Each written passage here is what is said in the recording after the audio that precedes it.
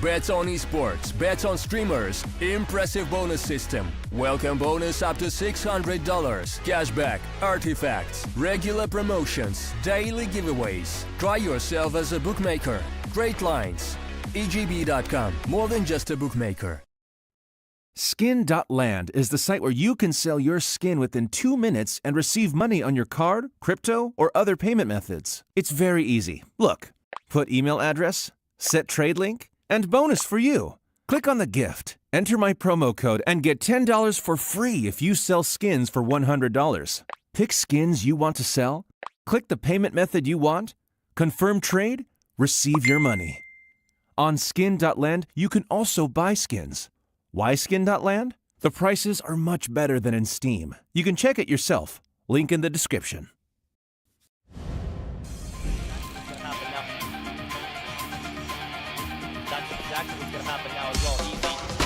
Long saw the mid, now have to go. Blue white on one, blue white on two. What was that? Blue white! Oh my goodness, could have been another frag. Easy. Lead pushing in through here aggressively. On the line once more. Lampada thinks there's only one. Checks to the left side and now takes them all. Oh, Lampada on the spray transfer gets. He hasn't had the greatest of games right now, so he has to pull through for his team. Oh, the transfer! Down the spray transfer, beautiful. He knows where the last one is as well. Lampada on the scout. Oh my god! What Lampada? What was that? What is that? What just happened? Hello there, ladies and gentlemen, and welcome back to the Apollo Series Phase 2, our $10,000 tournament brought to you by EGB as well as Skin.land. And well, folks, today is in fact the final day of the groups. Playoffs begin tomorrow, but before we figure out who's going to finish where, we have to take a look at the groups. My name's Sir Danny, brought to you here by Edu. Let's take a look at the brackets here, Edu, and I think there are definitely some interesting talking points that are worth discussing. Yeah, taking a look at a few of these. I mean, Navi Jr., definitely one that stands out, currently undefeated 4-0 right now. And you look on over, the opposite's going on there for Reason Gaming, 0-4 in the B groups. But today, we're going to be starting off with Group A, And taking a look, we have Copenhagen Wolves versus Ents Academy. Looking at their standings, not the best, 1-2, 1-1, not exactly ideal, but we have our outliers of Navi Junior and Reason Gaming. Honestly, you look over at Group B, it's a lot different, and then you look over at Group A, and it's everybody's tied. And then Navi Junior has all the points. So it's, Group A is having a little bit of a fun time over there. But overall, with everybody being so close in Group A, it's a lot of stress. Navi Junior really did rob everybody else of their ability to maybe catch up on point wise. So Copenhagen Wolves versus Ents Academy, this has to be a tiebreaker today. So, this is going to be interesting to see if they place high seed or low seed. And it all really comes down to how they perform today. Yeah, you're absolutely right about it, because if you take a look at Group A, sure, there's still, a lot of possibilities, right? Because we're still not 100% sure which team is going to finish dead last and which teams can actually secure a spot in that upper bracket or perhaps even lower bracket for some teams. Whereas if you take a look at Group B, Reason Gaming out of the show here, and we still have 4 teams that have a chance to potentially, disrupt things. So currently Nexus Gaming and Monte Gen are at the top of Group B, but Young Ninjas, in a world where they win their matchup against Prezi Esports, which we'll be casting here today, there's the possibility that Young Ninjas might even secure a spot in the upper bracket. So on Group B, it basically comes down to, which team is going to get the higher seed, whereas on Group A, it basically is still a fight to the last man standing, right? We're still not 100% sure which teams can actually secure a spot in that upper bracket and which team will actually have to say goodbye to the Apollo Series Phase 2. Yeah, I mean, a lot of varying variables, but I do want to say, I think it's really funny that Group A is literally just everyone is tied for second right now. It's such an interesting dilemma to be in. Usually it doesn't happen, but when you have one team like Navi Junior dominated as they are, they're going to be a lot of other people kind of left in the dust. So with us now going with Ents Academy versus Copenhagen Wolves, it's going to be interesting. But as we have the playoff bracket beginning to be seeded, Navi Junior has near guaranteed their way into the semifinals of that playoffs bracket here, and that's pretty exciting. And of course, remember, don't forget, it's a $10,000 tournament. So Navi Junior, the closest to the first place lion's share of $5,000. Let's see who's going to be able to keep it going and make it moving forward. But let's get into some map vetoes. Let's get into our first game here, Sir Danny. That's right. Yeah. It's ban time. For sure. I mean, the Wolves taking care of Dust 2 early on makes a lot of sense. I mean, this is a squad that didn't really like to pick a map like Overpass beforehand, and now they probably didn't have a lot of prep coming into a map like Dust 2, so fair enough. Ents Academy, I mean, getting rid of Vertigo just makes a lot of sense. This is a map they don't tend to play too often. The Wolves actually going for a pick on Nuke. Now, this is somewhat surprising because this map, you don't really get to see the Wolves play too often, and in fact, Permita did play against Copenhagen Wolves in a map like Nuke, and it felt like Permita should be able to wipe the floor with the Wolves, but no, in fact, the Wolves managed to respond. They had a very successful Nuke win, and on the back of it, I guess they're feeling it that they might win against a squad like Ents Academy. The Mirage pick there from Ents Academy, again, it is a map they tend to pick, no surprises here, and of course, Anubis coming out as the third and final map of the best of 3. Again, no surprises here. You gotta see an Anubis or an Ancient in a best of 3. I mean, this just has become standard practice at this point. Yeah, I mean, honestly, I really like these map picks. I think that it's pretty much the standard Counter-Strike 2 lock-in, though. This is what we've seen for a long time, but going on into this game, I'm not really sure who's going to be the favored here. I mean, we watched both of these guys compete against, some very formidable foes, but Ents Academy, the last time we got to see them, we didn't actually see how close or how far a game could really go, as I believe their last game was a 2-0. So I don't know. I want to look into, the way that they can learn and adapt against Copenhagen Wolves and vice versa. Copenhagen Wolves, they're a very aggressive team. They like to be able to take space early into these rounds. Ents Academy also does the same, so we might see some early round clashing here. We also know that, this map selection is so standard to CS2 that both of these teams should have more than enough tournament setting practice on this map. And hopefully the rosters haven't shifted on us while this tournament's been going on. But overall, I'm looking at maybe a close game, I do know that Copenhagen Wolves, they've really came out swinging before, so I could be wrong, but Ents Academy might be in for a tough fight, but I hope that it's a tough fight this late into the group stage where you have so many teams practiced in, as well as kind of understanding how the other competitors might be playing. Yeah, there's definitely at least some info to go back on, right? There have been so many games here at the Apollo series at both of these groups. And for sure, I mean, if you're a team, you can definitely take a look at how, say, your opponent has prepped on certain maps, which maps they prefer to at least get ready for the veto stage. But it does feel like, some teams maybe not necessarily making that prep, right? It feels like they just want to play their A game, right? Not necessarily anticipating some sort of, let's say, counterplay from the opposition. For example, just picking the map they want to play best. Like yesterday, Permita played against Copenhagen Wolves, and Permita, a pretty solid and strong team, and yet they got absolutely wrecked by Copenhagen Wolves on that map. And it felt like, it was just overconfidence, I would say, from the side of Permita, because you take a look at some of the plays they were making. Sure, I mean, you can see those are confidence-inducing plays if you're able to win them, right? If you're not, then suddenly you can see the Wolves coming out on top, and they had a very successful showing on that second map. And I also agree with the notion that it is still quite hard to say, which one of these two teams, in fact, could win this best of three, right? Because they kind of feel like they're on an even footing right now. Ents Academy in a pretty similar stage, I'd go far as to say, in terms of fragging power, like the boys in Copenhagen Wolves. I guess the one good thing for the Wolves is that they actually already played like two best of threes. Sure, they lost against Navi, but they have a win against Permita, whereas Ents Academy, they managed to win just the one matchup, but they already lost two. So for them, it kind of feels like it's a do or die situation. From here on out, they have to win this match if they want to secure that spot in the playoffs. Absolutely. And starting off on Nuke, it's going to be very interesting to see how they're going to be connecting. But it looks like we are just nading through doors, running right down onto the B pipes. But you look on over to Fester, who actually gets first blood. That's Timmy getting the trade-off. But with the bomb now planted, great position here from Copenhagen Wolves. Ents Academy needing to now make their way through. And oh my, that is some damage. Only down to 3, make it 2. Maybe in this 2v4 going to be able to do it, but there's just a lot of repeat 1v1 peak angles. No, it's not looking easy. I don't see a world in which Henu and Too High can bounce back from this position. They simply have to run away with the dualies in their hands, of course.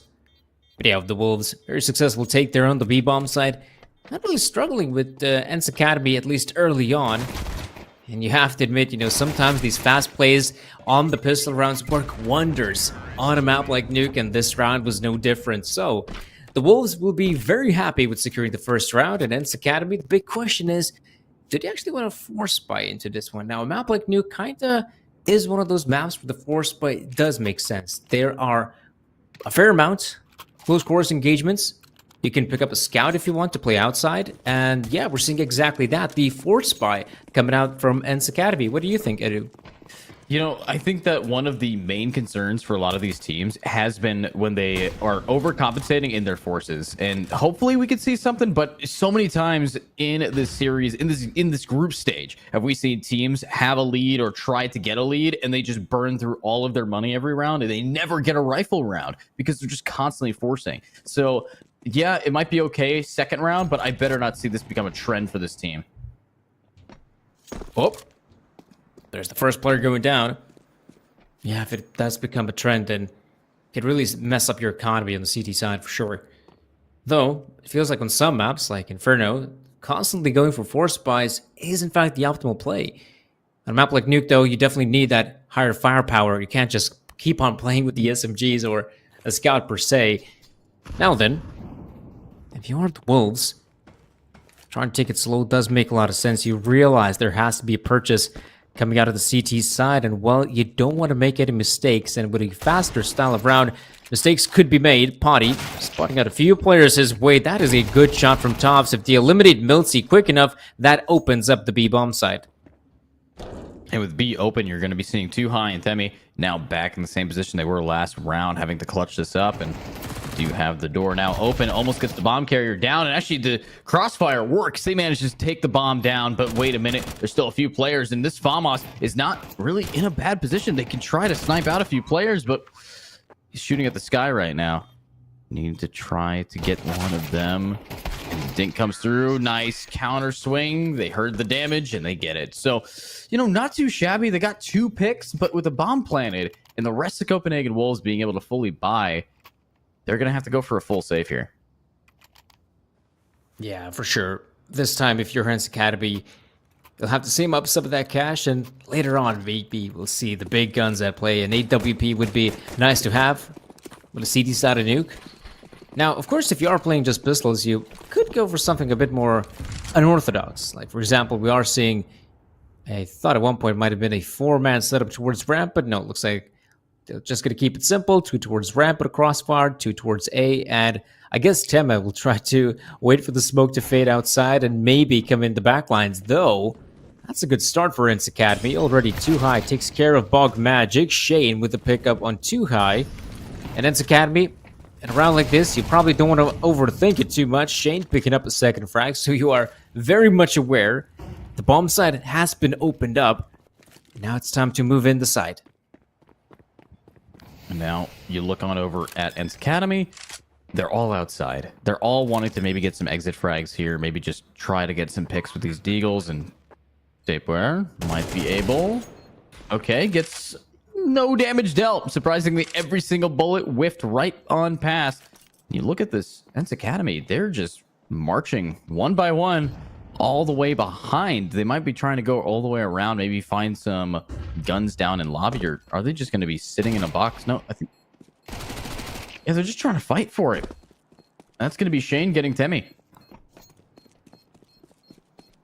Yeah, what's also really interesting about this Ents Academy roster in particular, a kind of fun fact, I suppose, is that Ents Academy, they have players like Henry and Miltis who have been in the Academy roster for almost 2 years. And that's kind of unheard of when you think about it. An Academy roster that has players for such a long period of time? Yeah, I mean, that it's kind of weird, in all fairness. But then again, I suppose the Ents organization has faith in these 2 players in particular to keep on the roster for so long. Well, I mean, maybe it's just about growing with time. And obviously, what's an Academy team for, except for, maybe seeing some up-and-coming talent grow and become better. So, sure, 2 years of a Counter-Strike gameplay to get to that point. We'll hopefully see if they get any upgrades soon. But let's take a look at the upgrades that they do have. Looks like Ents Academy does have some M4s now, Mac 10 that they saved previously. This is the rifle round, and Pody does get an op, but look who else does. It's going to be Bug Magic with their op. So full rifle versus rifle outside of Henu. I think this is where the rounds really are going to start picking up, and maybe these 2-year senior teammates can actually start getting some bloods here. And yeah, Pody starts us off with Bug Magic. Huge. That's where we start. Outside control in the hands of the Wolves. Tempa's going to go just for a bit of a spray, and you have Hevenu as well in secret. Right position. In fact, a nice 2-man setup from Ents Academy now. Lonesome Miltsy. Yeah, the guy that we've been just talking about has that experience. And now it's time to show it. Oh no, he sees a lot of players coming his way. Doesn't want to die that easily. So backs away. The Wolves, if they want to contest the B-bomb site, they will now be aware a rotation is imminent. More players will come their way. Potty opens up the door, but an opportunity does not present itself there with one. Shane with the response very fast now. And Lonesome Shane remains 1 versus 3, so planting the bomb is definitely a possibility, but so many players to find. And Ents Academy, a solid hold on the CT side, and I love to see the change-up as well. First gun round, and it's also the first time we're seeing some proper aggression come out here from Ents Academy. Potty with the AWP, great way to kick things off. Forward positions there from the CT's guys at the Secret as well. So a solid way to kick things off on the CT side. Yeah, honestly, pretty solid from Ents Academy. They needed that buy round to be successful, and it was. Huge opening picks. Lots of angles that they won over. The 1v1s weren't lost, and that really does come down. You have to bring some real weapons to the table. But now, let's see what they can do in the next round. Looks like we're going to be seeing Copenhagen Wolves pushing up outside, and Henu might be able to get the timing down, but no, one is going to get across, and oh my god, Pody actually leg shots one. The nade is going to have to finish the job, and no, that is a lot of damage, and unfortunately, no one has dropped. Fesser down to 9 HP. There's a kill, though. You can see how far back Hedu is playing, anticipating these guys with pistols, but they got some real guns as well. Tops with the AK-47 picks up one. That opens up outside a fair amount. Hence Academy, of course, no vision towards that area of the map. And this could be problematic because we can see on the minimap tape where the bomb carrier could get in the heaven position, and we don't see a single player from the CT side who might try to disrupt this. So, with high ground, Copenhagen Wolves might attempt to hit the A-bomb side. Meanwhile, I suppose Fesser will try to pull off an elaborate fake. Wow, what a shot. I mean, Milty grabbing that, opens it up, might be, oh my god, that bunny hop managed to surf around the ladder to get out. Tops now at 4, Fesser at 9. They don't have enough resources for 20 seconds remaining. They got no time, no HP. Nothing to really deal with. But Pody wants to try to get it. And no, they whiff the flick. And the molly actually scares them off now. So they should be able to get the bomb plant at least. Nice. Ooh. Oh my god, they can actually clutch this up. That's doable. Oh no, first player goes down. Tops moves in lobby, gets the frag on one. But he's so low on HP. That sheet of metal will not protect him. Right now, if you're in Academy, you should be able to secure this one. However, all picked up. And maybe that's kind of good for the Wolves. Considering you get the bomb plant, you deal some damage. 8 WP saved here for Tops. But in all fairness, you're thinking, how on earth did he even manage to take over the bomb? So you look at Pody's position with the sniper rifle, does miss the shot, though it feels like it was dead on, right? Yeah, it really does. But at the end of the day, a flick is a flick, and it only can be so close. But look at how close our bets here are at EGB. If you guys want to get in on this action while it is neck and neck, head on over to !EGB, type it in the chat, and also type F in the chat for Bog Magic. Henu getting aggressive, getting a double down. Huge opportunity here. Oh man, they were relying on that sniper rifle, and it goes down way too early. This will be problematic for the Wolves. As right now, Lonesome Shane opens up the door, but oh, actually still tries to make it down the vents. His body does, his soul, not that much. And so there we go, a third round for Ince Academy. Yet it kind of feels like it's a wasted opportunity with the sniper rifle. I mean, you see the run boost coming in as well. That is so sick to see because it feels like on CS2 the run boosts kind of icky. I mean, at least in CSGO, right? At least in the earlier iteration of Counter-Strike, it felt like you could get some consistency out of run boosts. In CS2, sometimes it works and sometimes it doesn't. So at least in that instance, it did work. Sadly, though, I mean, the sniper rifle gets taken care of the equation way too quickly before the Wolves could have done anything of any significance, really. So now with the timeout coming to an end, afterwards, the Copenhagen Wolves allowed a pretty big recovery here from Ince Academy. I mean, they have been able to do a decent amount of damage, but when Henu in that last round was able to just get such an early lead, Copenhagen Wolves needs to start focusing up here. They know that a lot of the players of Ince Academy are about to get aggressive and have been pretty successful in that. So if you don't punish these players, they're going to start making some bad habits. And I think if Copenhagen Wolves can just switch up their strats a little bit, they can punish for this again. And now you look on over and they're taking it a lot slower outside, but yet again, still pushing pretty aggro. But look at the aggro coming out from both Pody and Milsty. They're pushing all the way up into lobby here. This is so good. And you got the backup from HUD as well. So they have full lobby control. The Wolves should be very much aware that their den has been taken over. Meanwhile, they're probing towards the outside area of the map. Got Lonesome Fester in that position, but it does feel like the Wolves don't want to abandon lobby control. And retaking it is a bit of a hassle, though it is doable for the T's.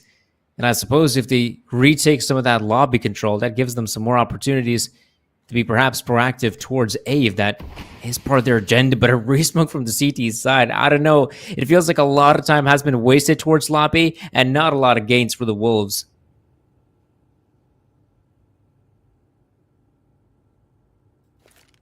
Let's see if they are going to be able to get a way through. Great read from Milsty. That nade does so much damage.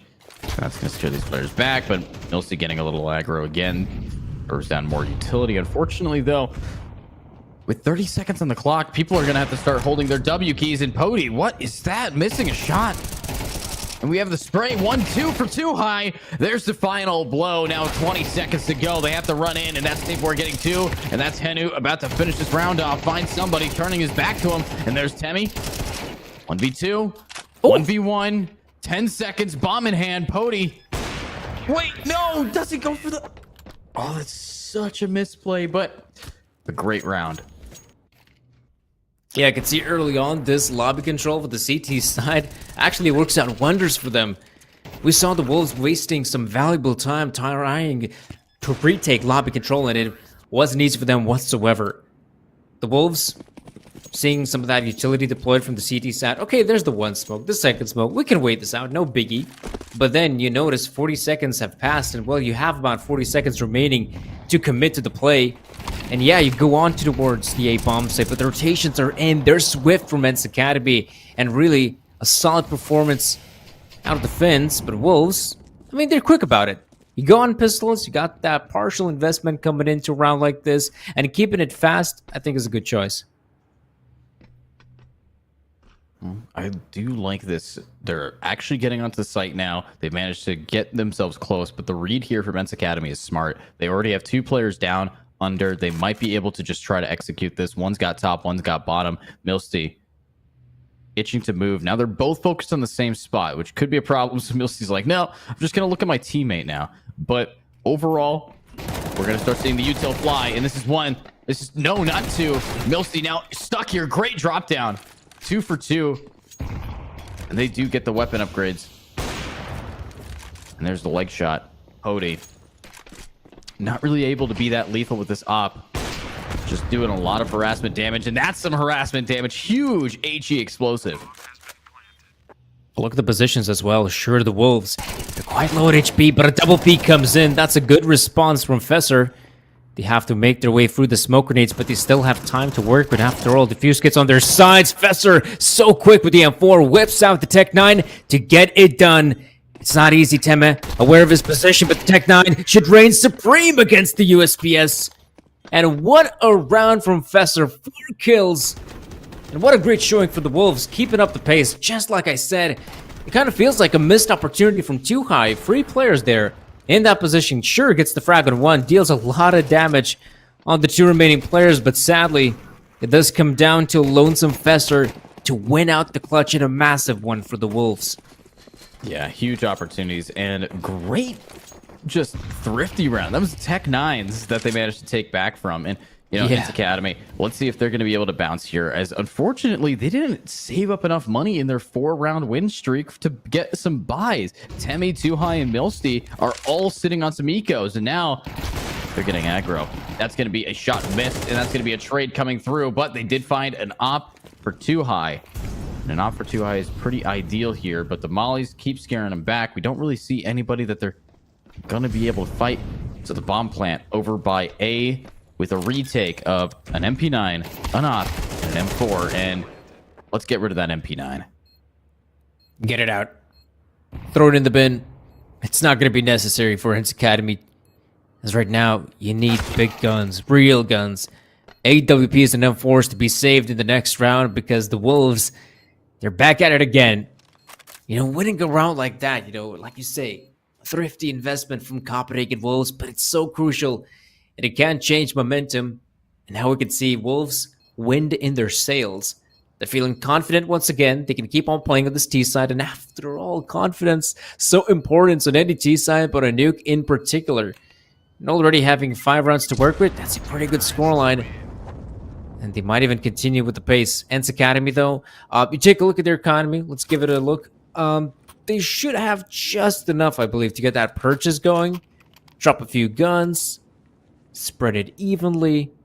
And yeah, it's going to be, I think, a pretty solid investment for Men's Academy. And we have to remember what has worked for them in the past, right?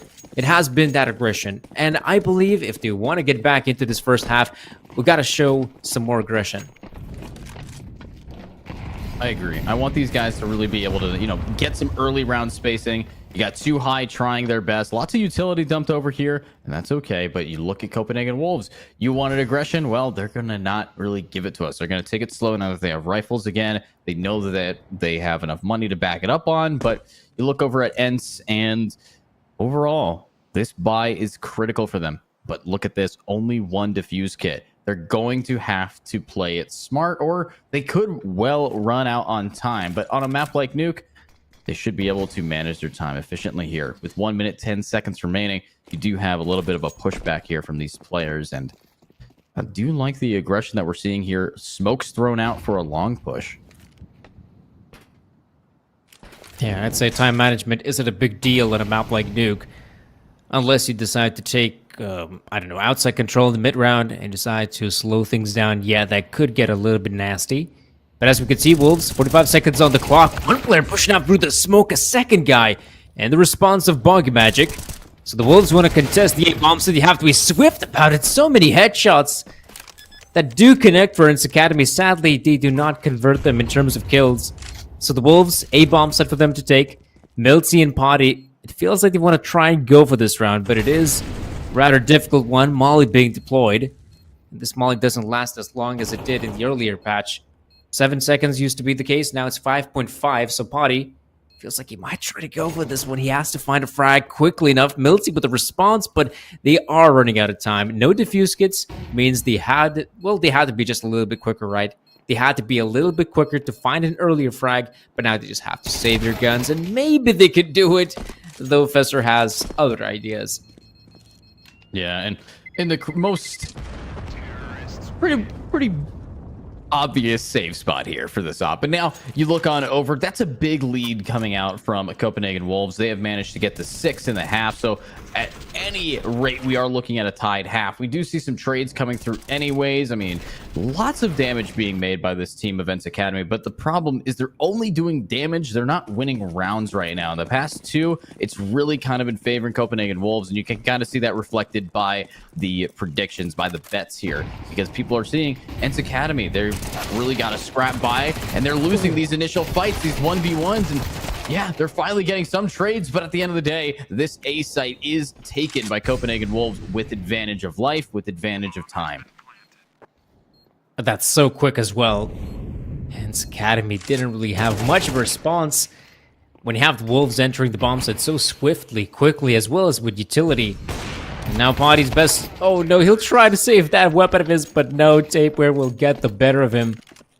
And so the Wolves looking very solid on T-side Nuke. 7 rounds already, and the potential for 8 is there. But Ents Academy will have just enough money to get that reinvestment going. Potty. Oh man, he got caught moving. He fires off the shot, but he also moved just a little bit to the left-hand side, and yeah, does go down eventually. But now there's a chance at redemption, right? There's an opportunity for Ents Academy to at least pick up that 5th round. Suddenly the scoreline is probably not as daunting. However, it's time to hit some shots. Milty with the first one, Henu with the FAMAS, so good. However, what's happening on the other side of the map? We got Tops recovering with a frag, and now Lonesome Too High left in a 1 versus 1. Tops recovering with a double kill over on the opposite side to make this real close. I mean, huge opportunities here, but with the bomb down in a pretty suboptimal position, Tops is going to have to rely on using the smoke to try to get around the corner. Too High, great timing to reposition. Assuming that they could be getting flanked, they are going to get spotted, and that is the half. What a way to end it. Honestly, explosive. I will say, though, I'm a little bit disappointed by some oppers that we've been seeing right now. Shout out to our prod team, but we've gotten a lot of replays of Pody whipping some shots here. And, 3-7 when buying an op, a lot of opportunities to hit these shots. Like, case in point, we're going to replay again of one of those shots missing. And again, another of those shots missing. And again, another of those shots missing. So, I do want to say shout out to Too High for clutching that. But Ents Academy, I mean, how many did we clip? Yeah, there's been some, right? Ooh. There's definitely been some. And, this one, I mean, Bug Magic as well, the Opper for Copenhagen Wolves. Fair enough, though. It did feel like the T-side didn't really use the sniper rifles too often. They probably didn't need them that much. However, if you do want to get some of those fast plays in, if you're Copenhagen Wolves, for sure, Hit the bomb site. Do it fast. Oh, man, that is so good from Tops with the dualies. Picking up so many frags, and now the retake is definitely on. Flash comes in. Bug Magic. Oh, no. They're so aware of his position. Lonesome Tape where remains, and now attempting to retake it a 1 versus 3 is going to be pretty difficult. That's a big dink. Better visit the doctors after that one. And if you heard the Wolves, well, I think you have to conceal this one. Milty in a prime position to secure that frag if necessary, but don't worry about it. You got your bud in the form of Potty doing some fine work with the Glock, and that's a great recovery for Ents Academy. Yeah, huge from Ents, and now, honestly, great replay here. The high ground position from Tops really did, live up to his name. He got quite a few picks there. But at the end of the day, it did come down to some real just tap fire damage from players like Milsey, from players like Too High. They did a lot. But look at this. The difference between one team and the other, Copenhagen Wolves is not opting to force this round. Last time we did see Ents Academy, their second round, they did force up quite a bit. So I'm interested to see what Copenhagen Wolves is going to be doing with just USPSs. Looks like they've stacked up in a pretty optimal position over by Rafters, and if they can get the same top-down energy that we saw Tops with in the dualies, we can see some picks. Place 1, but Henu gonna spot out what's happening here in the bomb site. Sure, he's got the UMP. If he goes down, it's not going to be the worst day for side of Ents Academy. In fact, we also have Potty. In terms of backup, Henu doing some fine job, clears out the player. There we go, the USPSs chime in, but in all fairness, yeah, that's a solid round for Ents Academy. Sure, you'll lose the 2 players, but all in all, you are walking into a stack, and sometimes those rounds can be lethal. Luckily for them, they managed to survive it and even tie up the scoreline. Yeah, and now with it being tied, Ents Academy, I mean, they're looking pretty good. It looks like they've even flipped some of the stats here for them. This is optimal. But, of course, remember, that was less a save round. Welcome to round 3. It's the buy round. This is where it's going to really come down. The bonus will be coming through for Henu's UMP, but the rest of this is all rifle. So this is all about how you can get on through. Shane, what can you do? Flashbang will come out, and you've actually managed to sneak up behind him. Tops is good for 1. Bug Magic and Shane are good for 2. And this is clean. Now, Cody wants to get aggro. Walks right past Shane into the rafters, into the ladder. Too High. Still kind of alone. Wants to focus on getting the bomb. Apparently, his team has tasked it to him. He's in a pretty good lurk position. Could actually win the fight against 1. Oh, man, that crosshair placement was so close. And now Potty, with the bomb being dropped in not the most optimal of positions. Still having plenty of time with the clock, though. Could potentially make this a reality, this 1 versus 4. However, I mean, I believe someone from the Wolves is keeping a close eye on Heaven, just in case someone like Potty, might attempt to make this play a reality. And it should be rather difficult to get out this position, as you have Bug Magic at the ready. He wins out the fight, and so the Wolves managed to pick up their first on CT side nuke. Here we go.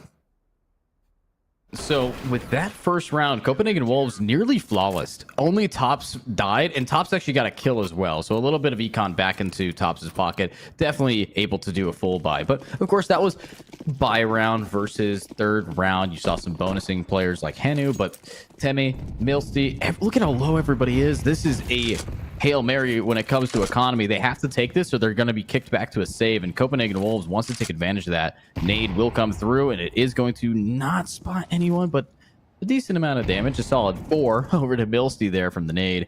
And yeah, they're just going to take their time, make no noise, and sneak on past. That's pretty good. Fessor struggling just a wee bit with the spray, but no big deal. But it kind of feels like, the Wolves not really aware of players going down secret, because they already chucked in those 2 HE grenades for good measure, and they realized, well, there wasn't any players coming down secret by the looks of things. So probably this isn't the B-bomb side, though. I mean, just in case, you have 5 players. They do have 1 guy overlooking ramp. I do believe that is in fact Tapeware, so he could make those swift rotations. Right now, they have to be very careful about it. If they emit any more noise, the Wolves will be very much aware this is a hit on the B-bomb side. So, if this is going to be a hit on the B, who's set up here? Copenhagen Wolves currently, I think they're going for a full retake. They've been locking down the 8th point. We are going to see one player get spotted out and outside, and nice shots. Henu. Beautiful dink on a Bog Magic. Now it's a 4v4 again. The life advantage lost. Copenhagen Wolves going to be a lot more difficult on the retake. But look at the shots fired. Fester takes, oh my, a lot of damage. And Henu keeps up with the one taps. And there we go. Bomb now planted. 2 players now standing. Shane wants to get aggressive and try to stop this. 10 seconds remaining. If you can stop this bomb plant, you're fine, but you can't stop anything. Holy, what a round. And they barely lost anyone. Yeah, that's a good one. A really good one for Inns Academy, and I have to admit, that outside play from the get-go really works in their favor. Like I said, we saw the 2 HE grenades deployed there from the Wolves. They break the smoke a few times. They didn't see a single player, and they're thinking, okay, I guess no one's going down secret. We saw so many players from the Wolves just holding on the A-bomb side, Lonesome Tapeware being responsible for both ramp as well as B side. And we saw Inns Academy just found themselves the perfect time to move into site and manage to overwhelm any players attempting to go for the retake. And now, I mean, this is getting so interesting as both teams getting closer and closer to secure this first map. You can see that they're starting to lack in terms of weaponry. So going for 4 spies makes sense. In the case of the Wolves, it's probably not the best purchase available for them, but it could work out. They're trying to fight for some of that lobby control. Meanwhile, outside, huge gunfights. And Inns Academy, they at least win the first. Wow. Really unexpected there to see so much damage without the trade. And you look at top, 7 HP remaining as well. But wait a minute. Pody might be able to grab tops. 7 HP still. Nothing they can really do, but as the smoke is about to fade, a fight's going to break out, and Henu wins over Shane. Another big pick, but Tapeware will finally find one, but the flash is too strong. The strength comes from Timmy, getting a double down, leaves us now in a 1v4. 5-7 armor, no kit. Can't even really go for a save here. I mean, it's just a 5-7. Yeah, it's not going to work out for him, Bog Magic. Being left here in a pretty awkward position. Actually, saving the 5-7 just makes sense because the next round, I mean, they're not going to have a lot of cash. Oh, that is some lovely timing. I say that, but Potty, you know, you got to be careful. I don't know. Perhaps he was a bit frightened, vertigo and all that. You don't want to look down. But at the last second, Potty takes a glance, sees the player. Oh, okay. That's an obvious frag.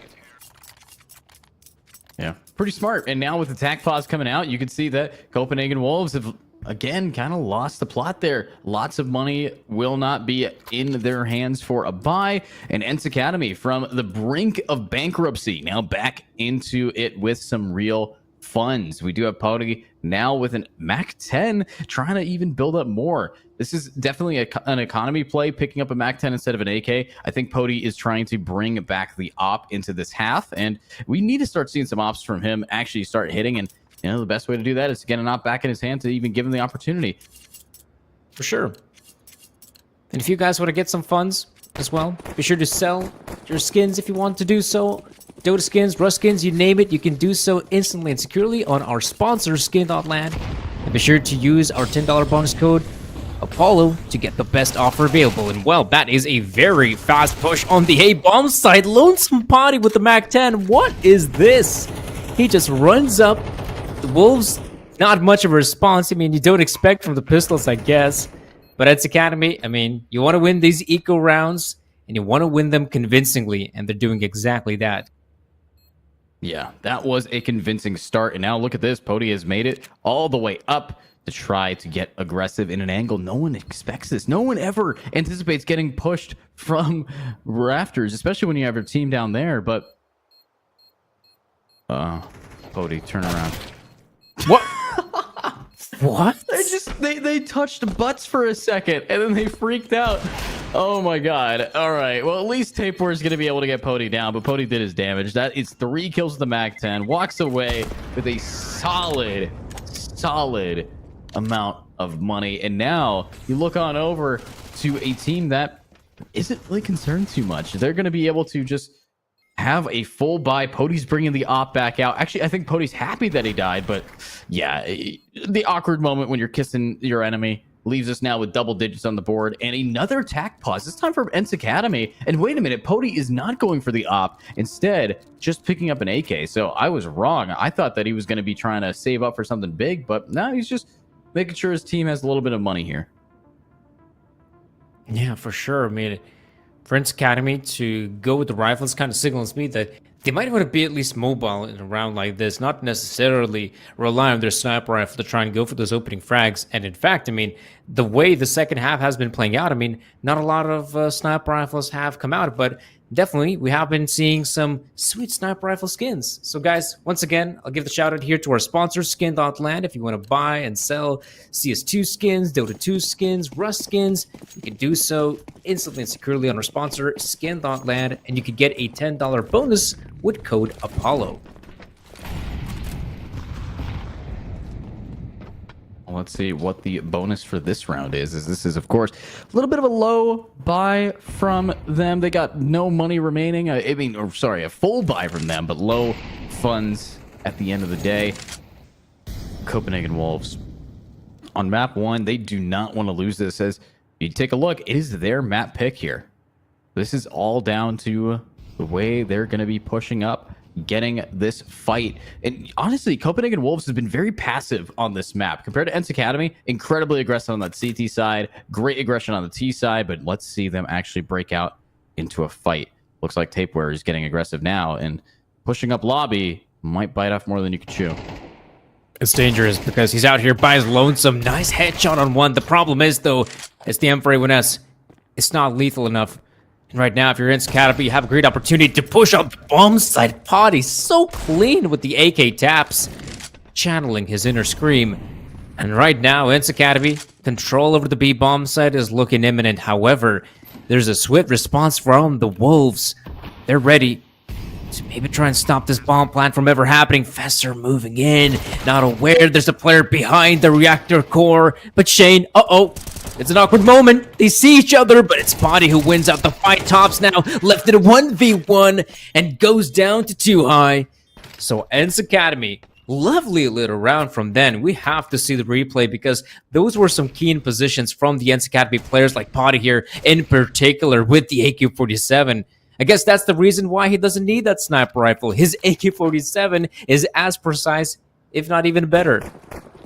Yeah, well, I'm glad that he's finding something that works. You know, Potty into this half was starting out, 3-7?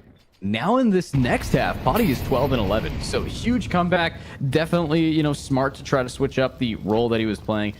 Guaranteed opper now on the T side. Op is not really required. So smart to see, and also great to watch. There's a little bit of a trade. But Shane, that's a lot of damage early in. And Tapeware holding the widest area with the most inaccurate gun. It's going to be the XM10. Let's see what the shotgun can really do here over in ramp. But I don't know, Danny, this is not looking too good for Copenhagen Wolves, and I think that they're just focusing on going next. We haven't even seen a tactical timeout get called by them yet. No, not really. It's been mainly Ents Academy having those pauses, those breathers, to have that necessary discussion. And right now, I mean, the positioning, at least on ramp, is looking pretty solid with the 2-man setup, though. A lot of heat here for Lonesome Tops. Might need to get some sunscreen because I do believe more Molotovs might potentially come his way. So he's got to be careful in a round like this. 40 seconds remaining, and the Wolves do have some outside control, but not enough to, say, hit the B-bomb site. So final destination over at the A-bomb site. Henu, first frag opens things up towards A. Now the rotation comes in. Fesser from up and above. Now Tops needs to hold the line, but so many flashes come in. Finally, he gets the frag on 1. So a good setup there from Ents Academy to take care of the one player behind Ents and the guy up in heaven. And if you're Ents Academy, you know this round is yours to take. A 4v2 Tapeware with the vacuum cleaner. Inaccurate in that long range, but it will be a victory for the Finns. What a solid round once again from Ents Academy. Yeah, Ents Academy not only wins this round out with a save from Bogue Magic, but they also have secured double digits, 4-round lead, and have crippled the economy here and stopped Bog. Yeah. I don't know. Copenhagen Wolves are looking a little bit worse for wear on their map pick. Their opening has been a little bit scuffed today, but you know, we've seen a lot of switch ups here. We have seen Ents Academy love nuke, so really, even though it's the map pick of Copenhagen Wolves, Ents Academy proves that they just know what they're doing on it. We will be seeing a force round though, Danny, and this is pretty much the best they can do. 2 MP9s, 2 FAMASs, and a single SSG. Yeah, and you have to go for it. It's a bit of an act of desperation, but you have to attempt. Damn, Fester so quick with the FAMAS. Picks up 2 good frags, however, they don't really have to worry about outside that much. Ents Academy booking it towards B. Though, they have made their entrance pretty obvious with that smoke being deployed. So the Wolves don't really have a lot of information, though I do believe Tops is alongside Fester. Meanwhile, some bug magic still outside. Unaware if there are any foes outside lurking, perhaps behind the red container, and also not aware if this could be a push on the A bomb site. He has very little to none information.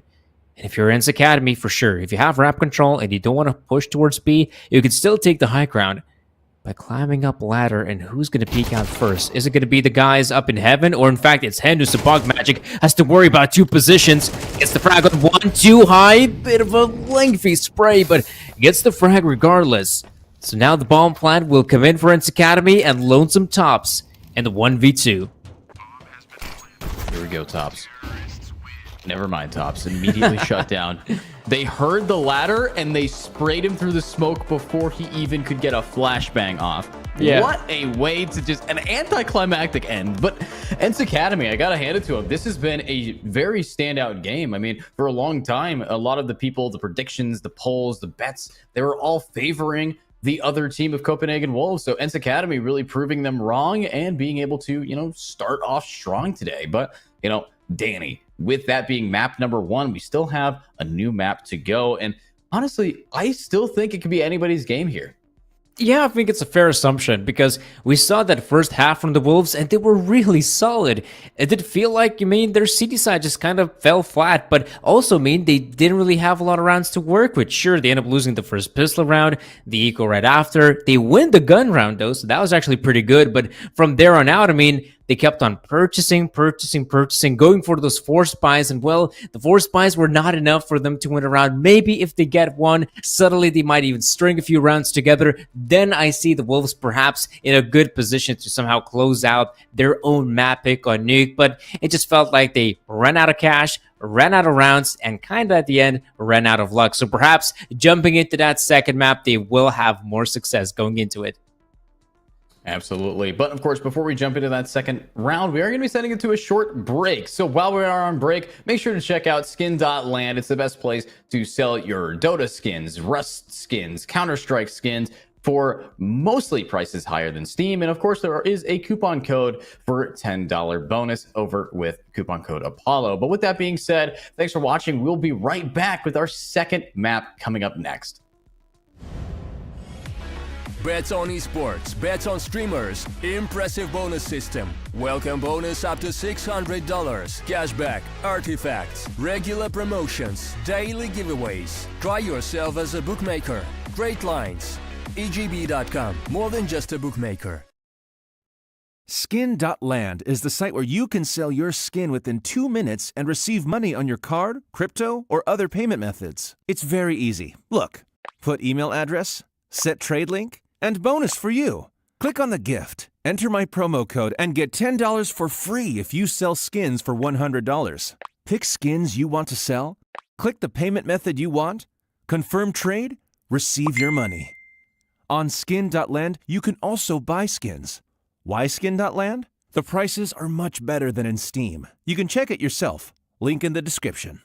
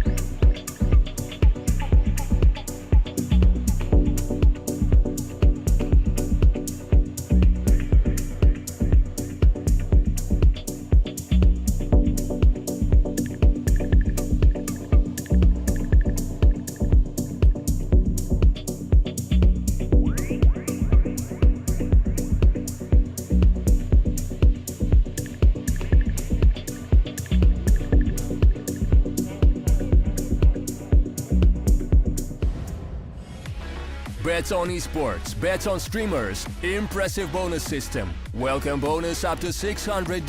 Cashback, artifacts, regular promotions, daily giveaways. Try yourself as a bookmaker. Great lines. EGB.com, more than just a bookmaker.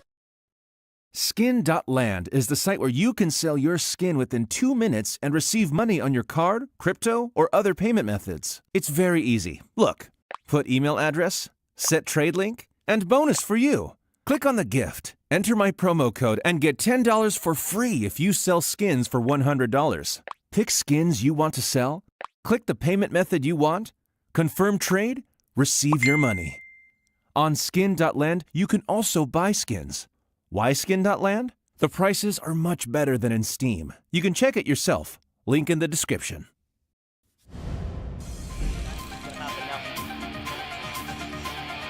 That's exactly what's gonna happen now as well. Easy checks it along, saw the mid, now has to go. Blue White on one, Blue White on two. What was that? Blue White! Oh my goodness, could have been another frag. Easy.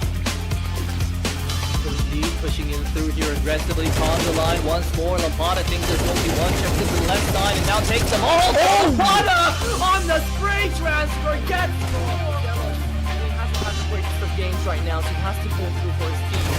How many can he find? That's what we want on music. Oh, the transfer! Down the spray transfer is beautiful. He knows where the last one is as well. Lampada on the scout. Oh my god! What Lampada? What was that? What is that? What just happened? A difficult start for Copenhagen Wolves on their own map pick of Nuke. They did show us some fine CS in the first half. Sadly though, not so much on the second. And now folks, it will be time to jump into our second map of the best of three, which will be Mirage. And that will be in fact the map pick of ENCE Academy. So Edu, I mean, jumping into that second map, any thoughts? You know, getting into these map picks, Mirage is, I think, a map that most teams should have more than enough confidence in. But it does favor a team that knows how to take space. You take mid control, you take apartments, you want to try to get aggressive if you're on that T side or CT side. You'll want to try to push up here. And let me ask you a question. Sure. Which of these two teams is more aggressive? Damn, I mean, so far, at least by what we saw on the CT side, I gotta say ENCE Academy. But as well as their T side as well, I'd go far as to say, yeah, I'm going to favor ENCE Academy in this one because I already had a chance to actually see them play Mirage. I believe it might have been someone against, like, Agency, right? And admittedly, ENCE Academy, I don't necessarily remember them being as a very proactive, say, team in that matchup in particular. Though what we saw here on Nuke, I do have faith that in comparison to Copenhagen Wolves, they should be the better team, like you say, to go out there, fight for that space control, take it and hold it. Yeah, and that's what I want to see from ENCE Academy. I want to see how aggressive they're going to be allowing themselves to lock it in with. And of course, you know, with how they played on Nuke, it is favoring them. This is a team that has really came out swinging. And, you know, we didn't expect that from them, in my opinion, because it's been a while since we actually, you know, saw them compete at a level that really was something to shine through with. And with a very, you know, dominant finish in that last game, scoreline 13-8. They got match point pretty early on, and you know, that's the kind of confidence I want to be looking at. But now with them starting off on the T side, that aggression, that needing to take mid, that ability to try to you know, isolate these 1v1s, taking some of these players out, you know, keeping their aim where it needs to be true, that's what matters. But we talk about aggression, Fessor, oh my. Fair enough though. Trying to spot out what's happening here in top middle, and he'll be, I think, rather surprised to spot out one head. Sadly, though, no whack-a-mole. No one's popping up. Saying that, though, Fessor picks up yet a second frag, Bug Magic as well, and suddenly, this is a stellar round for Wolves, not losing a single point of health, already taking care of free players. There's the response from Temme.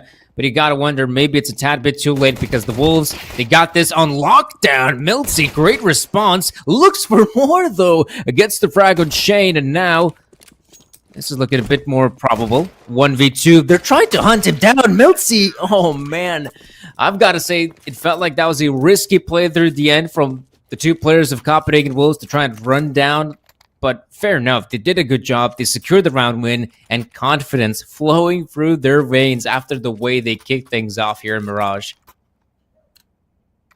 Yeah, I mean, this is looking pretty clean right now. So, honestly, with this, Copenhagen Wolves, they are not favored bet-wise. You look at this team, and Ents Academy really proved the community that. But now, Cody, op in hand, what can you do with it? We've seen some struggles to connect those shots. Actually, it's not an op. I'm lying. It's an SSG. We are going to be seeing some decent shots anyways, though. Milsey and Too High getting some headshot down. This is looking pretty clean.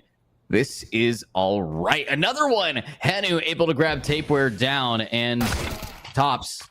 Another one. Damn. I mean, Ents Academy, they are taking it back here. Damn, no, that is the kind of response you do not expect to see in the second round. I hope we could maybe catch a replay of that round because, I mean, Ents Academy, they go in for the reinvestment, right? Which is pretty ballsy in itself.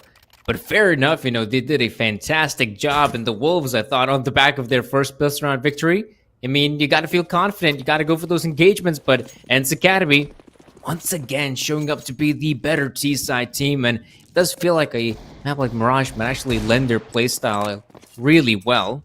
Though, in a round like this, kind of feels like they want to keep up the pace once again.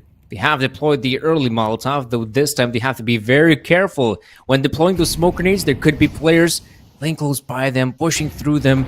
And around like this, Wolves might try to do something really ballsy, but so far, so good. There's the response from Shane. However, Potty is even quicker. So Ents Academy, sure, they lose a few players on the entrance, but at least they still have a chance to get that bomb planted. Ooh, Oh, nice. forget about it, I guess. Well, I mean, they can get the bomb plant after they've killed everybody. So that's not too shabby there. But honestly, great shots. And Copenhagen Wolves, they were a little bit forced up. So now we're going to be seeing another save. I mean, you know, we talked about who we think is a little favored on this map. And it's all about aggression on Mirage. And Ents Academy, they are angry. They want to fight right now. They are just running this map right here. And looking at this, UMP holding up against all five in mid. Ooh.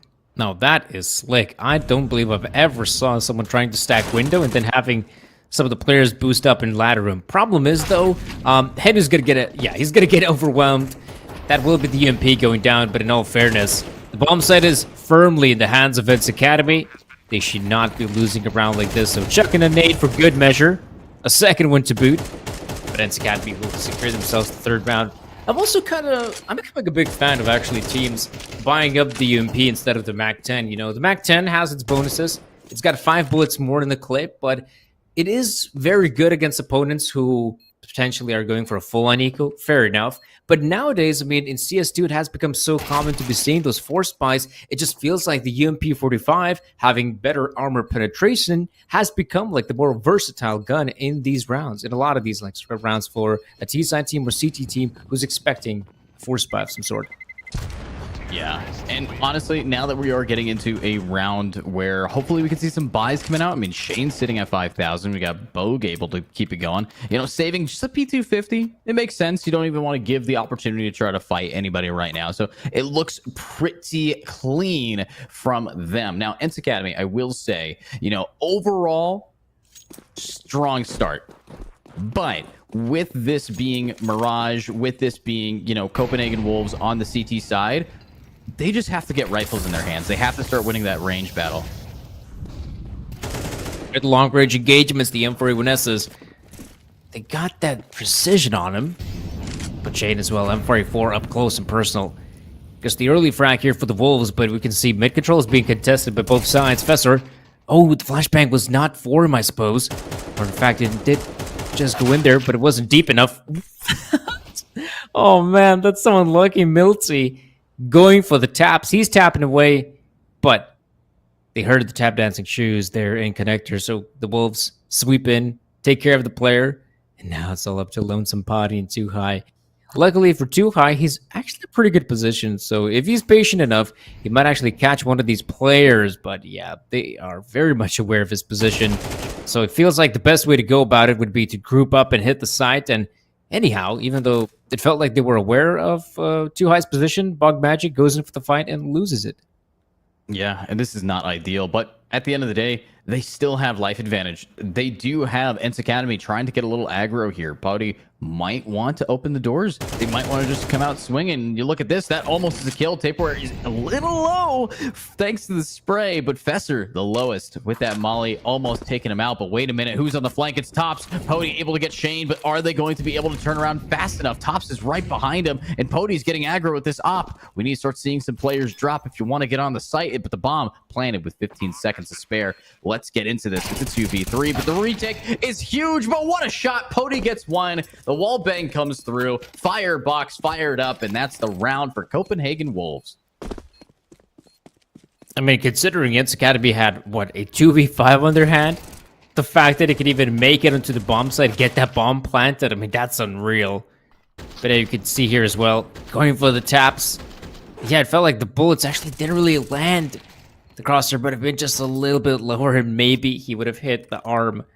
But either way, I mean, the Wolves, on the back of a pretty successful round, still can finally maybe streak a few rounds together, because that was one of the biggest downsides for them with a map like Nuke. Second half, CT side, they win the first gun round, great, but since then, it was all Ents Academy. So you gotta start stringing those rounds together if you're Copenhagen Wolves, and well, it's not a good start because it's Pouty with the first. Wow, huge there from Body, and might be able to find another one. Now getting a little bit aggressive, but the smoke timing is perfect from Tapeware, being able to stay alive. But Pouty finally, okay, this is what I want this offer to be doing, actually connecting all the shots. This is what we want to see. They're dropping like flies against Pouty. Now 8-2, already double the scoreline that they had in the first half of last game. Actually, almost triple. Oh, that's so good, but Henu able to grab Tapeware.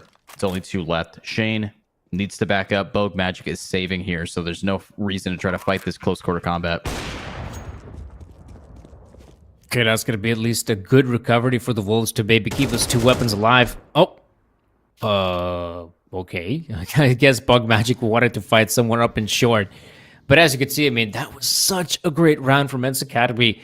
I mean, what we saw there was insane. Pouty, lonesome player, peeks out, gets the first frag, sure, on the B player, then expects someone to play up short, but he has actually the backup of his buddy. He chucks in the smoke grenade, so he doesn't have to worry about short, and in that position, Pouty can swing out up in market and get the frag of the player who had no idea a T-Opper will be planning to peek him, so that was actually a really nice sequence from Ents Academy, so if anyone wants, I mean, they could definitely download this demo, take a look at that little sequence, and add it to their strat book, because this was some really fine positioning from Ents Academy.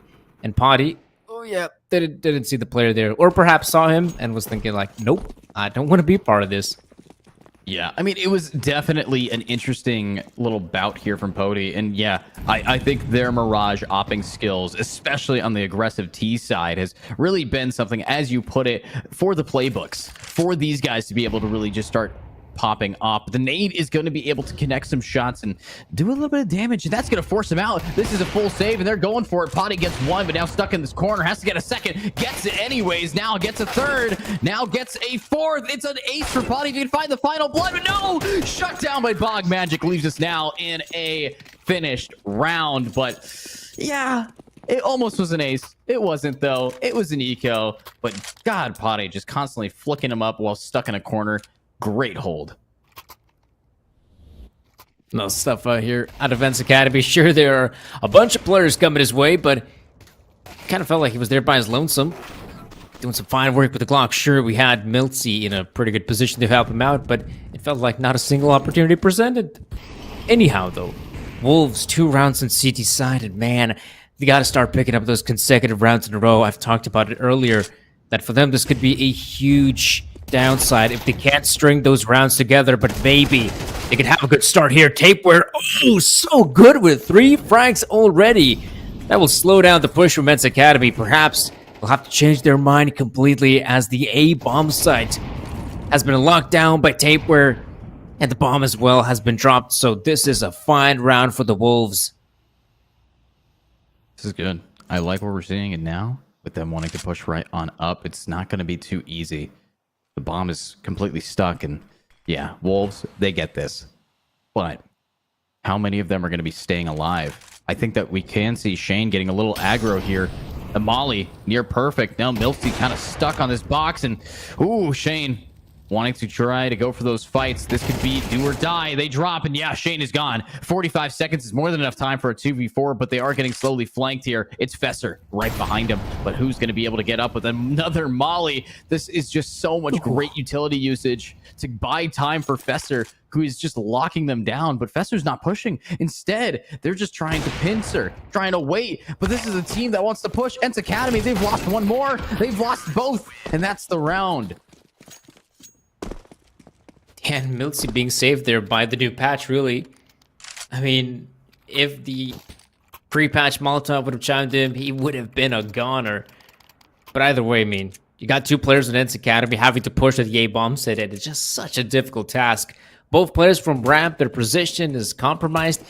It's a really difficult task, and it's no wonder Ents Academy couldn't make it work. But now, once again, another opportunity presents itself. And well, if you're the Wolves, okay, that's a nice change-up. We got Boggy Magic playing very aggressive here in the apartments. Miltsy already out of the picture, so some exchange happening here in middle. Nothing too, I'd say, significant, but a good start for the T's. They get the first player, and from here on out, it should be a little bit easier if you want to fight for some mid-control. See how easy they can make it. A whipped off shot's not pretty easy. That's too high. Try to trade, but that is Shane with the 2 haste. And there it is now, a 2v2. They're cleaning up. But the bomb, where is it? Well, it's stuck at the top, and unfortunately, Thames stuck 6 feet under. What a trade out from Tapeware, being able to get the player on the flank, leaving now Henu 1v2. Needs to go pick up that op. Needs to take a deep breath going on in here, because if they cannot manage to win against Tapeware, well, this is the round. Oh, this angle. Henu seems to be aware that a player could be in this position, but you can see it's, in fact, Tapeware with the superior angle, somehow whiffing a few shots.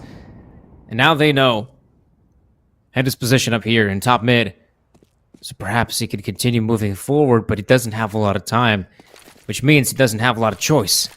So now the one smoke flashbang comes in. Ooh, does decide to go up in connector. Maybe he'll actually catch the player on the back of this, but you can see that Tapeware is playing this one very well, expecting the player to come out of A. He's now just playing safe in the palace area. For sure, just played safe. And just when the time is right, go in for the peak. And finally, Copenhagen Wolves can actually string a few rounds together, and maybe even another one, because you take a look at the economy for Ents Academy, and it is in shambles. Yeah, it's not looking too hot right now, but we do have attack pause coming out. Ents Academy still in the lead based on the betting, based on the predictions. So if you guys want to get in on these bets, on the predictions, make sure to check out our sponsor, EGB. That's going to be !EGB in the Twitch chat to get a link with our promo code. And of course, don't forget to check out skin.land if you want to sell your Dota 2 skins, Rust skins, Counter-Strike 2 skins, 24/7 service, skin.land, best place to be. But with that being said, if you guys do head on over there, you also get a little bit of a $10 bonus using code Apollo. However, Danny, we're in this game for a reason. It is a close one, with Copenhagen Wolves really trying to bring us back. And surprisingly, Pody can't afford an op. Everyone for Ents Academy can't really afford. So this timeout really comes down to the plan of slowing down this aggression, or doing the opposite, running their aggression forward and just going for an apartment push. And oh, Bogue whiffing that shot. That was a clean opportunity, and you missed it. Right now, it feels like, yeah, the Wolves expending a lot of utility up in middle, thinking this has to be a mid-take. However, Ents Academy perhaps wanting to move towards the B-bomb site. In fact, got a good feeling about it as well. Must have heard the footsteps from the players up in the apartments, and well, it's a good read, at least initially. However, you can't overstay your welcome on the B-bomb site if you're the Wolves. There could still very easily be a push on the A-bomb site or someone up in middle. Fesser must have seen a few players. Now Henu will try to sell the fake. However, he hasn't found a single player thus far. Shane goes down to the Mac Daddy. And that's a good way to kick things off for Ents Academy. However, what is going on here? We still have Teme in the palace area. Looks like this will be a final commitment on the A-bomb side, but it's so awkward for Milty to move up from connector. So many angles to check at the same time. Teme moves his way from palace, does get the frag on one. This is an opportunity for Ents to continue with the push. There we go. Continuing in. Ents is going to be getting shut down. But what is this? How did Potty barely take any damage? Fesser, fess up. Where was your aim going? Tops, you have to top that. You need to get one, get two, and they line up for it. There we go. Huge opportunity, leaving us now with a tied 5-5 scoreline. How does he win it as well?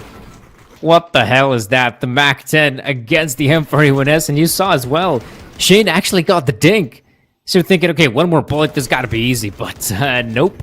Nothing of the sort at Tops. Expecting the players to be up close with the smoke grenade, and well, that was some fine positioning, and well, you can see this is turning out to be a very solid performance here from Wolves. Sure, the first stages of this first half, things were looking pretty grim, but now 5 rounds on CT side, potentially even 6.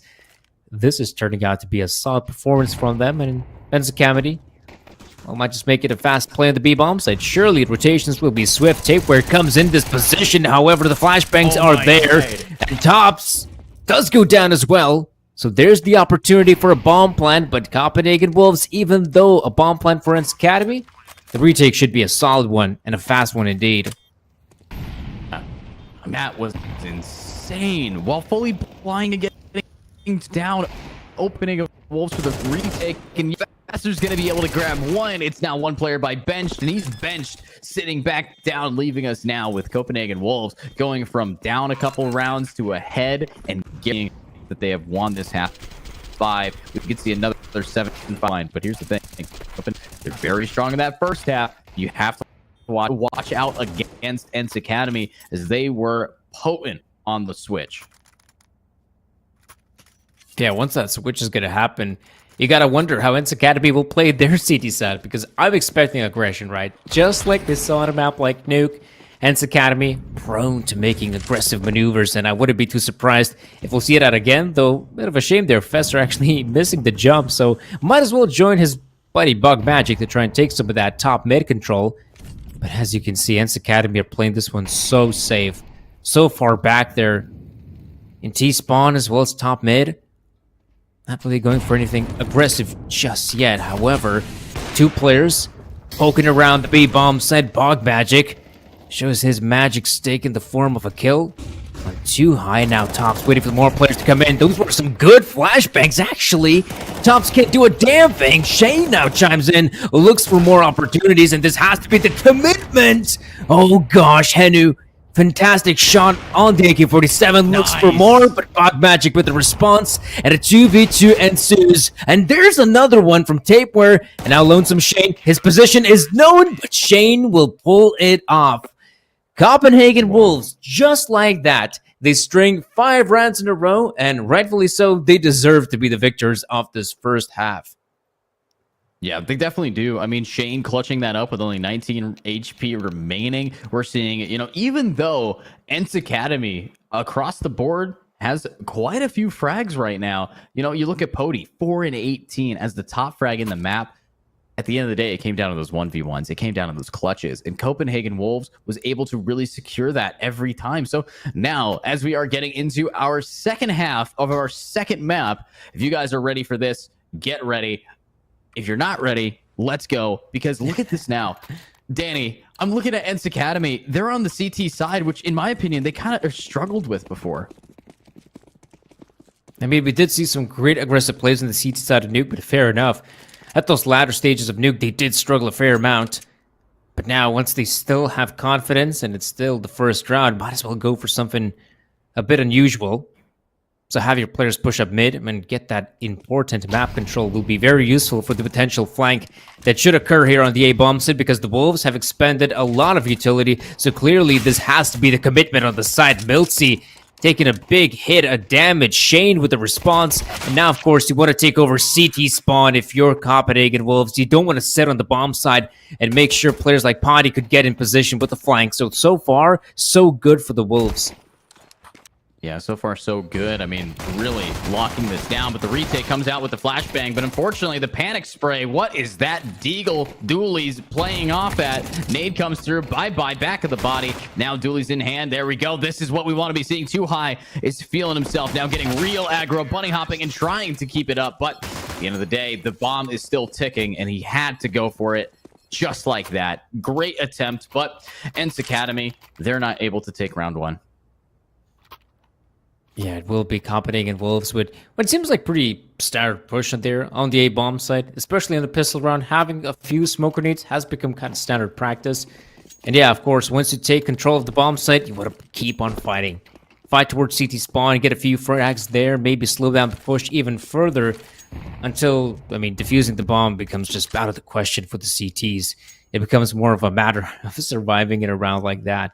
So yeah, the Wolves, 8-5 is the current scoreline, which is pretty good for the T-side team to perhaps even get Ryan. However, Temme, now that is an aggressive play in the Palace.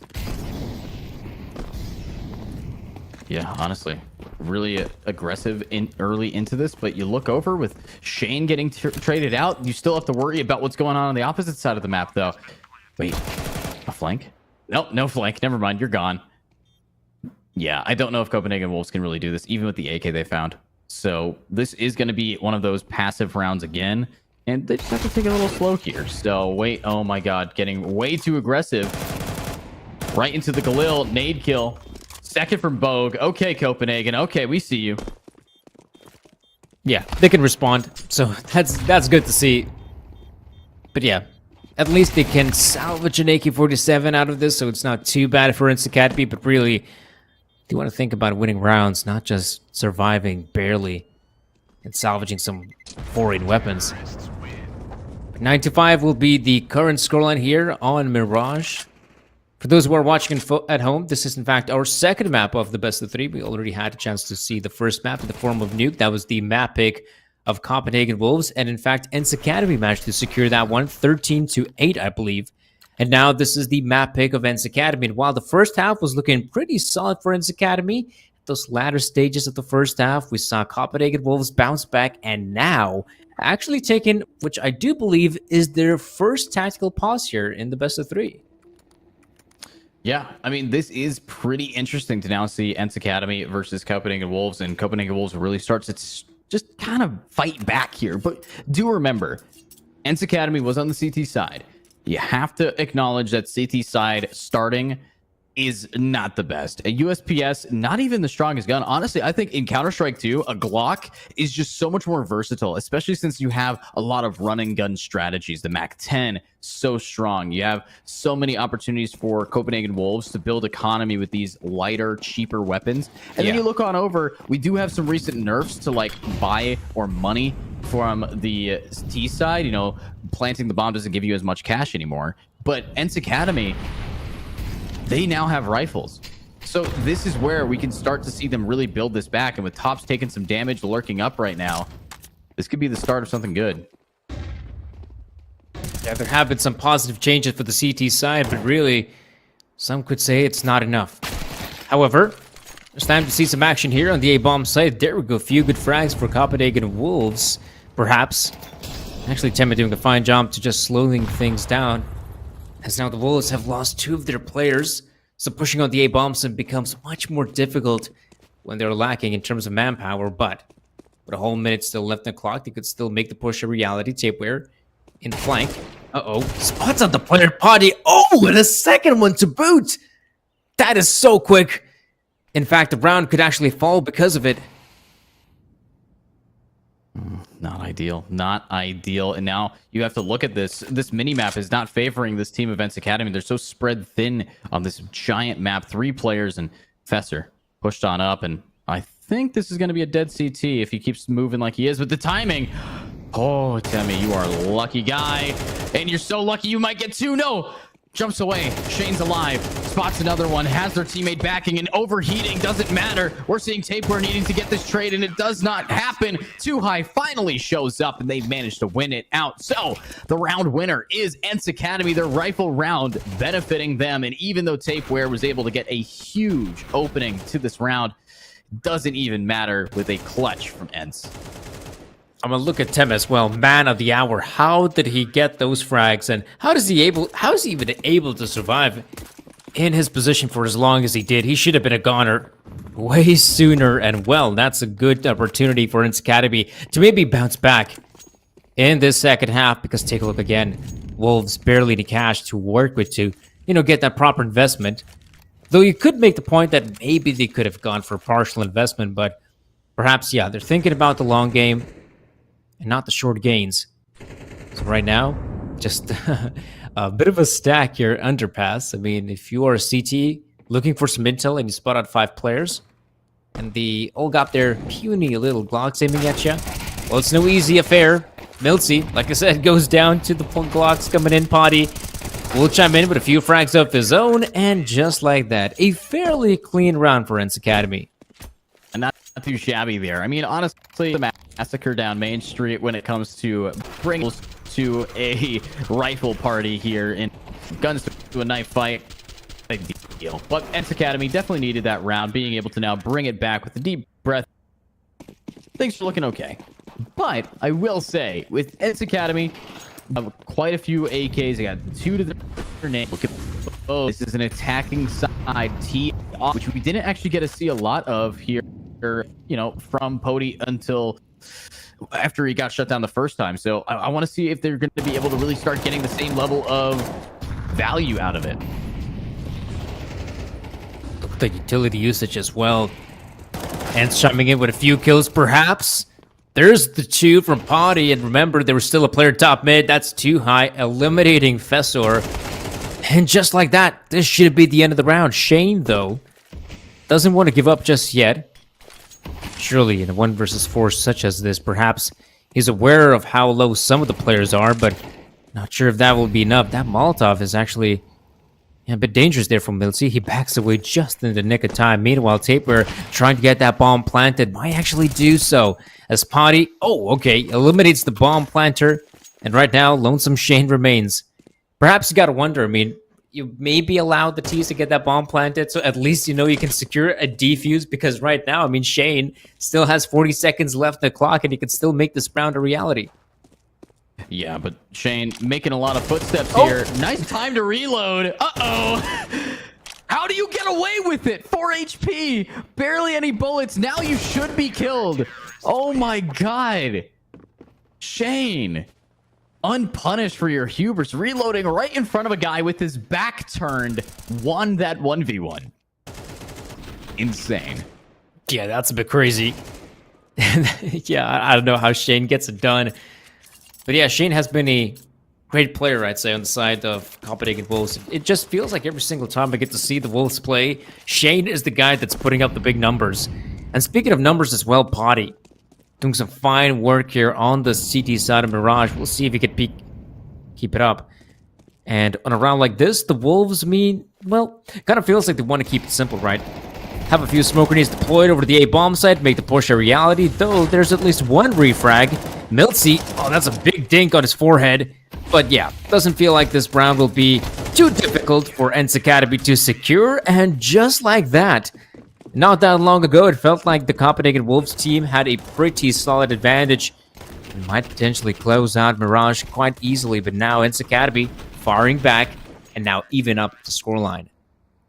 Well, that's the thing, all right? You have to understand, CT side does not start strong. And I know, I'm not saying you have to like you don't, Danny. I'm talking to chat right now. You look over at this now tied game, Ents Academy just had to get some footing down. They really did lock it in. And now, with everything that we have going on, Copenhagen Wolves is calling a timeout. And they really don't have a lot to work with. Yes, their last round was an eco, but you go into this next round, and if you stumble, if you trip, you're going to fall flat on your face. You have 2 players, Pody and 2 High, with an AK. This is favoring Ents. And you look at Copenhagen Wolves, and unfortunately, they've lost the community feedback. They are not looking good prediction-wise. They are getting kind of bet against. Ents Academy is the favorite here from just an overall viewpoint. Look at this as well. The perfect time to push. And in fact, a really good read from Ents Academy, not expecting a single player here. And this means that the A-side defense, well, they don't have to worry about the A-side. They're going to have Miltsy roaming around the map, making the good old-fashioned tour of the Mirage, and he will surely spot out a few players and should get a kill out of it. Meanwhile, Ents Academy could put a lot more efforts towards the B-side hold as well as middle. And Miltsy, here's the footsteps. easiest kill in his career, and now can simply back away from this. And if you're Copenhagen Wolves, you know how much map control you've lost, and you want to try and regain it. It's pretty good. Pretty solid. Miltsy now in a decent position to try to re-hit, re-aggress. I like this position to just jump on tape where Fester grabs Henu. Miltsy spotting him, takes his time. One, but not two. Shane trades it off. Could have been massive, but Shane's still only at 13 HP. Now with bomb in hand, has to run to the opposite side of the map. But no, their team is still going to attempt to execute this, but Pody is on the back end. It doesn't even matter. Temmie gets a double, leaving now Shane 13 HP. Is it a lucky number with only 20 seconds remaining? It is not going to be easy. But he'll give it his best shot. Shade. Oh, goes down to too high. And well, what a solid round from Men's Academy. Once again, let's take a look at the replay. Now, this is always the risky play, right? If you're a guy like Miltsy going for the aggressive play, sure, you get that one frag. But if you go down way too quickly, then to tease, no, either ASAT has no defenders or maybe just the one guy. So Copenhagen Wolves, they make the right choice to eventually hit the A-bomb side. But sadly, we didn't see Temmie's POV, but he managed to realize that, okay, there are players coming out of connector. He's got the M4 at the ready, guns them down. And so a successful round win for Eds Academy, and Copenhagen Wolves, man, now struggling. And you can see on the back of it, taking the timeout. So let's see it now. Let's see this. With double digits on the board, the tac pause coming to an end, the money also coming to an end. I mean, Copenhagen Wolves, they do not have what it takes financially to bring out the weaponry that might be necessary. I'm thinking that they just try to go B, a fast B push. They do have to worry about one player in particular, and that's Henu and Pody. They usually play B, and they have been real deadly on that map side. So what's the plan here? It looks like it's going to be, yes, a split towards B and mid. I mean, yeah, sometimes you just gotta open up tab. You see who's the worst player? Okay, he's playing on B. Let's just go there. But right now, looks like mid control is part of the agenda for the Wolves, pushing through the Molotov. Uh-oh, not the best choice because Miltsy is on the other side. And if necessary, you got Pody, Henu up top. Oh, and you got Tops as well, with a nice deagle shot onto Henu, so he at least makes it a bit more interesting. The 1v2 can recover the bomb on the back of it, but still, it's so difficult for Lonesome Tops. Oh, and he's been spotted out as well. So, another round win for Eds Academy. Wow. Another round win. Unfortunately, Copenhagen Wolves, they have lost the lead. This is a solid 6 rounds in a row comeback from, and remember, this was a 7-5 half. So, looking at this now, I don't know, a 2-0 to start us off this morning. Good morning for me, but in the afternoon for you guys, it's looking a little bit interesting and see some kind of fight back. But remember, this is the A group stage. Everybody is tied for second. In the last group stage of this, or last day of the group stage, means Copenhagen Wolves might be getting eliminated, or might be bottom of the seed. Yeah, that's the scariest part, isn't it? If you end up being bottom of the seed, no playoffs for you. Oh man, look at this as well. The push from Eds Academy is huge. Too high. Probably aware that there could be a player in connector, but he's going for the big game. He might just be able to spot out the bomb. Doesn't see it just yet. Now he knows. Now he's very much aware of what's happening here in middle, so he could come in the back lines and commit a dangerous play as he finds one, but that's about it. Surely I thought Too High might find even more impact in a round like that, but maybe that's enough. We'll see. Shane entering the bomb side, though, by his Lonesome, and we have Temmie and connector as well. So not the best position for Temmie as he gets spotted out, so the Wolves might actually push the A site now. Oh, this is huge. This is the opportunity Copenhagen Wolves needs to stop this 6 round in a row streak. And Fester getting one. Henu gets another, gets 2, but pushed up Bog Magic incredibly low. Look at that. The help from their teammates leaves now Pody in a 1v2. However, Pody gets aggro. Isolates. Now it's just op versus op. Either player could take it away. But Pody makes a lot of noise. And Bog is repositioned perfectly. This could be ideal. With the bomb ticking away. Pody wants to get a little aggressive here. Does have that USPS in hand. Knows this player is incredibly low. Bunny hops over and wins it. Eds Academy clutching up thanks to Pody. Oh my god. Wins it with the USPS here. Danny, insanity. Okay. That has been pretty impressive right now from NC Academy to bounce back from the position they were in, because you take a look at that aggressive play early on and you're thinking NC Academy will secure this one easily, but no. It came down to the wire, and Potty, great positioning from him, great game sense as well to expect the player down in Tetris. And so 12-9 is their current scoreline, and NC Academy, well, if you win around like that, that's really got to hurt for Copenhagen Wolves. And well, once again, they at least get the bomb plant, extra money in their pockets, but really, they got to be struggling right now. I say that though, Tapeware, that's a great way to kick things off, but there's the response from Henu at ramp. Wow, huge opportunity here, but look at Fester getting aggro. Does make a little bit too much noise. Luckily, the smoke is going to stop them from being gunned down in the ladder room. But wait a minute, Tapeware getting back over towards this apartment area. We are seeing that this is going to be a B push, and I gotta hand it. I don't think we've actually seen a B push more than twice in this game. I need to see them because B is quite the place for T's to find success. It's very 50-50. It's do or die. If you can't get the trades and you get just gunned down, it's a lot of risk for a lot of reward. But with Copenhagen Wolves grouping up too high, spots out a shoulder, knows that they're about to get pushed. Beautiful smoke there. And the nade does some damage as well. This is not ideal for CPH. Oh man, and it's obvious. So it's so obvious what's happening. Henu making the big rotation. Milty get a frag of his own. Too high as well. Looks like this round is just falling apart. Lonesome Bulk Magic remains as he jumps across. He will not make the landing. This will be a victory for NC Academy. And on the back of such win, perhaps this will be enough for NC Academy to secure not just a spot in the playoffs, but maybe in the upper bracket. So congrats to NC Academy. Yeah, I mean, congratulations. If you do make it to the higher seed, you will have to fight against Na'Vi again.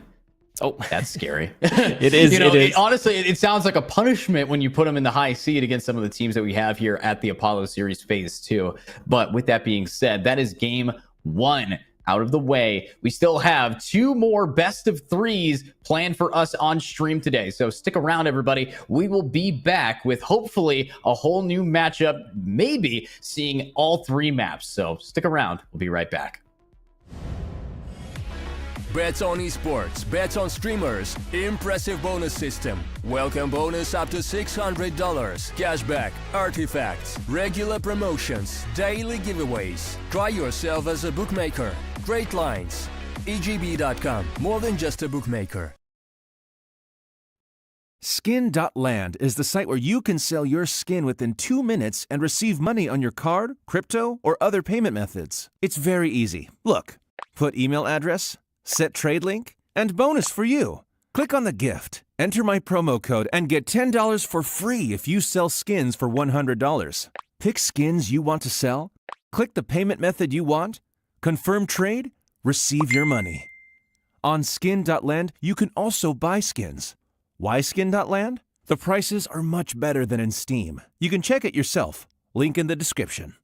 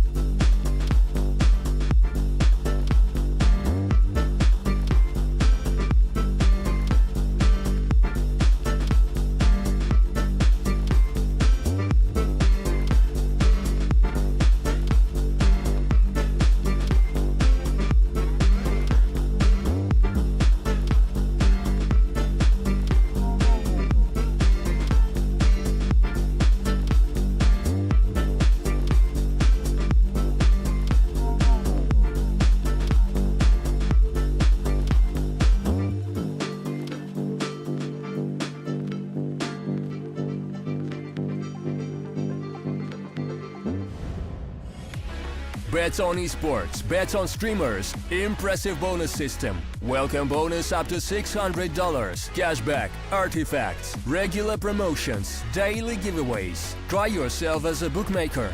Great lines. EGB.com, more than just a bookmaker. Skin.land is the site where you can sell your skin within 2 minutes and receive money on your card, crypto, or other payment methods. It's very easy. Look, put email address, set trade link, and bonus for you. Click on the gift, enter my promo code, and get $10 for free if you sell skins for $100. Pick skins you want to sell, click the payment method you want, confirm trade, receive your money. On Skin.land, you can also buy skins.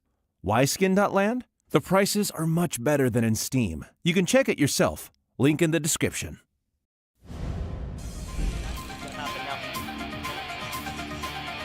That's exactly what's gonna happen now as well. Easy checks it long, saw the mid, now has to go. Blue white on one, blue white on two. What was that? Blue white! Oh my goodness, could have been another frag. Easy. Pushing in through here aggressively, on the line once more. Lampada thinks there's only one, check to the left side and now takes them all. Oh, Lampada on the spray transfer gets scored. He hasn't had the greatest of games right now, so he has to pull through for his team. Can he find that's what we want on music. Oh, the transfer! Down the spray transfer, beautiful. He knows where the last one is as well. Lampada on the scout. Oh my God! What Lampada? What was that? What is that? What just happened? Hello there, folks, and welcome back to the Apollo Series Phase 2, our $10,000 tournament brought to you by AGB and Skin.land. So again, guys, for those who are tuning in, this is in fact the final day of the groups. Playoffs begin tomorrow, and we still got to settle some scores here. My name's Sir Danny. Alongside here, Education will be bringing you the second best of 3 of the day. We already had the first best of 3 as Academy versus Copenhagen Wolves. Now it's time for the second best of 3, which will be Preezy versus Young Ninjas. So from here on out, Edu, let me hear your thoughts. What do you think about our second best of 3 of the day? Knowing that Preezy has had, you know, a little bit of a struggle getting some maps in, but Ninjas in Pajamas, I mean, these guys, we know them, we love them. They have been doing okay. They're the second highest seed here, I think, tied with Nexus. So, you know, on paper, this is definitely favoring NIP here. But as we are looking at our map picks and getting straight on into it, we are starting off with Inferno, map pick of Preezy. Then Mirage is going to be NIP. This, of course, being the Young Ninjas, the Academy roster for them. And then a decider of Vertigo. Now, I think that we're in for a treat, to be honest, with the way that these guys have been playing. Yeah, because first and foremost, I mean, Inferno, this is a map that Preezy doesn't really play. In fact, any times, really, if you take a look their past official matchups, I don't know, the past 3 months on HLTV, this is a map they avoid like the plague. So the fact that they actually picked this against Young Ninjas is a very peculiar setup, but we'll see. Perhaps they got something in mind here. Early on, at least, mid-control is part of the agenda, but there is a pretty good... Oh my goodness, Kaspersky in prime position. A big gap opens up, and he gets a few good kills.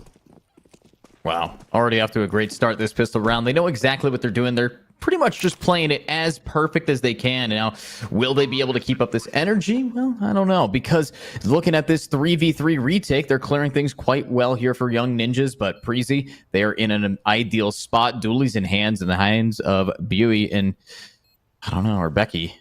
This is not ideal to go up against, but with a flashbang like that, they're executing the site, but they're getting executed. Back of the head headshot. Mistim is able to get Griller, but you need to get another player. Last one. Currently in pit, trapped with the dualies, but the bomb ticking away, and the aim not working. NIP, Young Ninjas, they secure it. Wait, no kit, no time.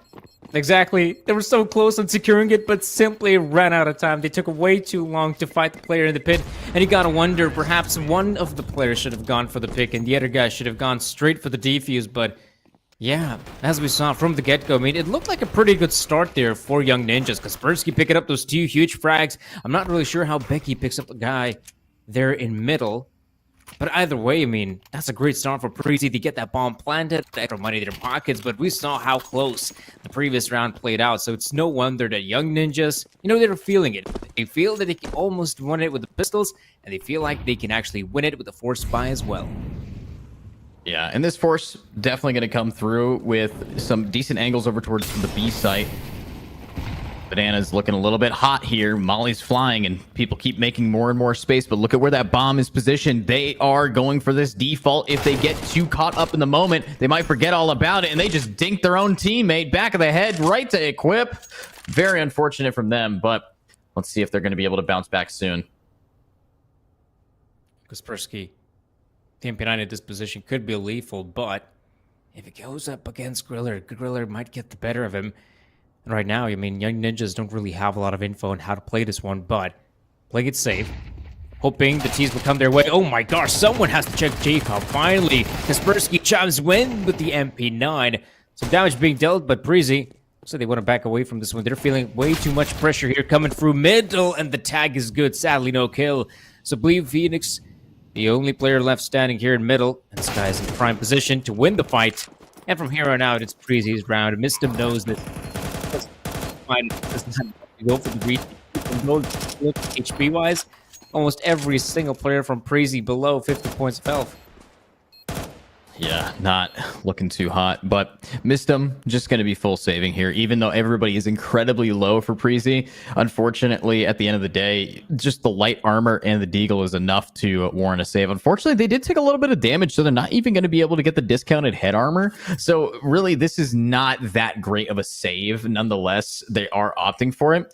Now, there is a good chance someone might die to a bomb from this distance, but at this stage of the game, I think that we're looking at a pretty rough start here for the Young Ninjas. But it's okay. That was a save-ish, a little bit more of a force than anything. So we are going to be anticipating that they're not going to be able to have a bye for a couple rounds. Oh no, this round in particular is going to come down to the simplest of rounds, the simple eco. Save up that cash for the upcoming round. But perhaps, you know, Inferno. You could get some of those upgraded pistols, and that would be quite nice. But, wow, Kaspersky, very peculiar. Picking up the dualies here now. The dualies are good against, well, opponents that don't have head armor, but really, I mean, Breezy will have the full set, Kevlar and helmet included. So the dualies coming out is a pretty peculiar choice, but playing this one far back here, Young Ninjas, waiting for some kind of opportunity to present itself, and maybe if the smoke is deployed from the T side, they're just going to try to spam through the smoke, and maybe they'll get a few good kills. That'd be epic for them. And yeah, with that smoke grenade being deployed, there's the counter flash there from Silence. They might get the better of a couple of these players as now the push commences. Oh, they actually trip on top of each other, but the two frags do come in. But if you are Breezy, you're aware of what's happening. Jeez, that got way too scary. Virus wins the fight against Mistim, but Breezy, they know. The last remaining players are on the B-bomb site, so might as well just take A. Yeah, you might as well. And with this now being a life advantage for Breezy Esports, they're looking pretty happy. I mean, all things considered, they do give up an AK over to Joka, but, you know, that should be fine. You do have Silence at Mac 10, might go for some exits, but overall, not a bad round for either side. It's just unfortunate that Young Ninjas is not going to be walking away with that much taken from Breezy, but they still get their own little bouts here, so not too shabby. Yeah, maybe Silence could even recover with a few more frags with the Mac 10. Oh, he's going to try to wait it out and then peek out the right moment, deal some damage on the players, and one of them should definitely be going down. Virus. Or will he, though? Oh, he does go down eventually, so nice play there coming out from the CT player. Going out there with the Mac 10. Thought he might actually wait just a little bit more and then swing out, but really time has already passed, so if you leave a player with 50 points of health like Virus, there's no way in the world he can survive the bomb blast. A little bit unfortunate there, but at the end of the Ninjas is at a three round here to start climbing back up now is going to be difficult. It's not, you know, it's not your typical way back, but on a good note, we do see a newfound weapon. That's right. It's going to be an op for Silence, an op for Virus. Everybody's pulling out the big guns today, and maybe, just maybe, we can see somebody connect. And ooh, no picks. Did hear that op shot though, so they know op versus op is whipped out in round 4. This is going to be a real battle of the Titans, battle of the large weaponry to really highlight their skills. Think about Banana as well. I think with the new patch in CS2, it has become a lot more difficult for the CTs to hold on banana control, because previously you could have chucked in that one Molotov deep in banana and that would have been enough. But now, because the spread has been reduced by 30 or so percent, you need 2 Molotovs. And of course, you waste way more utility as a CT to try to hold on banana. Right now, missed him, goes in for the fight against Becky, but it is in fact Becky to come out on top. That softens up the defense on B, and we can see instant rotation. Right now, Young Ninjas, no info, 45 seconds left of the clock. They're going to have to play it safe. They simply have to wait. And then they were about to realize what's happening, because those smokes have been deployed in middle. This has to be a push on A. Yeah, it's got to be a push right here, right now. This is pretty stressful, but there's the pick. Nice shot from Silence. Takes out Griller. Clean headshot right into the dome. And we see more from JoeCab getting a double down. Headshots galore. Everybody's falling. This could be the round for Young Ninjas with 20 seconds to spare. What is the strat? What is the plan? There's so many things that could go wrong here. And you look at this team, and they are looking very wise in the way that they're playing. But I think this is going to be a save, to be honest. Oh, yeah, for sure. They decided to back away. Maybe they thought they had just enough time to book it towards B, but really, you'd have to run in with your knives out, and clearly, there would always be one more player towards the B bomb site, so better to save the weapons than give them for free.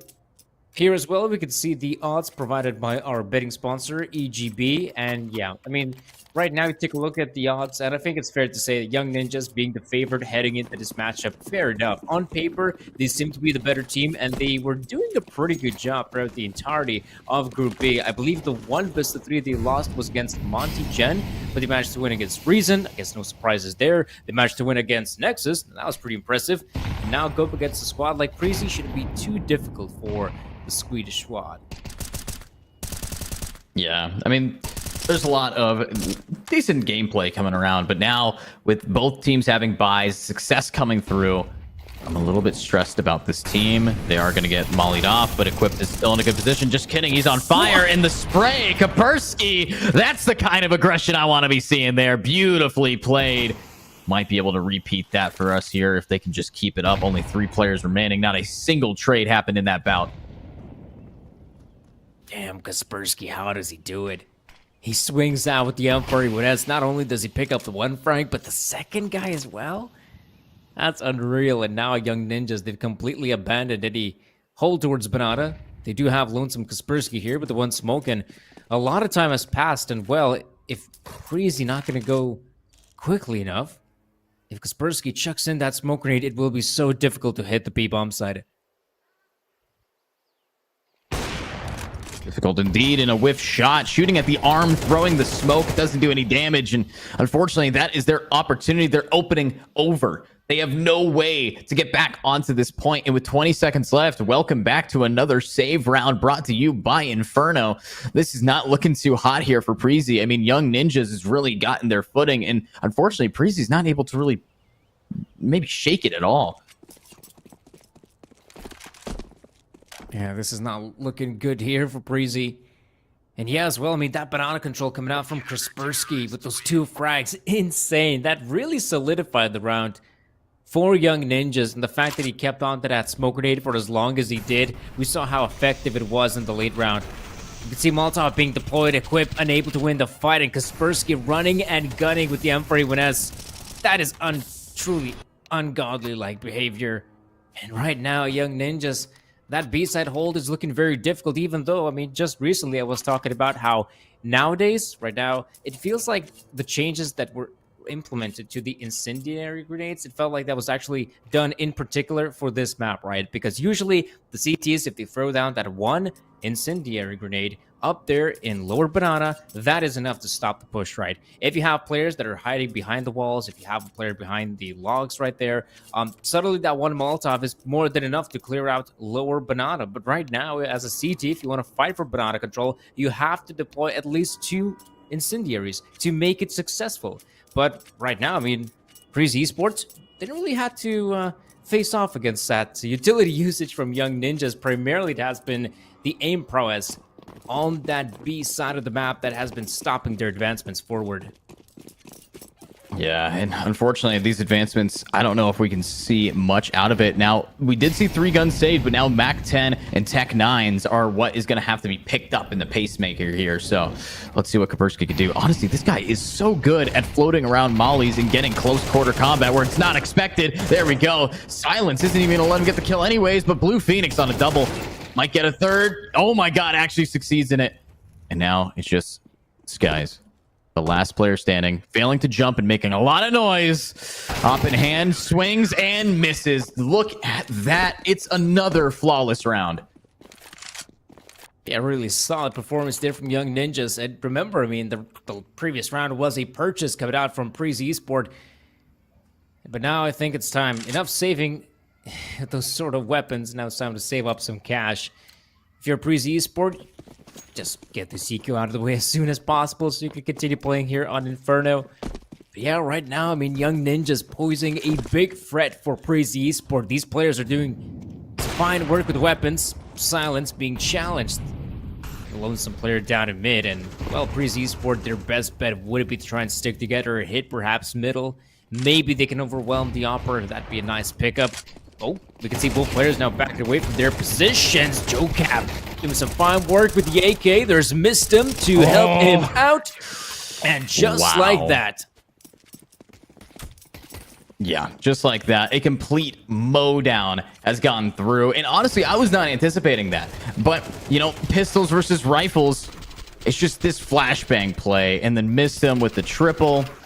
Just all came through. Honestly, shout out to Silence for probably the best flashbang we've seen today. However, Preezy Esports now calls a TAC timeout here. And with that tactical pause, they are going to be trying to figure out what is a strat that works against Young Ninjas, a team that recently has won 4 rounds in a row, second highest seed or tied for first. I mean, this is just interesting to see, to say the least. But let me ask you this. Do you think that Preezy Esports is going to be, you know, able to kind of get back into this game before the half switch? It's looking quite difficult, I'll say this. Preezy Esport right now having a difficult time breaking the defense of Young Ninjas, and right now it doesn't feel like it. Right now it feels like Young Ninjas are controlling the pace of this game, and we can see how aggressive they're playing, though they're still making some mistakes. Virus picks up the frag there in Joe Cap. And this opens up the round. However, for how long? Because Kaspersky down in Banana once again. So much good work being done by this one player in that area of the map. And Silence still waiting for his opportunity. And he gets it on Equip. Oh, and a second one to boot. Oh my God. And this is right after the timeout too. Their whole strat crumbles to Silence's op. And I don't know, there's been a lot of players getting dropped here. This is not ideal. And oh my God, Silence whiffs. There we go. Griller gets it. Now it's a 2v3. Definitely winnable here. This might work out, though. As we'll soon see, Becky has recovered the bomb, and we can see Kaspersky at the back of it. Here's the footsteps, and he knows that he'll get the better of Becky. And Griller, not the best position for him. He knows there's a player in the pack lines, gets the headshot, and now he knows B-side is open. That was Kaspersky, the devil in Banana, but now we see the response from Mistem, and luckily Young Ninjas able to secure this round win, even though initially it looked kind of scary. Joe Cap going for the aggressive play. We saw the aggressive smoke from the CT side. Surely he had the backup of Silence, but Silence might have initially struggled a bit, but as we just saw in the replay, just when it mattered most, Silence comes in with 2 huge frags, and that really solidifies the round for Young Ninjas. Yeah, quite the start here. And looking at this, I think he did not actually spot anybody, but they hear noise. They feel the nades. They have to back it up. This is not going to be easy, but with the way that these guys have been playing, they should be able to just buy time for each other. Pretty solid, the way that they've been going about it. Kaspersky again with the aggressive play. Nice. Could be a bit risky against the pistols. He does end up dying in the process, and luckily there's still 2 more defenders on B side. So it shouldn't be a huge deal for them to deal with the potential push of Preezy players. They are lacking in terms of utility. The one smoke grenade for CT spawn could actually shut down Joe Cap. Meanwhile, there's still plenty of time left on the clock, so B doesn't have to be the final destination. They could perhaps consider the opportunity to push up in middle, and that's looking very likely. And as we wait, I like the amount of focus these guys are putting on Abs. With 45 seconds remaining, though, they're going to have to start moving quick. It will be an explosive launch, but 7, I mean, they got our silence. They have the opportunity to really slow them down. Here we go. Executing. Flashbangs do not land. That is the bomb. Virus has lost it. And there is silence getting one. Phoenix hits another. Last player is gone. Just methodical in the way that they cleared that. Yeah, very solid performance coming out there from Young Ninjas. Sure, I mean, Preezy, not the best purchase heading into a round like this. Bit of a partial investment, so you're not expecting much, but still, holding on to the A-bomb side the way they did was just clinical. Very precise stuff, and now with the scoreline being 6-3, Young Ninjas looking solid on Inferno. Solid as ever, I might add. But Breezy Esport, they're running out of opportunities, so now they can reinvest here. They have the proper purchase, but if they fail in a round like this, it's back to the partial one, and maybe they can get a second gun round. But if they want to avoid that, they have to win round number 10 right here and start picking up those consecutive round wins. But how can you do it if you got Kaspersky on the other side? Oh man, this guy's been so good in Banana. Yeah, absolutely executing every single time. And here's another one. Blue Phoenix able to get, again, Griller down. I mean, these flashbang combos, this team is definitely playing as just coordinated as you can, leaving Mistum here to try to split them off, spots them, and actually that spots the bomb as well. And that's going to allow for a quick pick from Jacob. And let's see, can Jocab keep it going? Can Mistum grab equip? No! What a pick. Yeah, it's a bit surprising. Equip manages to win that fight against the player in a very open position, so they should be aware that the last player isn't CT spawn, but if you're the guys playing on A side, you're not 100% sure, but now, with that smoke being thrown out, it has become pretty obvious, so Equip entering the side, but as we can see, Silence gets the better of him, and Young Ninjas, another impressive victory coming out from them, this time Preezy with the purchase, and yet they're not able to break the defense of Young Ninjas. And again, for me, this Inferno pick is very peculiar, right? Because taking a look at Preezy's match history, usually in a lot of best of threes, they end up banning Inferno as their first, well, veto. So I'm really surprised that here in the best of three, they decided to pick it against Young Ninjas. But I also suppose they go for this ballsy maneuver just because, you know, this matchup for them isn't that important as it is, say, for Young Ninjas. Kaspersky swings out once again, but this time he's punished relatively quickly, so Preezy, if they want, they can continue pushing B-bomb side. However, you can see the rotations are swift, and Blue Phoenix in the backlines.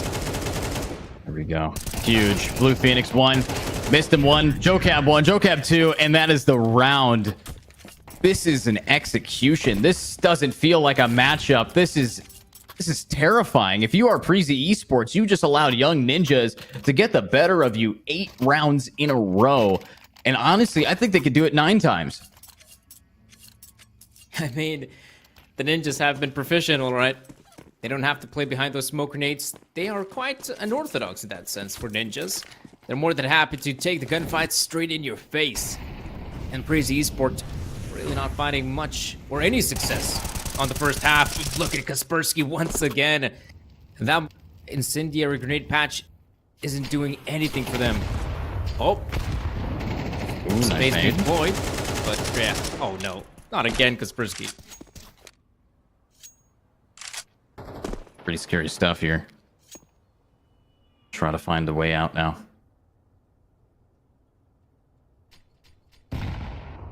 Here we go. Taking it slow. Blue Phoenix spots him. Wall bangs him. There we go. Gun down right away. Griller always the first to fall to Blue Phoenix here. And what's the plan now?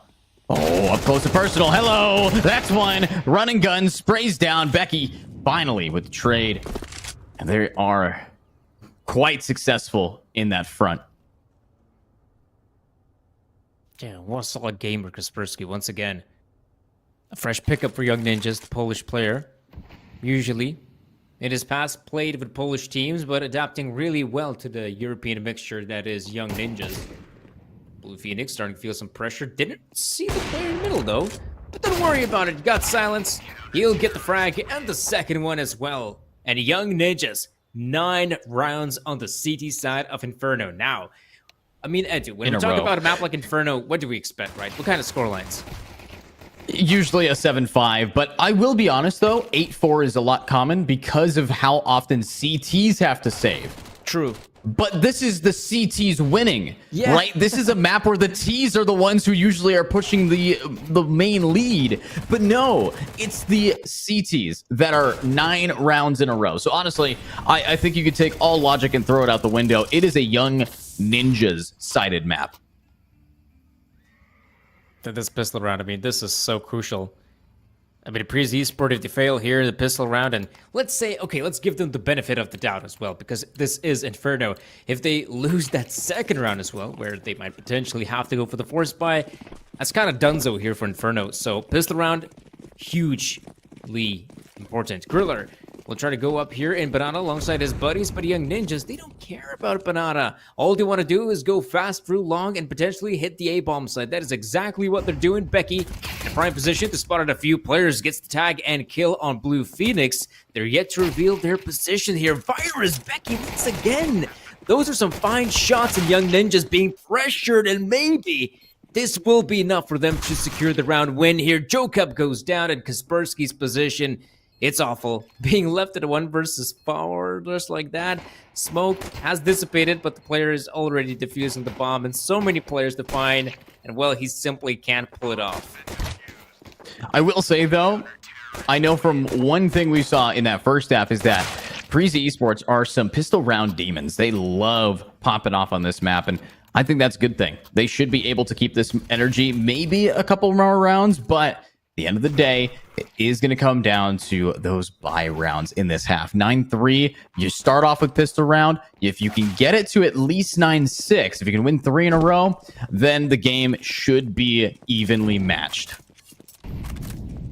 What's also quite surprising is that we're not seeing a purchase from Young Ninjas, because they got that bomb planted, right? And if you're Young Ninjas, you're probably still feeling very confident from that first half. And I was so expecting to witness the Galils. I'm kind of dumbfounded we don't see them. Okay, Young Ninjas, they still want to take it smart. They want to play it, I suppose, with their best rifles available to give it their best shot. So fair enough. More power to them. But right now, Breeze Esports in a good position to at least get themselves the 5th and maybe start building up that bank. Maybe some confidence to boot. Equip the MP9, gets the 2 frags, losing some HP, but don't worry about it. It's not about HP, it's all about the kills. And that is exactly what Breezy do in Banana. Yeah, beautifully played, and honestly, not too shabby from this team, but at the end of the day, the MP9, it is farming up some money here. Everybody is walking away with quite the bonus. Now, are they going to be able to bonus again with double MP9, 3 rifles up against a 5 AK lineup? It really will come down to that aim that we know Young Ninjas for. But Danny, it's time to shine. Looking at this split off here from Young Ninjas, they're taking it a little bit slow, trying to bait out a bunch of utility, which does come through, but they're using just the same amount to try to fight back. Yeah, you can see the Molotov already dissipated, so great opportunity for Kaspersky to just move in. You got Lonesome Equip, who perhaps is playing it a little bit too close.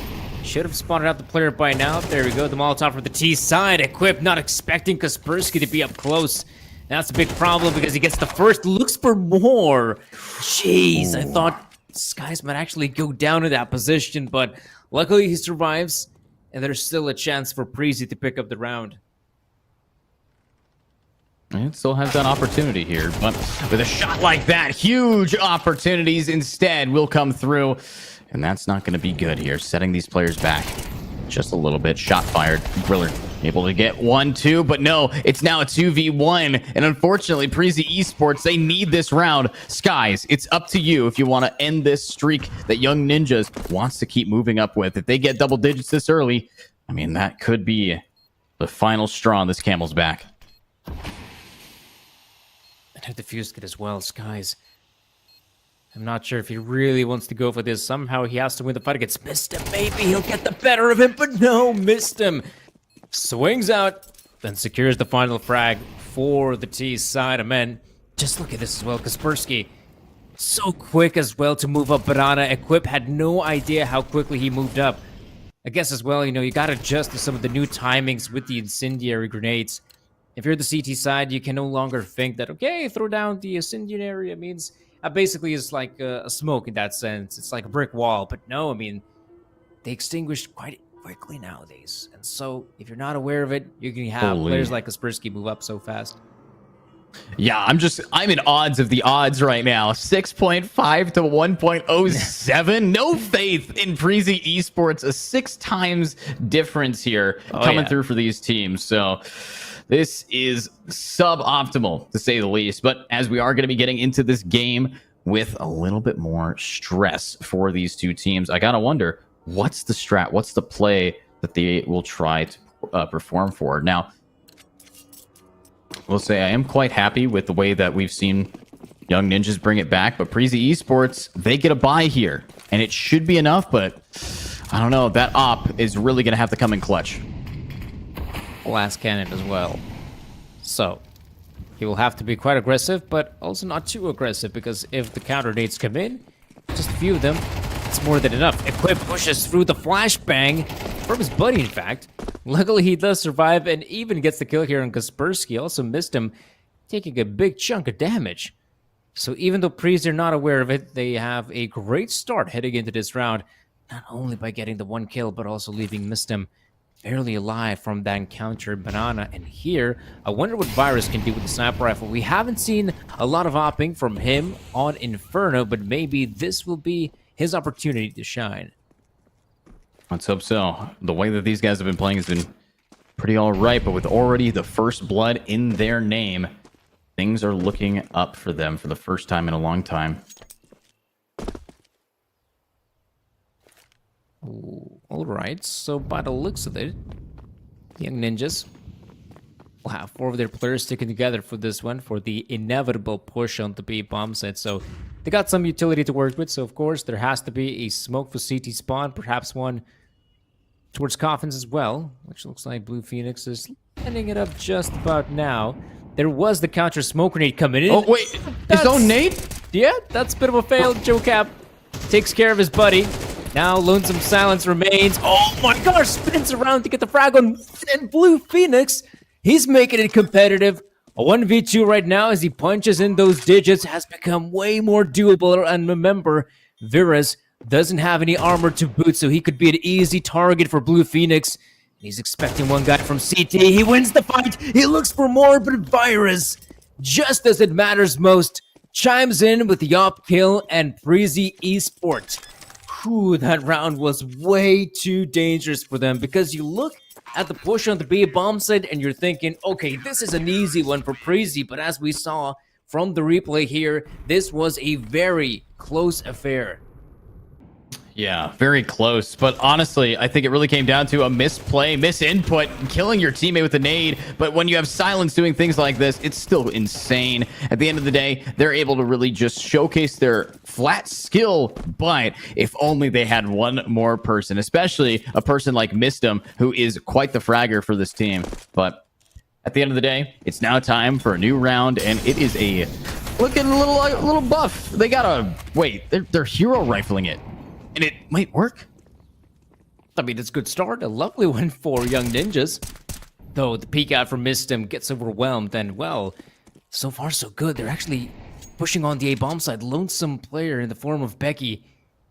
And there will be a lot of Young Ninjas entering the bomb site on the back of that one flashbang. He is so not aware of it. He actually wins the fight against Jokab. That's massive, but goes down to Blue Phoenix. So bomb plant, imminent. Young Ninjas have full control over the A-bomb site, so for them, this is perfect. But Breezy have to look for opportunities, and once those smoke grenades begin to fade, that's when the retake will commence. Let's see how they are going to be able to get back on this point, as they will be playing for it. Do you have the Op Virus over by lane, now Library, wanting to try to find an angle, but that smoke is a little bit too deep. The Molly scares him out of the cubby. Virus, the timing's all that matters, and he actually gets one. Skies is here, and there we go. Now it's just one remaining. The Tech 9, it's all you got. No ammo. Goes for the knife. Will fall down, but Breezy Esport will succeed, but there's no time. Young Ninjas wins by the skin of their teeth, and I think Skies dies to the bomb. Oh man, what a dirty round, or what a dirty retake, I suppose. Take a look at how things kicked off here. Sure, Breezy Esport believing this has to be B play, leaving only Lonesome Becky on the side, but Blue Phoenix whiffing the spray and still getting the better of that one player in Skies. And unbeknownst to him, wasting some time just finding the bomb on the site. But also with no defuse kit, it becomes impossible for them to win the round. So Breezy Esport, even though it kind of looked like still a doable retake, those smoke grenades that were deployed really causes them a lot of headache. And Young Ninjas, what a massive round to win, because Breezy, they've gone for the 4 spy, and man, it's not looking good. However, there's the response from Griller. So at least we're back to a 4v4, but JoeCab looking for that opportunity, gets the 1, and Griller, another impressive headshot. Very impressive and earned, deserved. Great gameplay. This is looking all right, but now it's still a 3v3, and we do see that Breezy Esports does not have the best buy, but they could go for a retake here if we can see Griller maybe go for enough damage, but no. Mistim stays alive. Things are looking all right now, and there's the flank. The op misses. Silence needs to now try to get the distance closed here and will succeed, but Becky cleans up, grabs Blue Phoenix. Bomb cannot be planted. Unfortunately stuck down, but there's a whole minute to spare. This could be the changeup. Now, luckily for the two CTs, they're at the bomb side. However, there is still the potential for the rotation from T's, but probably not worth it.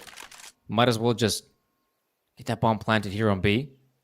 Silence will be protected by his teammate. And right now, the push commences. Mistim gets the 1. Now it's time for Silence to respond. Will he be precise? Indeed he will. Sniper wins out the fight. A massive one for Young Ninjas to get themselves 12 on the board. Wow.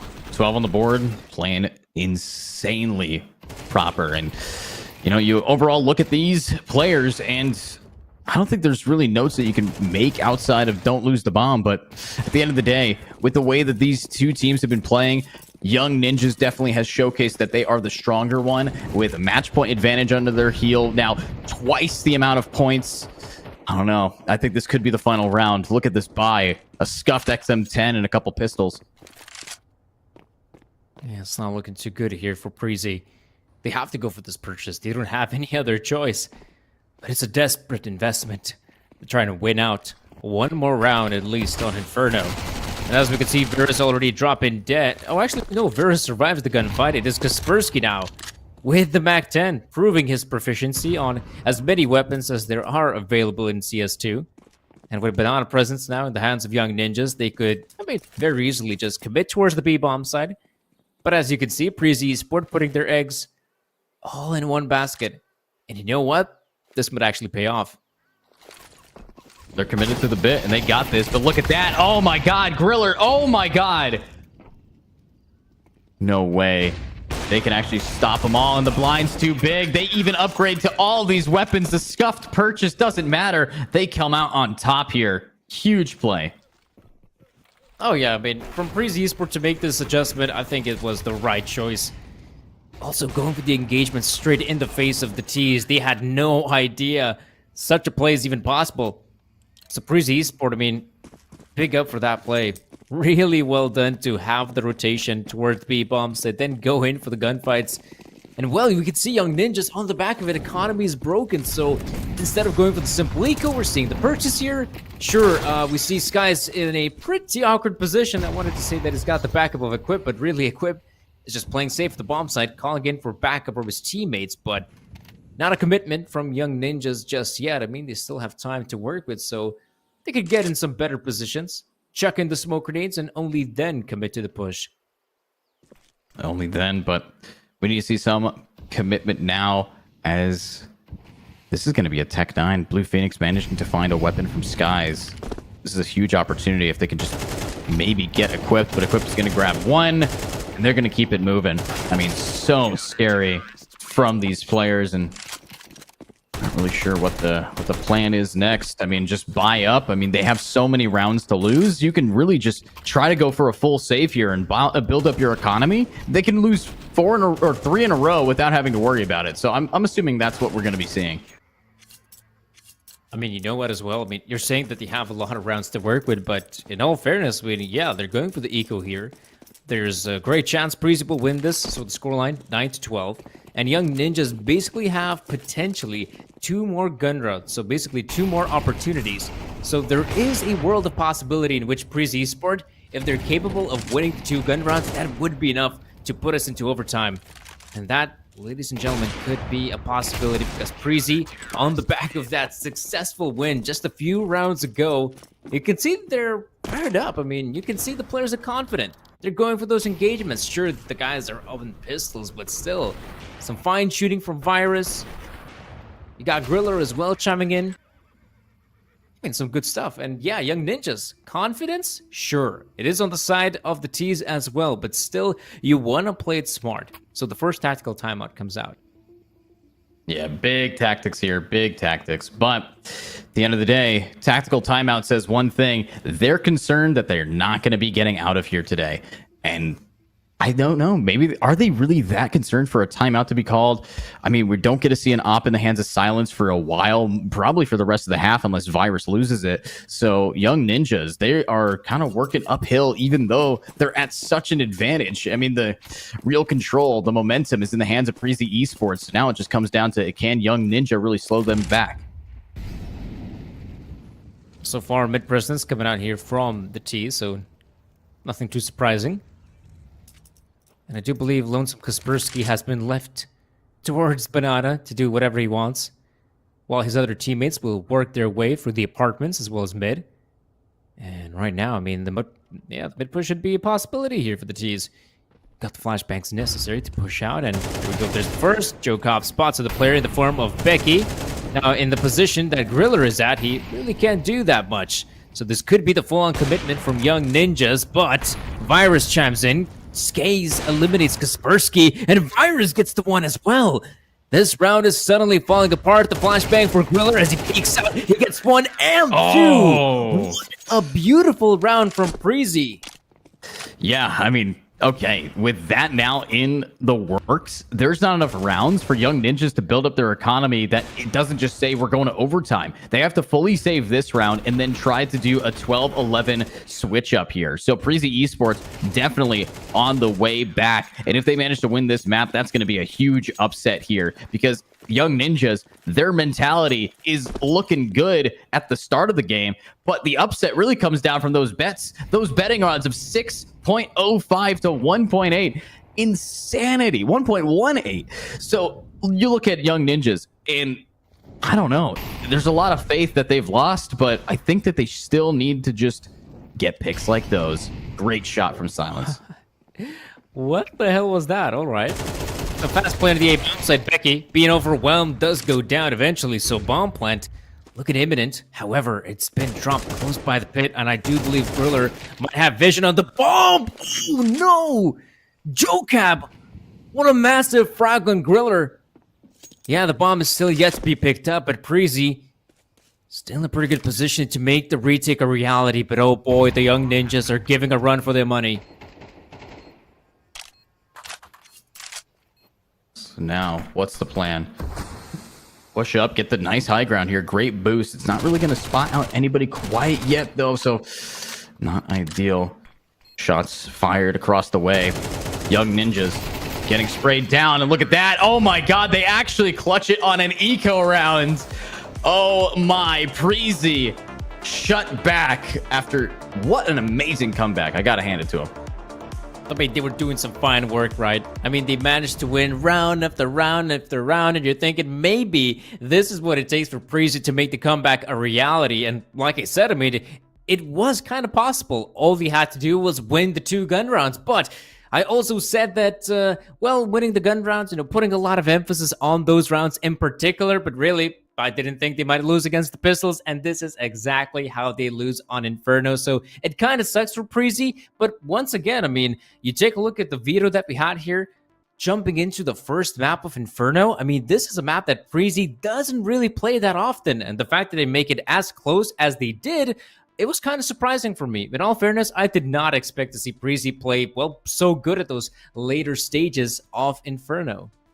Yeah, I mean, to be honest with you, the way that this team really just was able to lock it down does earn some praise from me. But now we're moving on to Mirage. This is the map that we just watched in our first best of 3. But honestly, Mirage and Inferno, they're kind of like peanut butter and jelly. They just go together. But with that being said, we are going to send it to a short break. And when we get back, expect great gameplay from both of these teams on the map of Mirage. We'll see you soon. Bets on esports, bets on streamers, impressive bonus system. Welcome bonus up to $600, cashback, artifacts, regular promotions, daily giveaways. Try yourself as a bookmaker. Great lines. EGB.com, more than just a bookmaker. Skin.land is the site where you can sell your skin within 2 minutes and receive money on your card, crypto, or other payment methods. It's very easy. Look, put email address, set trade link, and bonus for you. Click on the gift, enter my promo code, and get $10 for free if you sell skins for $100. Pick skins you want to sell, click the payment method you want, confirm trade, receive your money. On Skin.land, you can also buy skins. Why Skin.land? The prices are much better than in Steam. You can check it yourself. Link in the description.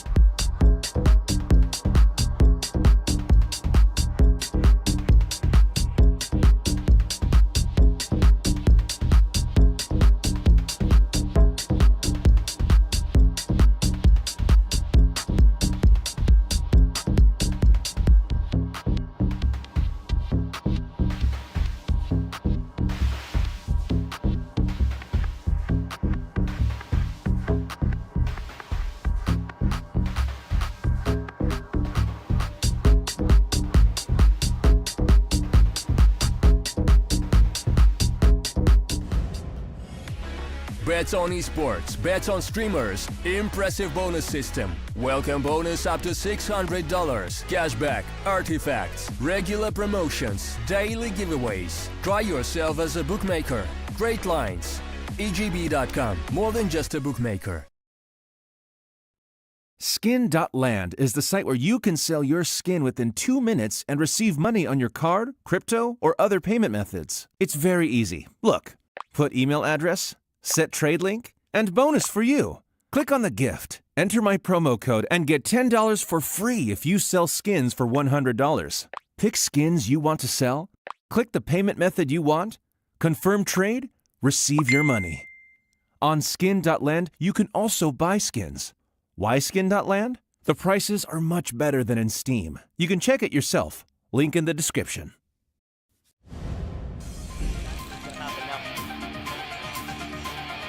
That's exactly what's gonna happen now as well. Easy. Checks it along, saw the mid, now has to go. Blue White on one, Blue White on two. What was that? Blue White! Oh my goodness, could have been another frag. Easy. Lead pushing in through here aggressively. On the line once more. Lampada thinks there's only one. Checks to the left side and now takes them all. Oh, Lampada on the spray transfer gets scored. He hasn't had the greatest of games right now, so he has to pull through for his team. How many can he find? That's what we want on music. Oh, the transfer! Down the spray transfer, beautiful. He knows where the last one is as well. Lampada on the scout. Oh my God! What? Lampada! What was that? What is that? What just happened? A pretty interesting map to kick off our, or in fact, second best of 3 of the day, as we did see Inferno being the map pick from Preezy. Initially, a very one-sided first half thanks to the performance of Young Ninjas, but you know, in that second half, Preezy slowly but surely trying to claw their way back in. But once again, the aim and skill of Young Ninjas prevails on the first map of the best of 3. My name is Sir Danny, joined here by Education, and well, it's time for us to jump into the second map, which will be Mirage, and I want to hear your thoughts, Edu. What do you think about this second map of the best of 3? Well, Mirage is definitely a map that we've seen a lot of teams kind of be hit or miss on, to be honest with you. There's been times where I had anticipated some more aggression. There's been times where people force when they shouldn't have, and economy matters most on this map than I've seen on most others, just because you really need to have a weapon advantage if you want to fight these long ranges. You know, you look at mid, B, you have apartments, everything is just long range after long range after long range. So you're going to need to have some method to bounce that back, you know? So that's what I'm really concerned about, is how are they going to be able to balance that? Yeah, it's not going to be an easy effort, though it is a doable one. Not that long ago, we already had a chance to watch our first best of 3 of the game, and that was in fact the game in which ENCE Academy did a really good showing, so to speak, against the Copenhagen Wolves side, and really it felt like their sort of, how should I put it, success really depended on that CT aggression, right? Because if they would have played, say, passive on the CT side, surely you could get quite easily overwhelmed, because right now, Mirage has been in the map pool for a very long period of time. It's just playing, you know, a simple default 2-1-2 setup. It simply doesn't cut it anymore. If you want to be proactive on a map like Mirage, you have to go for those sort of aggressive plays in top mid, which has become even more common from a lot of teams, especially the CTs, who are starting out to go out for the aggressive plays, fight for top mid, pistol round, gun round, you name it. Going for those early engagements makes a lot of sense. And as a CT, you have to be proactive, not just in middle, but in other areas of the map. The A Palace area, Ram, B Apartments, why not? This cannot be a stale matchup, and if you want to win, you gotta show us what you're made of. So Young Ninjas kicking things off here in the CT side of Mirage, and Preezy Esports on the T side. It's going to be pretty interesting. Now, I will say, looking at the way that these guys have been playing so far, I'm excited. I mean, these are both some really powerful teams, really strong, but Preezy Esports, that comeback last game was so clean. I want to see if they can actually pull off something early and start strong. You know, usually they win pistol, so, you know, anything's a possibility right now. Well, they smoked there for jungle, so Preezy looks like they want to commit Virus. Damn, that was a big hit. We're seeing the push now coming out. Okay, fair enough. A lot of good frags coming out there. Young Ninjas on the T side taking over. In fact, bomb will be planted. Not too shabby. With the digits now being punched in, you can see that they got some really good control here. Blue Phoenix in the palace. Oh man, what the hell? Becky actually picking up 2 good frags. That's some fine work by Becky, but they still have to take these long-range engagements against Mistim as well as JoeCap. Oh man, that's a good one. Lonesome JoeCap remains. He has to go in for the fight because the bomb is being defused. And what a performance coming up there from Preezy. Very well done on the retake department. And the one thing I definitely would love to see is actually that POV of Becky. How did he actually get those kills with the dualies? You know, honestly, no idea. The way that these guys have been playing, it's just so clean. But with Young Ninjas taking pistol round for the first time, it's now time to shine. It's now a 1.4 to 8. Wow.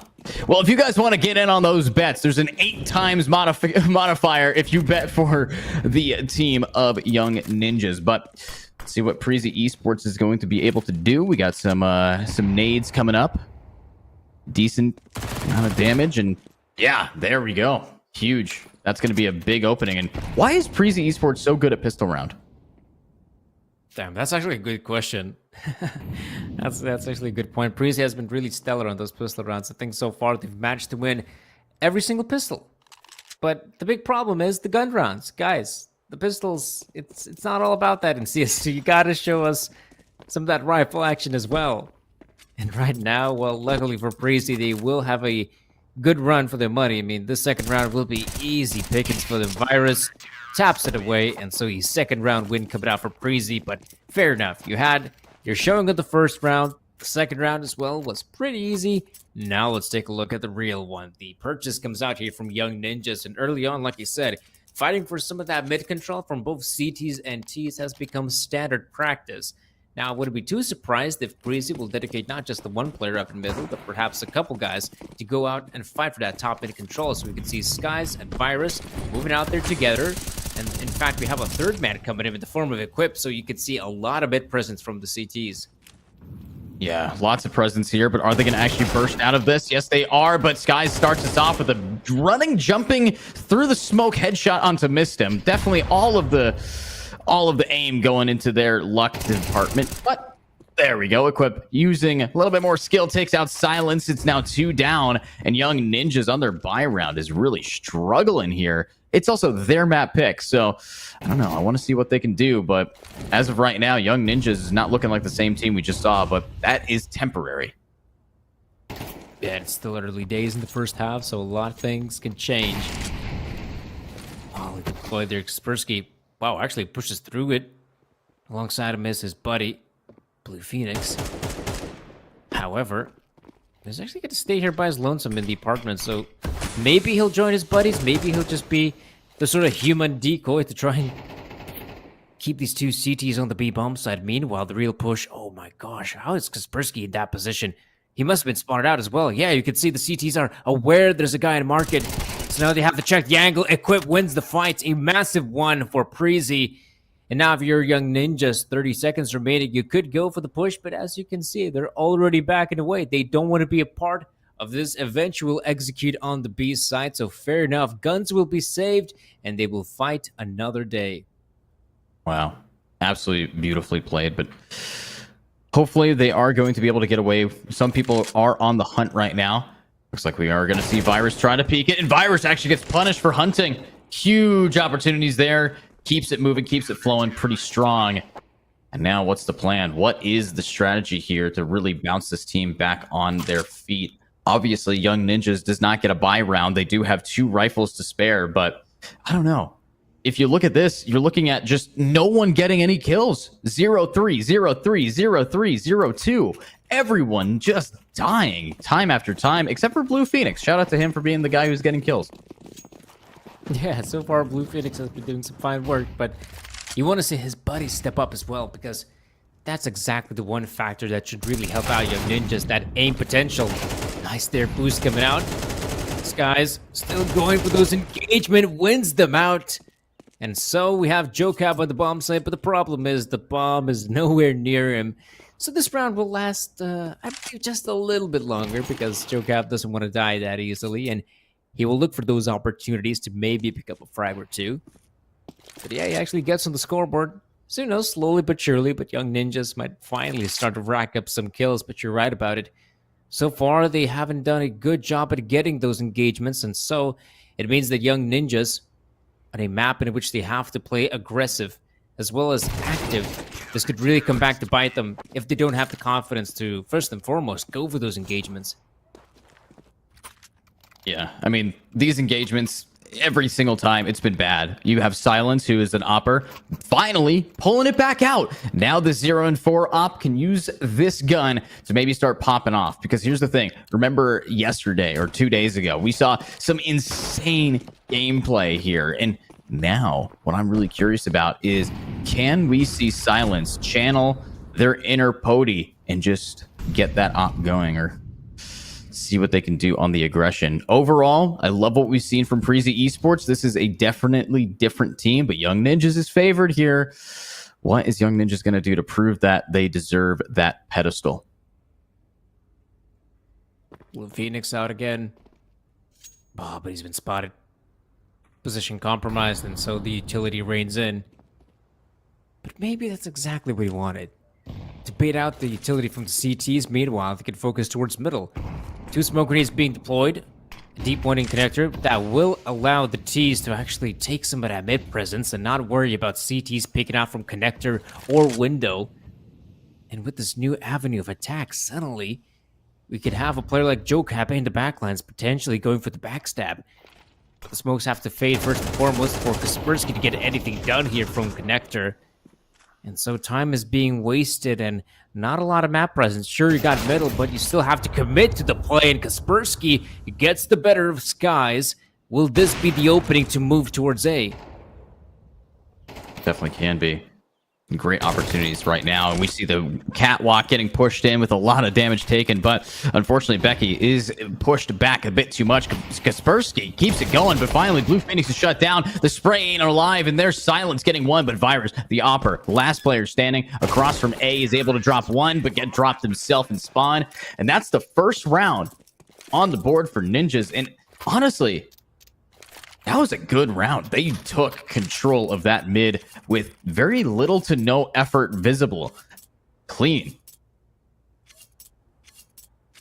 For sure. And guys, if you want to get some clean and awesome looking skills, like, well, in the form of skins, I suppose, you can actually do so thanks to our sponsor, Skin.land. If you want to buy some CS2, Dota 2, or Rust skins instantly and securely, you can do so on Skin.land. And also, you can get a $10 bonus with code Apollo. And of course, don't forget, you can also sell some skins if they're clogging up your inventory, for example. But yeah, you're absolutely right about it. I mean, Young Ninjas played that one really well. Sure, we saw the late mid take coming in, and you're thinking, okay, there's about 40 or so seconds remaining. Will this be enough for Young Ninjas to actually commit to one of the bomb sites? But really, it kind of felt like Preezy was starting to make some mistakes. Not really sure of what's happening on the map. They decided to go for some peeks, and we saw Young Ninjas Kaspersky winning a gunfight here and there. And later on, the push of the B bomb site was a major success. But right now, mid control will not be taken so easily because it is CTs who are more than happy to hold on to top middle for as long as possible. But as that smoke grenade begins to fade, maybe it'll time to be back away, or perhaps they might even reaggress. But no, as we can see, they're kind of backing away from this. Well, if they are going to be backing up a bit, look at this push over towards mid. Seems like they want to reaggress in here. Might be able to grab a player, but oh, the fire. They hear. They know that they're about to get pushed. Kaspersky. Decent angle. Trying to spawn him out. Does succeed. Gets one. Almost gets the spray transfer, but 1 for 1. It's a 1 for 2. Trades are too big, and the dink comes through. Cool. Silence, wallbang, able to grab equipped. Now it's just Becky sitting here in connector. You got a teammate rotating catwalk, but is it going to be fast enough? Are they going to be able to punish? Yes, they missed them, but they get punished themselves. And unfortunately, a 3v1 for Virus is easily a save. This man's about to be sitting in a kitchen for a little bit, so while he's there, hopefully he makes me an omelet. A proper good one. With some bacon and eggs. But yeah, if you're Virus, I mean, yeah, there's really nothing much you can do as an opper. And I've got to say, though, it feels like this fast style of pace that we're seeing from Young Ninjas is really difficult for Virus to adapt to, because we saw the mid plays coming out there unexpectedly, and the CTs being overwhelmed in that position. There's not a lot of time for Virus to chime in with a frag of his own. Then we saw the push on the A-bomb side. And this pace from Young Ninjas is really putting a lot of pressure on a guy like Virus to try and perform, but he just hasn't been in the best positions to do so. So perhaps what he has to do is take the fight to the tees. Perhaps that way, the AWP could in fact be useful, because right now it feels like the rifles have been doing most of the heavy lifting. Yeah, that is fair. I mean, rifles right now, pretty large, but also it's just the map. We talked about it at the very beginning about what I think Mirage is all about. And Mirage is about those long distance fights. That's why I think, you know, if you're going to be holding mid, you have to at least have a sheriff when it comes to, or at least have a deagle for what you need. But boom, bye-bye, Virus, proving that even though it's an op, it is a close quarter combat weapon. Great pick on a Kaspersky. Unfortunately for them, though, they still have no info as to where the rest of this team is. But I love to see it as well from Virus, just as I was talking about it. That I want to see Virus be just a little bit more proactive in this round is really good to try it out. If you end up dying, I mean, the worst case scenario is that at least your buddies can recover the AWP and give it a shot with the sniper rifle themselves. Now, Young Ninjas, of course, deploying a lot of that smoke and flame on the A-bomb side. Make sure that a player like Virus can't find anything through those smoke nades, but Silence actually gets the better of one. A few good frags chime in, but Young Ninja still in a good position to take over the bomb side. Meanwhile, Virus finally chimes in position, but he's been spotted out. So Young Ninjas, oh man, that is just some awkward timing. Equip wins the fight against JoeCab. Maybe this opens up the round for Preezy. Definitely a maybe there, but I don't know. You look at this team and they are looking extra confident. They know the angles of attack that they're going to be going for here. And overall, I think that this is a rough fight when you got angles like that, double scoped in, walking around corners, and Clip just ducked and 180'd, ducked under an op shot. Almost got the kill on Silence with a nade too. That is a funny outcome. Holy. Yeah, admittedly.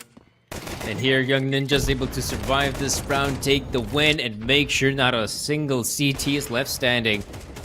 But yeah, Virus, I'd love to see that from him. Perhaps we could see just a little bit more of that.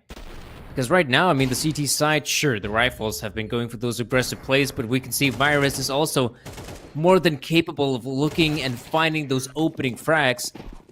But the big problem is this first half that started out so well for Preezy Esports is kind of becoming favor for Young Ninja. Slowly but surely, they're starting to build up some momentum. The players from Preezy, you know, feeling the pressure. No one's going for that top mid fight as we saw so many rounds before. Now they're playing it a little bit more safe, and Kaspersky has been given space to work with, and he'll take it from the CTs if given the chance. So now with a new opportunity here, Danny, I'm looking at Young Ninjas. They want to take that mid open, but I still, it's not just Kaspersky I'm looking at. I'm looking all the way at the other side of the site, and that's JoeCab. Look at this position. They can launch the opportunity here and just try to get on through, but two players over by B. JoeCab has to find this T player. If he can't, well, not going to succeed, and he does. It's just Griller now to anchor this down. Kaspersky lurking, gets another, and all of the lurks come through across the site. They execute Order 66 across the galaxy. These guys are gaming and forcing another save here. Oh man, again, it comes down to when it feels like just the one gunfight. In the apartments, if it's the CT that comes out on top and not JoeCab, suddenly they have such good positions to stop the push from short. And it's so difficult for the T's to enter short if there are players on the site, if there's someone in the apartments as well. And yeah, Preezy for not winning that round, losing a fourth one in the row. And consider this, I mean, not that long ago, they were looking oh so solid, the Danes. 4 rounds picked up in a row. CT Sam Mirage, you know, looking solid. I think, yeah, we talked about this earlier, that some players are Young Ninjas, not even capable of securing a single frag. But now the tables have turned, and Young Ninjas are looking solid as ever, reminiscent of what we saw in Inferno. Yeah, I mean, just great gameplay. This is Young Ninjas. I think last time it was 3 rounds in a row that Preezy got, and then what happened? Immediate turnaround. So I think we're going to be seeing a repeat of that last game. And, you know, that's just what they do. They just say, hey, you guys can have it a little bit. We're going to take a little bit of time to warm up, see your play style on this map. And then we're going to walk it down. But a tech pause. called out by Prezi Esports to really try their best to change the outcome of this game. I like the idea here, but what is the strat? What is the main focal point for these guys? I mean, when you look at this KD, when you look at the overall standings here for how these players have been able to perform, it really doesn't lead up with much. So let me ask you now, with this being Prezi Esports TAC timeout, do you think that with the light buy that they're going to be pulling off, can we see at least 3 kills? Depends on positions, really. Love to see the fact that it's Sky's on the AK-47, and he has been so good with that weapon. So for him, you know, just let him do what he wants to do in a round like this, right? If he wants to play aggressive, let him do it. Perhaps he might find the opening frag, and that could be a huge difference. But by the looks of it, he's playing on the area of the map in which he may not find any sort of success, and that's a bit problematic. Because young ninjas entering the A-bomb site, sure, you got free players, but look at their weapons. They're puny little pistols, and the one Molotov would be enough to force them out of position. In fact, they're unaware of what's coming. Oh boy, it's Joe Cap with the cleanup. Young ninjas, bomb plan for them, and no free piece from Skies because he's simply on the other part of the map. It's just simply too much to bear, too much to deal with, and I don't know, with all the concerns they have, it seems as though Young Ninjas is just completely thrown Prezi Esports for a loop. They're calling timeouts. They're trying to scare these players back. But, I mean, there's not a lot of fear you can try to impart into these teams. This is some scary gameplay. Yeah, I mean, right now, Young Ninja's in the driver's seat. They've been playing some really good Counter-Strike on Inferno, and initially, it didn't feel like they might be able to transfer that skill on Mirage, at least initially, but now you can see they're coming alive. You got players like Kaspersky once again firing off. Blue Phoenix getting his moments as well. And sure, for Jokab, this is just a good and easy cleanup to build some of that confidence as well. And we take a look at the first half, and we're basically coming to an end here. 5 rounds in a row for Young Ninjas. Not much of a response from Prezi, and you're thinking, well, when is Prezi going to take another tactical timeout to have that necessary discussion? It feels like they're being battered and bruised. Once again, mid-control coming out from the T's, and Prezi, they just don't want to commit. They're just playing it safe from connector, from short, hoping that the crossfire will be enough. Yeah, I mean, it's a lot of hoping, right? And you look at this. You look at Prezi Esports. You need to see what they can do, but with Kaspersky wanting to get a little bit aggro here, rest of this team taking it pretty smart. They're not too concerned about the overall structure of the way the game's working. They're more so concerned about just keeping the weapons in their hands. You look over at the other side, Virus has an op again. If you're Prezi Esport, you want to keep that as long as possible, as Virus has been one of the main focal points as to why Young Ninjas is so hesitant to actually get in here.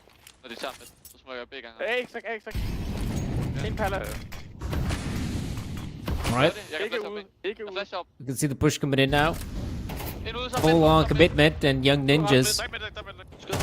Will this be easy for them? I actually believe that we're hearing some of the comms of the players as well. Yeah. So here, Prezi Esport being fantastic. Picking up a few good frags and Baby on the back of it. Might secure this victory as Blue Phoenix. Lonesome player on the side will be overwhelmed. So many players attempting to try and gun him down. There we go. There's the frag from Virus, and Lonesome silence remains. Great opportunity here. Great angles. So what's the strat? What's the plan for these two teams? Looks like we are going to see silence on the full save. And with 10 seconds, we'll be successful in it. Next round, Prezi has a lot to prove.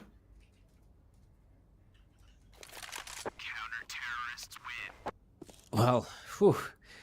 It's good to see the Prezi finally pick up a round of their own after such a drought of rounds, really. We get to see the tactical pause coming out here from Young Ninjas, and fair enough. I mean, you've already did a fantastic job recovering from this first half, but you can definitely pick up a few more rounds if you're Young Ninjas. But yeah, they want to try to maintain their cool as well. Not get flustered from a round like that, but fair enough. I mean, Prezi, I said that earlier, it kind of felt like they want to play it safe, but, you know, they had 2 players up at short, 2 players up at connector, and you know what? They thought that, well, let's just go for those engagements. Let's look for those early fights, and maybe we can win a few of them. And as we saw, I mean, they did exactly that. Breezy Esport, let's see if they could keep up the same momentum. Perhaps we might see a few more go their way, but I'm also quite interested to see what kind of response can we expect from Young Ninjas after the tactical timeout. Yeah, this is pretty smart. I mean, so far, with the way that these two teams have been playing, after pause, we finally see this being a close game. I mean, it really does feel that way, but great shots from Griller. Trades are coming through. Equip is online. Silence. You're probably going to have to take that up and leave again. This is definite save time for Young Ninjas, but Silence is not caring what the idea is, the ideal play. Wait, what? You must have seen the guy, right? No, just mollied underpass. Definitely didn't see it. And Virus didn't see it either. Hold up. Silence is in an ideal position. Someone's blind here. One dead. Oh my god. And it's, of course, Becky, the one who completely forgot to check what was in front of him. That's suddenly an opportunity, a huge one for Silence. Of course, he'll wait for some kind of mistake here from Preezy, but by waiting, he also wastes valuable time. And now they are very much aware of his position, so to jump down mid, basically a death sentence. Looking for that engagement, but it's so difficult because you got Equip in top mid. And of course, Virus up from short, so a good one from Preezy. Once again, the mid control comes in from the CTs, and it's been looking ever so better. Even better than what we saw in the previous round, dropping the bomb carrier, leaving 3 players alive for the team. So yeah, maybe that 7th round is looking doable for Preezy Esports. I think they're going to be quite happy about it. Why not? Yeah, I mean, pretty good. So far, though, Virus is here. What are they going to be able to do? Looks like nothing thanks to a perfectly placed smoke, and all these smokes are making this fight in mid going to be a little bit hazy. We do have a pushback, though. This could be the opportunity that they need. Young Ninjas now in the last round has a full buy. So does the side of Breezy. The mollies are online, and Skies is getting forced out right up next to each other. They don't see each other. Unfortunately, Blue Phoenix walks on past, and there we go. Griller, Skies. Everyone dies. It's Silence. The last player standing again. Up in hand has the 1v4, and there's no opportunity to save. Yeah, this time, he's got to go for it. And the problem is the bomb is once again not in his possession, so this makes matters indeed very difficult for Lonesome Silence. So many angles to check, and yeah, at this point it's looking inevitable that Preezy will run away with those 7 rounds on the CT side of Mirage. So, I mean, again, considering that they had those 4 rounds in a row, you're thinking, okay, they might get themselves a decent amount of rounds, but then we saw the comeback there from Young Ninjas, the 5 rounds in a row. But Breezy Esports still managing to recover with a few of their own, and suddenly make it a pretty doable scoreline. Fair enough. I think Preezy, all in all, will be satisfied with their performance on the first half. So what is the plan now? I mean, with the way everything's been going, I gotta hand it to him. I really like what Preezy's been doing. However, it's Young Ninja's time to shine. They're on the CT side. Preezy is up against a wall here.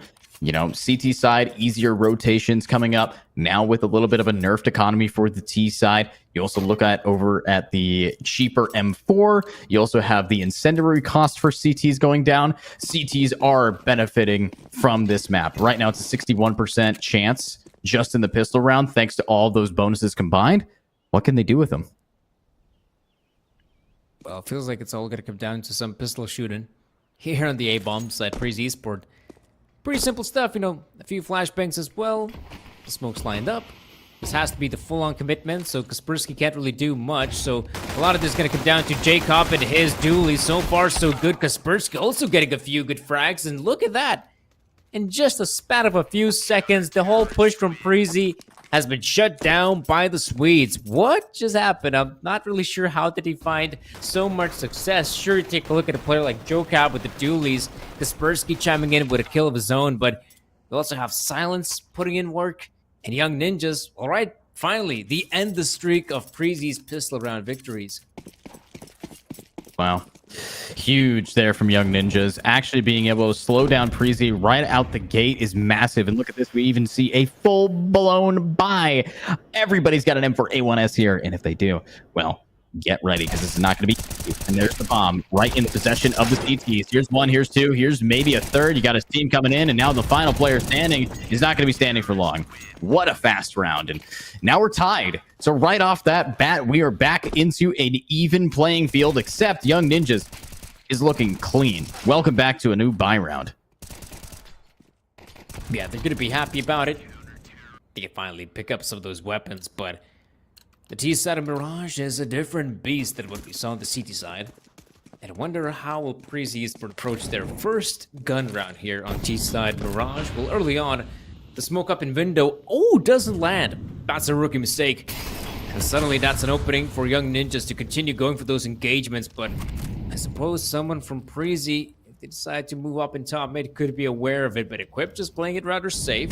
However, a player jumps up. It's Kaspersky to win the fight. And Silence, not aware of Sky's position. He sees so many players. Silence move in. And now Prezi entering the bomb site. At least for them, a bomb plant is looking likely. But look at this. The retake is on. It's Becky now. Less than 1 versus 3. So many players to find. Goes in for the first one. Eliminates, missed him. You got Silence as well going down. And Blue Phoenix left in a 1v1 against Becky. And Becky has been so good. Sees the player, but the MP5 will win the fight. And Young Ninjas definitely became a very close round once Becky was put in that 1v3. But finally, Young Ninjas win an impeccable round, and it goes their way. Wow. Young Ninjas set up for success and probably going to be keeping that success for quite some time now. You look at this, it's a best of 3. They've already gotten map 1. Everything is facing their advantage, and not many opportunities left here. Not much for these guys to try to back it up with, and unfortunately, they will keep on moving on with some ferocity that I'm excited that they're able to pull off with. Double op setup. That's kind of peculiar from Young Ninjas. Wow, look at Blue Phoenix. Up close already. Joe Cap spotting out a few guys going down connector, and you can see Young Ninjas want to take these fights to Prezi. They gotta adapt to this relatively fast because otherwise they could get overwhelmed. Look at this, Young Ninjas. Wow. Now that's a clean sweep, but it's not like Prezi came into this round with a full-on eco. No, they had some good weapons on their side. Some pistols, sure, but armor to boot. And they get completely wrecked. Blue Phoenix, early aggression. And like I mentioned as well, they still have a double up setup, and we're yet to see a single fire off a shot. And I think for Prezi, this is going to be a nasty surprise. Yeah, honestly, I think this is going to be something that they're not anticipating, but they open it up. Kaspersky falls down, op shot right to the torso. Huge from Virus. I mean, this guy knows what to do, and Silence repeats it. Does the same, grabs Becky down and might be able to find more. But wait, it's a mid push. Silence needs to break the silence with that op shot. Needs to get a pick here. Unfortunately, they're smoked off, and B is getting pushed in. And a whiff shot from Jacob. Or Jocab. Double up ops. Not able to hit their mark on the second half, but almost see another one. Pushed up. Silence is in a terrible position. If he gets swung here, he's wide open. From a lot of angles as well. There's got connector, one on stairs. I wonder if he gave the intel to his teammate that someone could be pushing up. Blue Phoenix has made his way through middle, and now he even gets himself the second. Oh boy, this round is just falling apart for Prezi. It was looking so good for them just a moment ago, but now Lonesome Griller remains, smoke being broken. And if you're Young Ninjas, you just really gotta wait. Wait for the smokes to fade. Make sure Griller does not isolate his duels, but he'll try to do his best. And perhaps they're maybe playing this one a bit too safe. Look at this, more than 20 seconds have passed. There has to be a push, there has to be a peek coming in. Griller, position, compromised. They know where he's playing from. He gets the one, but when will Blue Phoenix peek? He'll peek and secure the round win. Young Ninjas making it pretty close till the very end, but don't worry. They have confidence and belief that they can win a round like that. Confidence and belief. I mean, that's really all you need, isn't it? But you look overall, and Young Ninjas still managing to take these rounds right from underneath them. A flawless first half, and Prezi Esports was relying heavily on that buy. Now they got nothing. They don't have enough to really... Actually, they do have enough to go for a full buy here, but they're discussing it. If we go for a full buy and lose, they get 11, we have to eco, they get 12. And we're down 5 rounds with them having a map point advantage. This is a repeat of Inferno. So, Danny, I don't know what the best bet would be for these two teams, but as far as I'm concerned, this looks over. This looks scary for Prezi Esports. Kind of feels like it's donezo for them. Because here, yeah, I mean, going for the purchase is probably the better choice. Ooh, but it's a difficult choice indeed. Not a lot of rounds remaining on the second half, so going for a purchase, if you're going for a purchase like this, you gotta make it count. So, the way they've set up right now, it kind of feels like we might see a good old-fashioned execute on the A-bomb side. At the very least, that guarantees a bomb plant, which for Prezi is good to get that purchase going for the next one. Meanwhile, as the smoke grenades begin to rain in, Silence should begin to call the backup of his teammates. Damn, look at that. Skies opens up the bomb site for Prezi Esports. This is going really according to plan. They might even get themselves a second frag on Mistim, as Skies has taken a very forward position. They actually take care of Becky. Oh, they're not aware of Skies. Blue Phoenix loses the fight as well. So now there's a huge opportunity for Prezi. Joe Cub goes down, and all up to Kaspersky. Wow. This is some ideal gameplay. Now setting themselves up. What's the next step? I mean, Young Ninjas goes for it. Oh, but they are here. Kaspersky, 1v3. Smokes are now on the bomb. And they get the pick. All they have to do is stick. He doesn't have a kit. And he fights instead. Ah, so sad. And there's going to be a new round for them. Damn, I mean, that was a risky maneuver from Prezi Esports to go for the investment. But then again, like I said, you check in those smoke grenades, so at the very least, that guarantees you a bomb plant. Luckily, the CT Opera was in a pretty forward position, which it kind of feels like it is a one-and-done spot. If you're able to secure a frag, that's great, but if Molotovs come in from the opposition, you're basically a goner. And speaking of which, Virus opens things up, and so does Griller. Blue Phoenix still going for the aggressive plays. Now they're being outgunned by Prezi. Look at that. They're finally winning the aim duels, and not much of a response from Young Ninjas. In fact, we could even go far as to say that by losing this round, it's looking likely that Prezi might even get themselves 10. Yeah, likely, maybe even guaranteed. This is some scary stuff. You don't really anticipate the, comeback here if you're Young Ninjas. So now you're calling a timeout because you're out of money. Prezi Esports did a great job to build back not only their economy, but their skills, the things that pay the bills. They have locked this team down and not really given that many opportunities here for this team to really start to bounce back. And, Danny, Young Ninjas, they still are at the lead. They're still not sweating. They're not stressed. They know what they have to do to get a few picks here. I think as well, if anyone has pressure in this matchup, it has to be Young Ninjas, because for them, this is a difference between, win here and you might even get yourself a spot in the upper side of the playoffs. If you're a Prezi Esports, well, you're already guaranteed a playoff spot. The question is whether you can perhaps take down Young Ninjas with you in that lower bracket. So right now, Prezi Esports shouldn't be sweating, but it doesn't mean they will somehow give up that easily. No, they'll make sure that they will fight, give us a valiant effort alongside it, and that 10-10 scoreline is looking inevitable. Prezi Esports, I think they're going to be quite happy by securing 10 rounds, and luckily for Young Ninjas, after this round is over, they'll have plenty of cash to reinvest with. Well, I say plenty, perhaps that's not the best way to put it, because they'll have just enough to get a few gun rounds in, perhaps. Yeah, this is looking like a pretty clean sweep on B.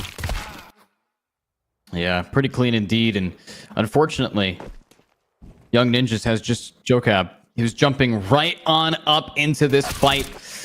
I don't know. That's not exactly ideal with the way that these guys have been performing. So what's the strat? What is the play? What's the way that they're going to be able to balance this out? Because as of right now, this is a stress-inducing moment for this team. And it's tied 10-10, the closest it's been. And maybe, just maybe, Prezi Esports can reverse it and actually get us into map number 3.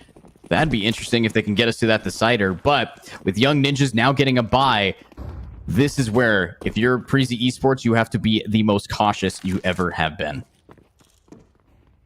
Silence on the op. This basically means there's really not a need to have a second player on the B-bomb site. You could put more players over an A. And Prezi Esports coming back to those good old-fashioned VP smokes. This time, missed him. Right behind the box. Try to play it safe. That's a pretty solid position up in mid Ninja. Should be good to at least get a frag on one of these guys, especially if a bomb plant comes in. Oh no, he's been spotted out by Becky. That's huge. Blue Phoenix gets the one and fades in the smoke. However, Breezy's looking solid enough to get that bomb planted. Equip is quite low at HP. However, that will not stop him from securing the bomb plant for the team. And Breezy looking poised to secure their 11th round. I'm not sure if Young Ninjas even want to go for a round like this. Not having any diffuse kits and being relatively far from the bomb itself means that saving the guns is of top priority. And fair enough, keep the weapons and perhaps they'd still have enough cash to reinvest. But what a great round once again from Prezi Esports. Those good old-fashioned VP smokes coming in handy for Prezi for the second time in a row. But the question is if they'll be useful enough for the third and maybe fourth time if they want to secure the victory here on Mirage. Yeah, I mean, I think they actually are going for the victory here. But with a full save coming out, this could be Young Ninjas just going into this next round with maybe a couple 5.7s or maybe even an MP5 or something weird like that, just so they can try to bounce this back. Because here's the thing, Silence with the op needs to start getting aggressive. He's been way too passive, last player standing for a lot of these rounds, and you compare that over, Virus here is the second to top frag for one reason and one reason only, just keeps getting aggro, taking angles that really do work for this team. And Young Ninjas needs to start channeling that energy or they are going to be in for a bad treat. They're in for, not exactly a win here. And I know that they're a strong team, so they have what it takes if they want to keep it moving. But at the end of the day, with the odds not in their favor, Prezi Esports still might be able to take it. But here in Mirage, it's looking ever so likely.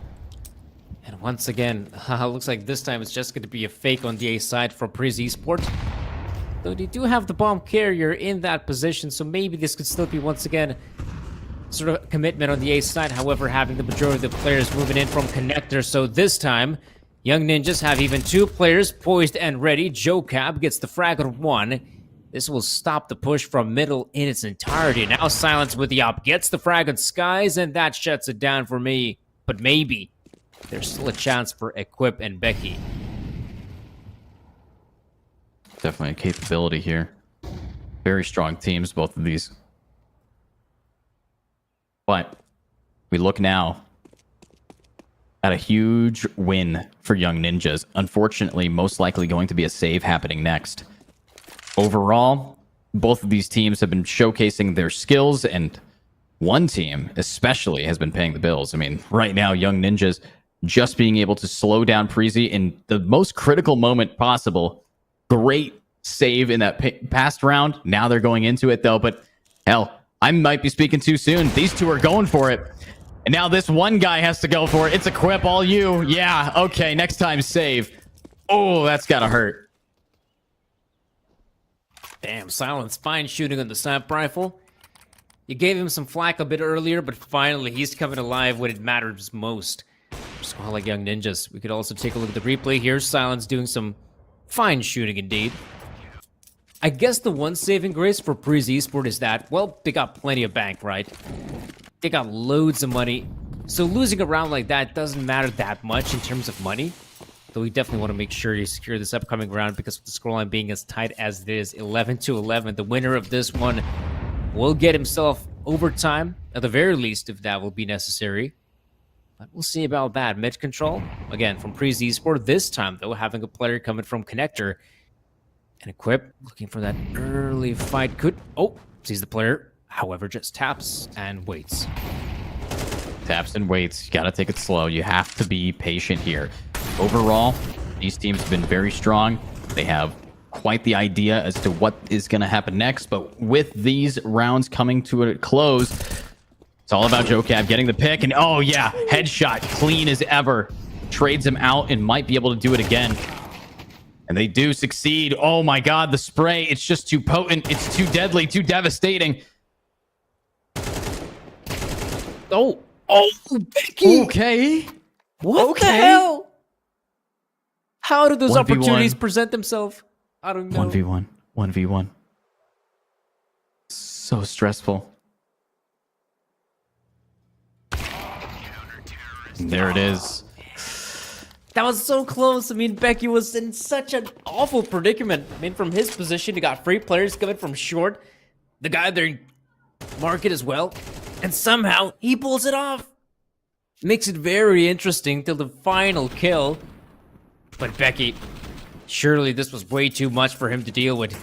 And Young Ninjas, whew, they can definitely be happy about securing that win. But Freezy, they were close.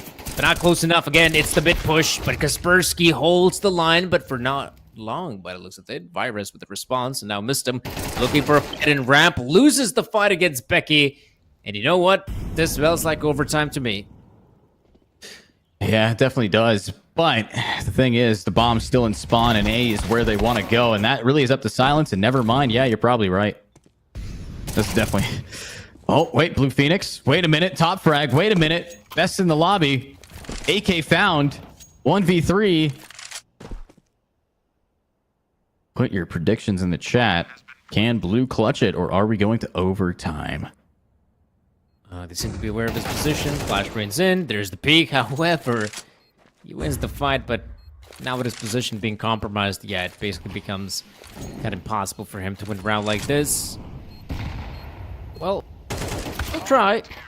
But he's been spotted out by Becky. So I guess Becky now gets the better of him in this round. And now 12-12 is our scoreline here in the map, which means overtime will be upon us. The team to secure the next 4 rounds, or 4 rounds in total, will be declared a victor in the second map. But right now, I guess the one saving grace for both teams is that they don't have to worry about money anymore. And as we saw in the second half, it did feel like money has become a bit of an issue for both teams, I guess in particular for a squad like Young Ninjas.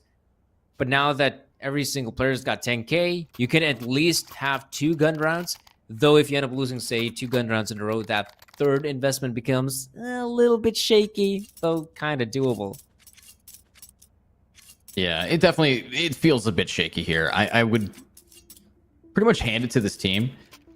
Freezy Esport, you've shaken things up. Young Ninjas is kind of concerned, and if they're worried to the extent that I see them kind of like, taking these deep breaths, I don't know, this could be it. This could be just the end all be all for this team. But with overtime and economy not being an issue, I still think it could be anybody's game. I genuinely think that this could still be a, good chance at a comeback here.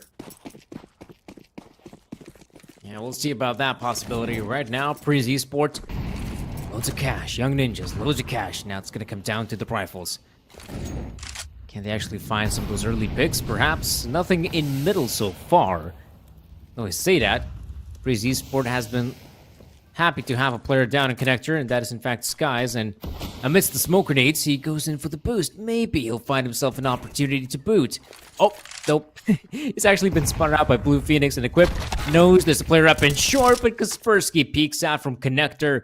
And right now, Preezy riding on the B push. A lot is riding on this commitment. If they fail here, that will be a victory for Young Ninjas. And Blue Phoenix does not reveal his position, but as he does, he gets himself one.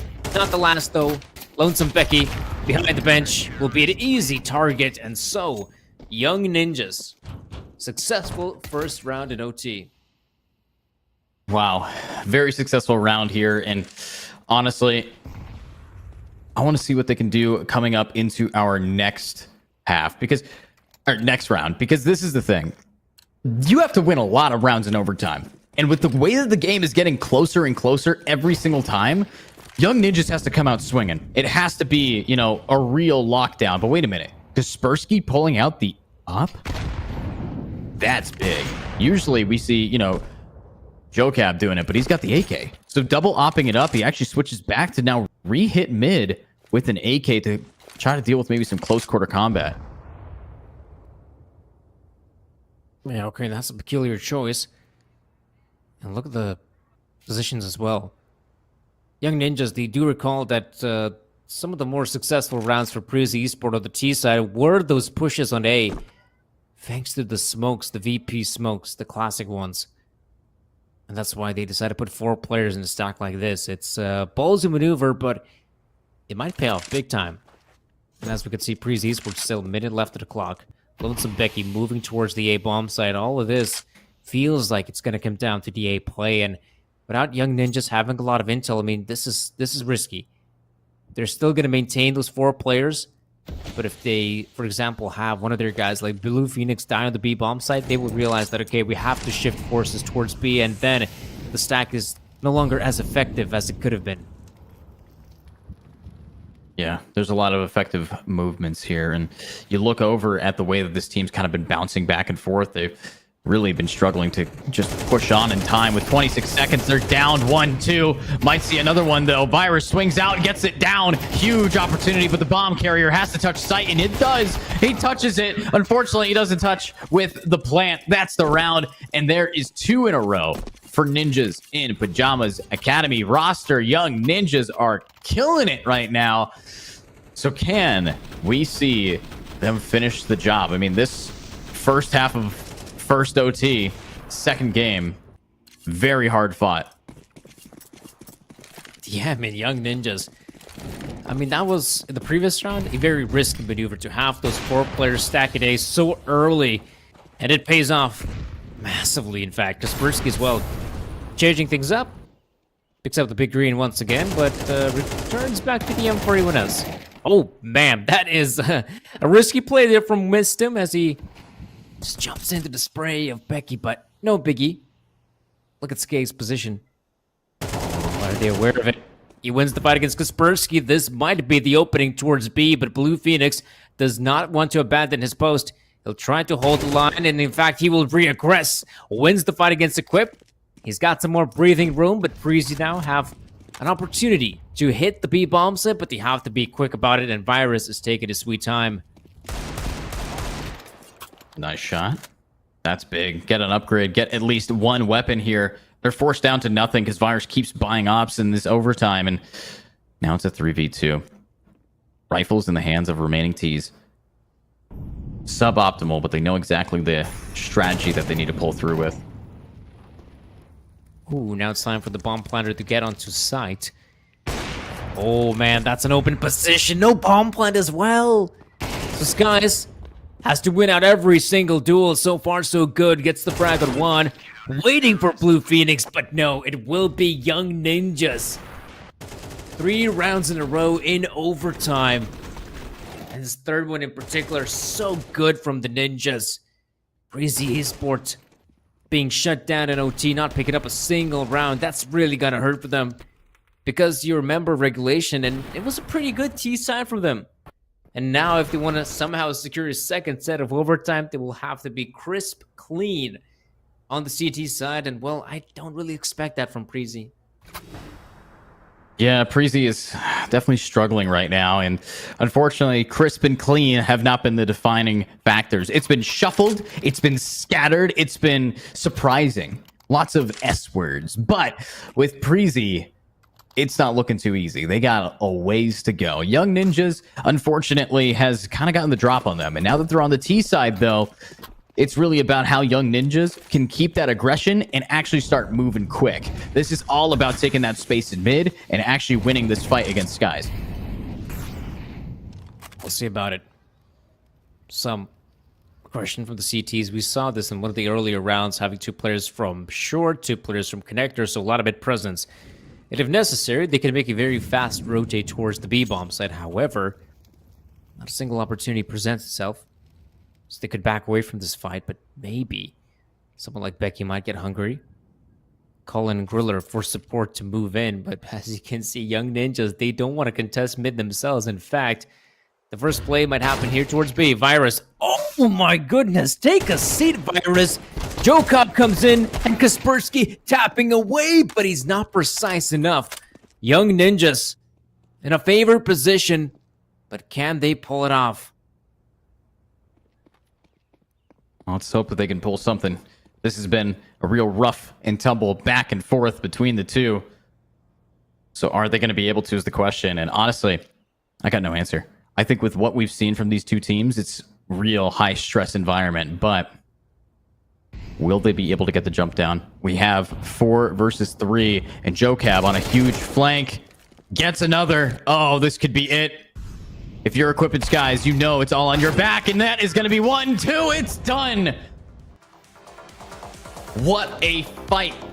And that's the round, the match 1 for Ninjas in Pajamas. That's right, Young Ninjas takes it. So, Danny, how do we feel after what a shutdown? It was. I mean, it goes to show that, Young Ninjas, on paper, the better team heading into this best of 3, and rightfully so. They show up here as the better team. Initially, if you take a look at the scoreline, though, it was relatively close. Fair enough, Preezy gave Young Ninjas a run for their money, but admittedly, it still felt like, Young Ninjas, even though we saw Preezy kind of getting close there, making some of the rounds very interesting, it just still felt like Young Ninjas were in the driver's seat, right? It just felt like this team is still looking good enough to just close out this matchup. It doesn't matter if the scoreline is like 12-10 and Preezy is on the back foot. They just looked so solid throughout the entirety of the best of 3 that I guess it's not that surprising that in overtime, I mean, they once again don't even break a sweat. They have a very successful finish on OT, and rightfully so, they secure a 2-0 victory at Group B, which means they're currently 2-2, I believe, in their group, or actually, no, 3-1. So perhaps on the back of that victory, it really depends how the upper bracket matchups will now play, because we had, I think, Monty Gen, Nexus, and now Young Ninjas, all these teams have won 3 of their matchups and lost only 1. So depending on the round difference, I think there is the potential that Young Ninjas have a spot in the upper bracket. Yeah, there's definitely a good showcase here. But, of course, that's all that we have for the B bracket for today, or B group stage. We have one more match. We're actually going to be going back over and seeing how this team is able to fight it on. And looking at the way that this has been going, the way that everybody's been playing, I'm ecstatic because we have one more best of 3. We just watched Ents Academy versus Copenhagen Wolves. Well, now it's time for Copenhagen Wolves to run it back to see where they actually stand here. So thanks for watching. We'll be back in about an hour with more gameplay. Copenhagen Wolves back on the hot seat. Will they be grouped, or will they be able to move on? Let's find out. We'll be right back. Bets on esports, bets on streamers, impressive bonus system. Welcome bonus up to $600, cashback, artifacts, regular promotions, daily giveaways. Try yourself as a bookmaker. Great lines. EGB.com, more than just a bookmaker. Skin.land is the site where you can sell your skin within 2 minutes and receive money on your card, crypto, or other payment methods. It's very easy. Look, put email address, set trade link, and bonus for you. Click on the gift, enter my promo code, and get $10 for free if you sell skins for $100. Pick skins you want to sell, click the payment method you want, confirm trade, receive your money. On Skin.land, you can also buy skins. Why Skin.land? The prices are much better than in Steam. You can check it yourself. Link in the description.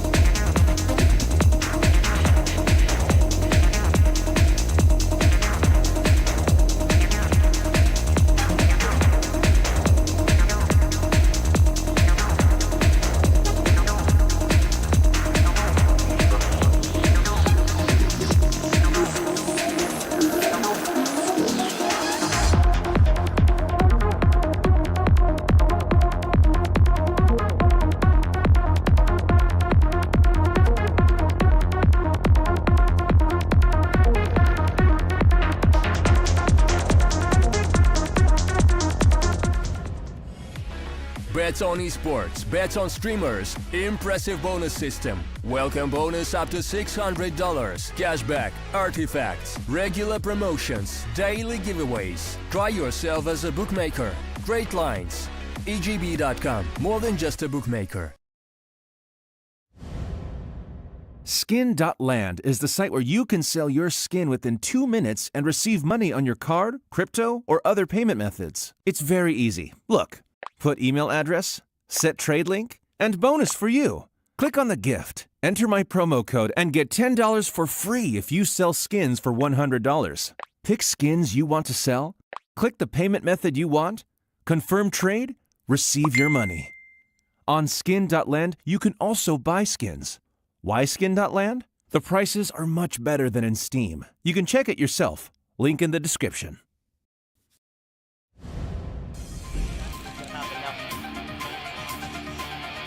That's exactly what's gonna happen now as well. Easy checks it along, saw the mid, now has to go. Blue white on one, blue white on two. What was that? Blue white! Oh my goodness, could have been another frag. Easy. Indeed, pushing in through here aggressively. Pawns the line once more. Lampada thinks there's only one. Checks to the left side and now takes them all. Oh, Lampada on the spray transfer gets scored. He hasn't had the greatest of games right now, so he has to pull through for his team. Can he find that's what we want on music. Oh, the transfer! Down the spray transfer, beautiful. He knows where the last one is as well. Lampada on the scout. Oh my God! What? Lampada! What was that? What is that? What just happened? And welcome back, everybody, to the wonderful Apollo Series Phase 2. This has been an interesting day. We saw at the opening Copenhagen Wolves get defeated 2-0, but they are back. But before that, let me introduce my new co-caster. We got Emil here. How are you doing as it is time to shine? I'm doing very well, my friend. Thanks for asking. And actually, this is the first time I'm going to be casting Agency Clan, so I'm going to be very, very interested in what I will be seeing from them, because I haven't seen a lot of games from them played either. Yeah, I mean, so far they're, as we can see, bottom of the seed tied 1-2 with Copenhagen Wolves. So what we have seen from them hasn't been that great. Unfortunately, not a lot of, contingencies, but they have fought against most of everybody here. So getting them back in, I'm really excited because guess what? Here is our playoff bracket. And as we saw, Copenhagen Wolves lose recently to Ents Academy. Now they have an opportunity to make it into the lower bracket round 1. And if they do, they will be fighting against Prezi Esports. Either one of these two teams will be fighting up against Prezi, who we just watched get beat back by Young Ninjas. So if they want to secure a slot in the lower bracket round 1, it is going to be up to this team right here, right now. Map vetoes have already come through. Bye-bye Nuke, bye-bye Dust. It's Anubis, Ancient, and Mirage, the most typical Apollo series maps that we get to watch. Yeah, I mean, it feels like we're gonna be getting these 3 maps for the remainder of the tournament as well, like we've seen previously as well. And especially Anubis. I think I've casted that one every single time I have been here at the Apollo series. Not just in Phase 2, but even in Phase 1 as well. And Ancient also one of those maps that generally seems to be played almost every single time. Now, looking at the statistics here, I mean, picking into Ancient for Copenhagen Wolves is definitely kind of, you know, you did absolutely expect it from them, because that is probably their strongest maps. I've seen them play Ancient a couple of times in the past. They are a solid Ancient team, though Agency Clan, it's probably hard to prep against such a new team, you know? They don't have a lot of statistics to go on, so for Copenhagen Wolves, it's going to be so tough to prep for this one. I hope to see Agency Clan to be more prepared in this best of 3 series than Copenhagen Wolves. Yeah, well, we would hope so. But knowing that Copenhagen Wolves is pretty warmed up, they've already played a whole best of 3 today. They are a little favored right now. And look at this, Copenhagen already starting off with some explosive firepower. Tuxa, though, with the triple kill, re-answering. That's what we want to be watching here, as Agency Clan is now pretty much fully securing a site. But with 2 players left, we have Shane wanting to get behind him. The shots from Fesser aren't fessing up to much. It's now Tuxa, a potential ace to open us off. And is it? Yes, it is. That's all 5 for Tuxa right away. So maybe you're right. Agency Clan starts off strong. I mean, getting an ace in the pistol can't get better than that. A good timing here in the opening few engagements for Copenhagen Wolves, but afterwards, Tuxa just saves their own, gets a triple, almost spray down with the Glock, as he's just continuing throwing rapid fire on the Glock, and a force investment coming through from Copenhagen Wolves as well. Not generally, it's not that common that you see a force buy from the defensive side on almost any map, but 4 MP9s and a scout could definitely work here. This is looking good. This is looking good. We do see some shots fired, and there it is. Already, this force is in the favor of Copenhagen Wolves, even after an ace. Apparently, it's not enough, but Spray will spray down Shane and get some pain on the board for Agency. Tied 3-3 now. Bog Magic now pushing up with a scout. Might be able to spot somebody, but remember, that scout is not going to be lethal enough. You have to hit the head. The bomb now being down by water is massive, and that Spray keeping up the namesake gets another one down on a tops. Gong will get Bogue, and now it's just up to Tapeware, who spots him. Gets isolated, and the force not worth it. Unfortunately, 2 kills. They're not going to be able to buy for a while.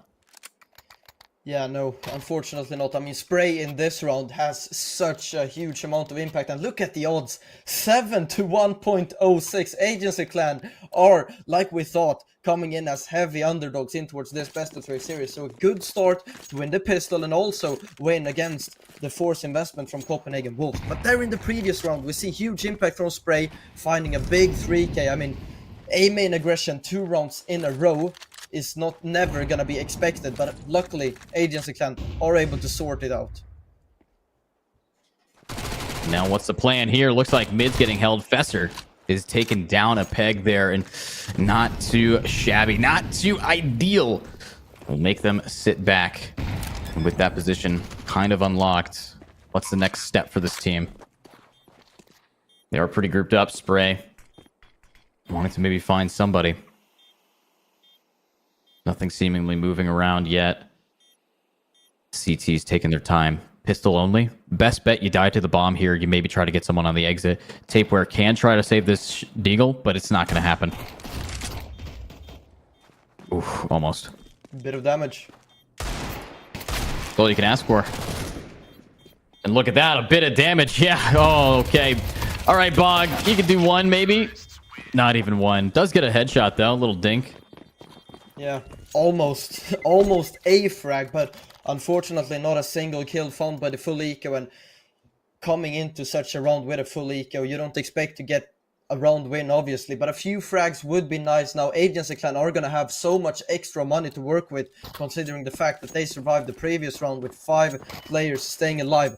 Now, this is going to be the bonus round, right? Agency Clan, they don't need to make any reinvestments. I mean, just utility is going to be what they're buying up here. So operating with 3 MAC-10s will be tough. Yeah, it's going to be pretty scuffed here. Scuffed, tough, and tumble. It's time to really shine. Decent angles here for these teams. You see one pick, though. Shane immediately grabs Tuxa. An opening for Copenhagen Wolves to maybe shine a little bit brighter. However, I'm looking at Copenhagen, and they aren't really aware of who's behind them. Okay. Orsalo, great position, great timing.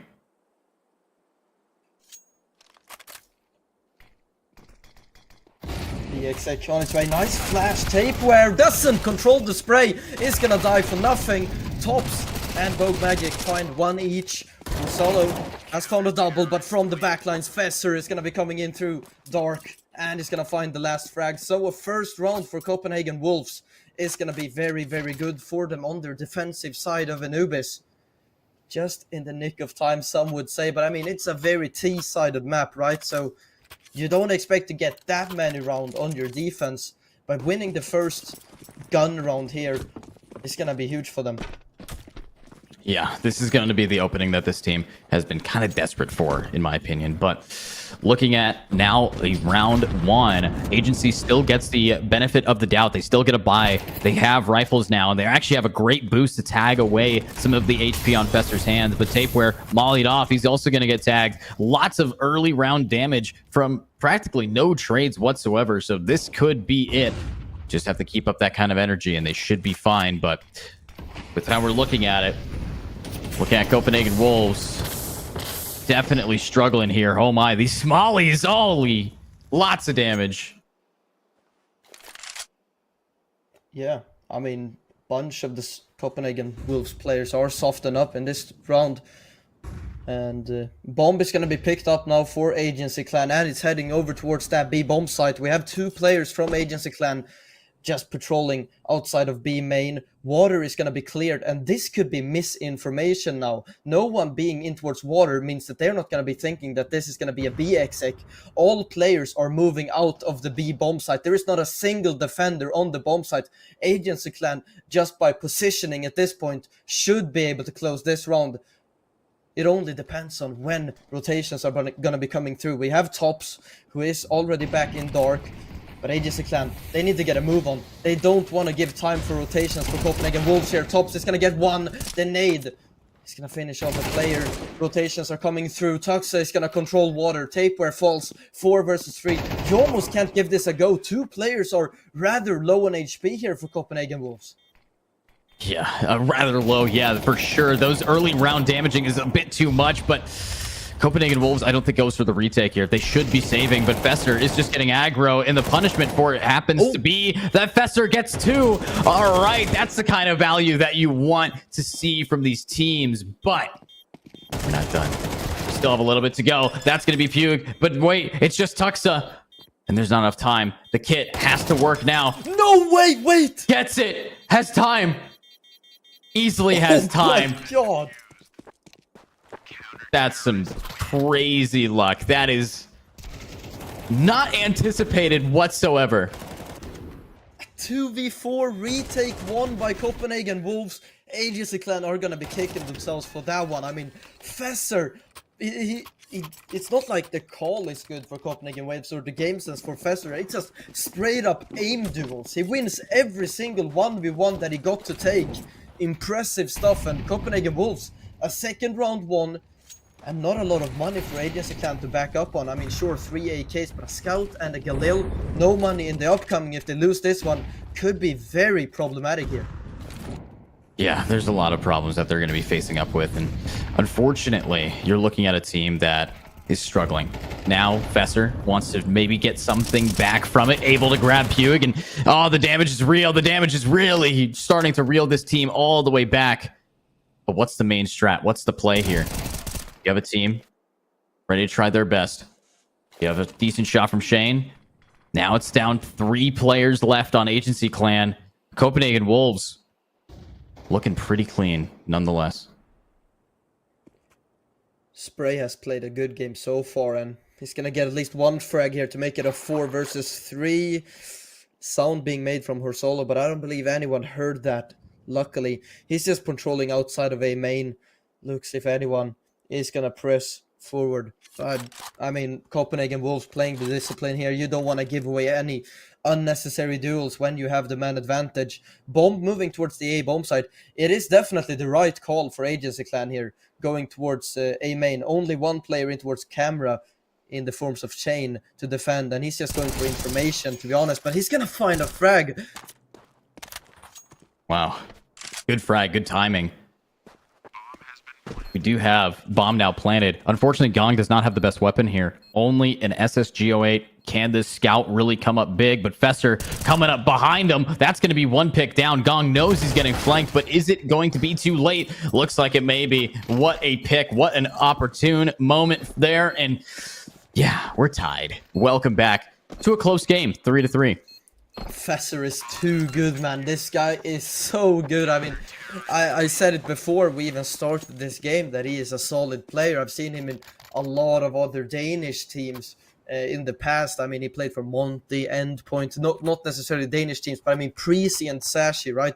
Both of those big Danish names. And I mean, he is impressive so far in this game. 10-3. He has had a huge amount of impact so far, and I hope to see more impact from him in the upcoming rounds as well. Now, a half buy for Agency Clan, which looks to be a B exec just on its way, but we already have 3 players on the B bomb side, so this is gonna be tough. Oh, wait! Yeah, lots of toughness, and oh my god, Tuxa, Tapeware, oh, huge, great shots. Might be tough with the game keep going. These pistols break it through, but it's over.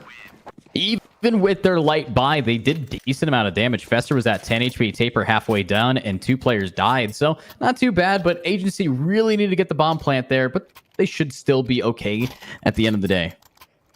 Yeah, you'd expect that a bomb plant going down, or not the bomb plant going down, means less money for Agency Clan as well, but they're still gonna have money to fall back on. It was the half investment. They got a double entry and still didn't manage to find any more frags in that round. And we see Fesser patrolling towards mid. Like we've seen in the previous couple of rounds, we have 3 players on the other side. They went for the boost in a previous round and Fesser predicted it. Now they're just gonna walk forward. Fesser is gonna find the first. They are pressing towards him though. 2 more players, but he's gonna get support. He finds a second opener. Can't make it a third, but he has done his job. Wow. Did your job great, and now the op is doing his. Another pick down. Now it's going to be Tuxa wanting to find an opportune moment, and no, will be able to get 2. All right, definitely winnable here. Still has Pug alive, but the Pug has to rotate that bomb over, and it's too late. Now Pug's making too many loud footsteps, and Tapeware hears it. Hello, get your gun back out. That's an op pick back up, and an unfortunate round here for the side of Agency Clan. Copenhagen Wolves, great turnaround. I mean, Tuxa tries his absolute damnedest here as he tries to enter the A-bomb site. But unfortunately, I mean, Fesser with another multi-kill. He got a 3k here with a double opener. This guy is putting up one hell of a show in the first 8 rounds. And I mean, the question is he going to be able to keep up this good of a performance for the remainder of this map? Based on the way that they've been playing just today, I think so. Fesser is one of the stronger players in the lobby. And that kind of showcases with the way that they've been able to perform. Now getting into this next round, it's going to be stressful. There's a little bit too much to worry about here if you are this team. So I don't know, with the way that things are looking, you have to really be taking your time if you're Agency Clan, especially when you don't really have the best weapons and you're already down a player. Yeah. And I mean, they got a good start here, Agency Clan, and they got my hopes up a little bit, considering the fact that they are such a heavy underdog team in this matchup. And currently, I mean, Copenhagen Wolves most likely are going to get a 6th round if not Agency Clan make a incredible play. But I mean, most likely it's going to be 6-3 and 6 CT rounds already on Anubis. That is a lot. Yeah. We got a lot of rounds played so far, and honestly, these have been fast rounds, and here we go, a fast drop. Vogue Magic able to maybe get another. Oh, it does not connect right through the pillar, but Fester does have the crossfire built up. The molly's a bit strong, and Vogue grabs one. Kobe. And there we go. One more for Fester, and that's the round. You just saw that nade fly through. We both know what would happen. And 6th round in a row. 6 rounds consecutively picked up now for Copenhagen Wolves. And I'm starting to get nervous and the odds starting to shift. Actually, they're more in favor of Agency Clan now than they were previously when they showed up by 4 towards Agency Clan and 1.2 towards Copenhagen Wolves. Yeah, this is some scary gameplay. Here we go. We do have some mollies thrown, some nades, and there we go. Spray! Good shot. Actually takes the opper down. But you look on over. Shane. Nade. 6 HP. Molly's going to definitely finish the job. No, he's out. 2 HP remaining. Wow. Lovely work from him. I mean, getting a huge frag, staying alive as well, allows rotations to come through. But I mean, if he falls there, I'm sure they just continue to press in towards A. And he pushes main with 2 HP and he still wins the duel. That is crazy. And now the rest of the players are going to have to cross through mid. That was supposed to be an A split, but the A main player is already dead. Gong down to 7 HP. More players towards mid. Taper. Another slow spray. Gong is going to find Fesser. And Tops, he's going to have to do this one on his own. Oh, not ideal. Not ideal whatsoever. I don't know. This is a lot more pressure than I had anticipated for these two teams. And what's the plan? What's the strat that they're going to be able to pull out? As of right now, it's been a real back and forth between them. I like that Tops is going for it, though. Gong so low, and I'm looking in Tops' inventory. That HE explosive might be able to win him the round. Yeah, Gong gets him. No, wait.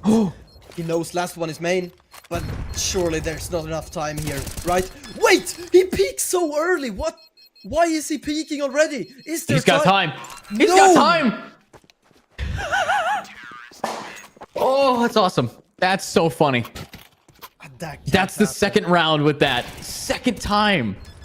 They just do not care. Why does he peak? I mean, it was 1 second after the fake tap. There is not enough time for the defuse. No discipline there. I mean, getting so nervous and just taking the fight or being overconfident. One of the two at least. And 7 defensive rounds won for Copenhagen Wolves. And a run boost for Vogue Magic to take a peek down water. But he's not gonna spot anyone. Aiming aggression and a double spray down from Tapeware. Jesus. That's cruel. Absolutely cruel with the way that these guys have been playing. And unfortunately now we're looking at a game that pretty much locks this in. So Agency Clan, they might have won 3, but they're just keeping no pressure up. They're keeping no pressure against Copenhagen Wolves, and Copenhagen, I think, just wants to end it. They do. They have everything leading in their favor, and unfortunately enough, this could be a do or die moment. Aggressing in a 5v3. This is mad, and the pre-fire from Tapeware. He's gonna get a 3rd in the round, and they continue the aggression, but Fesser from mid finds a 4th in favor of Copenhagen Wolves, and Tops is gonna finish off the round. So 8 CT rounds won by Copenhagen Wolves, and we are gonna be heading in towards round number 12, the last round of the first half of Anubis. Wow. First half has been an absolute stomp here by Copenhagen Wolves in the long term, and now there's panic of brewing. There's a lot of just pain over and over again for these teams, and unfortunately there's not a lot of opportunity for them to really start making the moves in the opposite direction. I think this could be the biggest struggle these two teams have had. Yeah, And Copenhagen Wolves are not giving Agency Clan a break. They're just continuing to put on aggression all across the map. Nice flash. Tops gets the first. Can't control the spray onto the second, but he gets away. Now they're gonna be moving in towards the B bomb site. Spray on the Mac 10 gets flashed. Tops finds another, but he can't get a third. Spray needs to find more though. Shane is gonna find one, even a second. And Fesser to close it up. So 9-3 in favor of Copenhagen Wolves, and a pistol round is a must-win now for Agency Clan. Yeah, it's too much. We're at the point where it's too much for the game to go on. I mean, 9-3, Agency has to win the pistol, or this first map. By the way, Agency's map pick of Anubis is looking rough. You can't really be going into a game expecting some good things and only getting 3 in the first round and 9 in a row for Copenhagen. But as we are here in the halftime, welcome to the halftime show, guys. Did you guys know we're sponsored by a wonderful, wonderful site known as Skin.land? If you guys want to sell any of your CSGO, CS2, Dota 2, Rust skins, make sure that you do check it out over at Skin.land. Use coupon code Apollo for $10 off, or $10 bonus. But I gotta ask, Emil, we're looking at this game. I'm kind of worried. What happens if Agency doesn't win the pistol? Is it just over? I mean, most likely they will. I mean, they're absolutely going to go for either a full eco or a force, right? And depending on what they choose to do in that one, I mean, if they go for the eco, they're going to be banking it all onto a buy round to try and win it out and then make a comeback afterwards. But you're down 10-3 on the less favored side of Anubis, and sure, it's still possible of a comeback, but Copenhagen Wolves, they're just too strong. The individuals are stepping up so much. We don't have that many. We only have 2 players that are stepping up to the plate for Agency Clan. The remainder not doing enough work, but Shane is gonna find 2 on the opener. And, I mean, almost finding the double is Pug, but it's not gonna be enough. 2 versus 3 Agency Clan. Need to retake the B bomb site. Taper gets the first. Trade comes through from Tuxa, but it's still gonna be a very tough 1v2 retake. Nice shots, and yeah, very tough, but Agency unfortunately cannot get a round under their belt, and that is double digits immediately going into our first half. Holy, 10. Look at those odds, 10-1. Not ideal. Apparently not many people are fans of Agency Clan, and if Agency Clan can't get more than 3, I understand. Yeah, on their map pick especially, it's not enough, especially since you won the pistol and got 3 rounds on the back of it. They won 3, now they lost 10 in a row. Even more beam integration? No, just a jiggle pick to get some information. And I think he spotted the bomb there. We see Gong on the rotation back towards the B bomb site, playing backside. But that is a lovely opener and maybe a bit of over-aggression from Spray. But this round is the last chance, in my opinion, for Agency Clan. If they lose this, it's over. Yeah, if they can't win this round, if they can't pull it back in the very end, well, GG, no re, and it looks like they're going to be losing it flawlessly. I'm very concerned. This is suboptimal gameplay, and I don't know. I don't know what the plan is. What's the next step for this team? It feels like they want to give this a go, and 1. what can you lose? 2. Ooh, wait. Galil in hand. It's not. No kit, though. Has to start moving faster.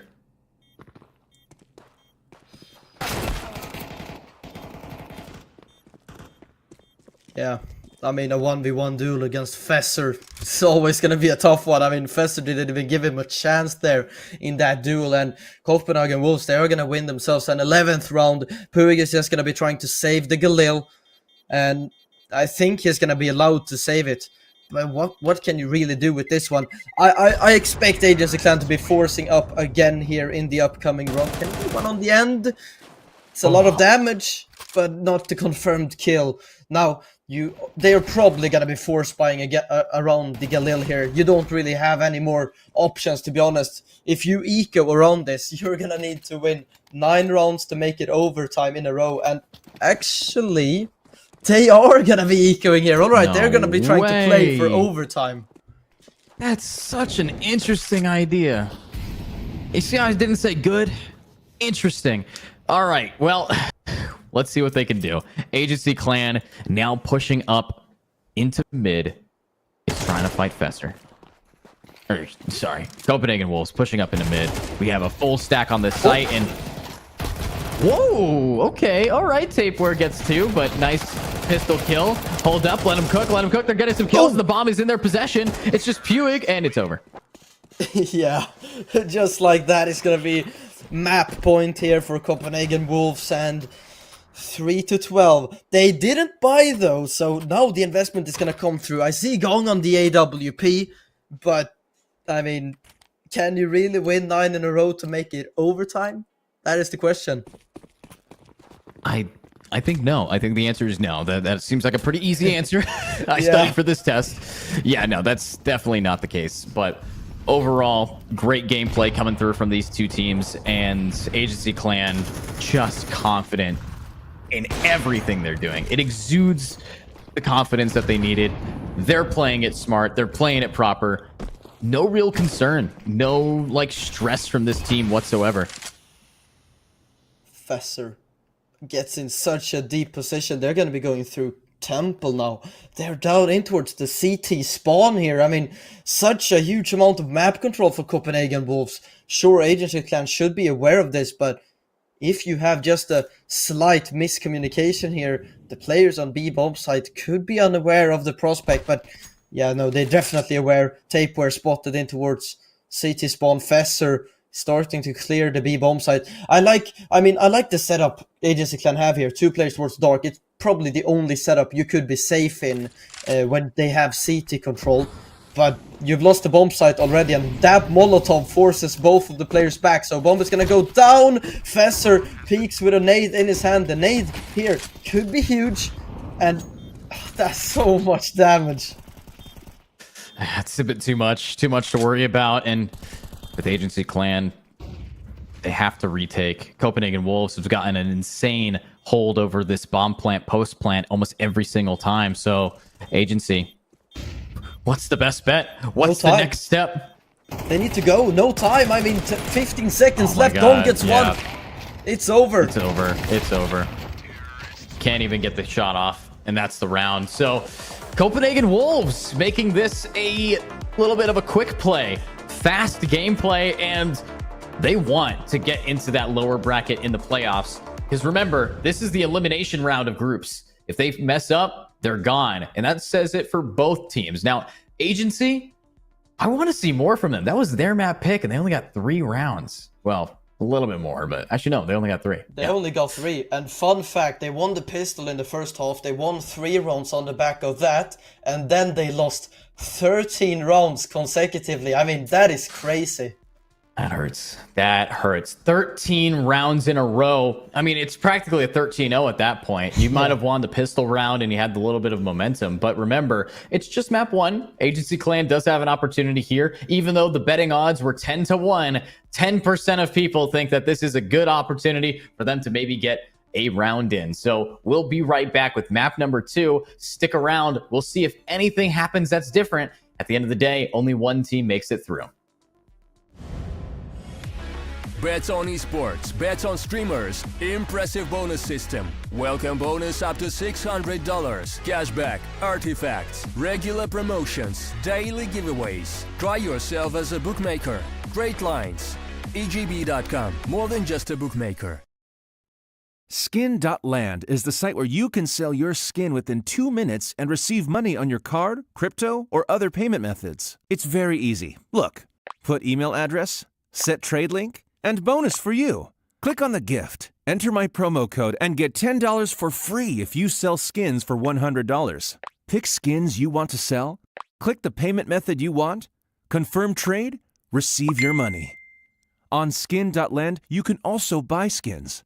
Why Skin.land? The prices are much better than in Steam. You can check it yourself. Link in the description.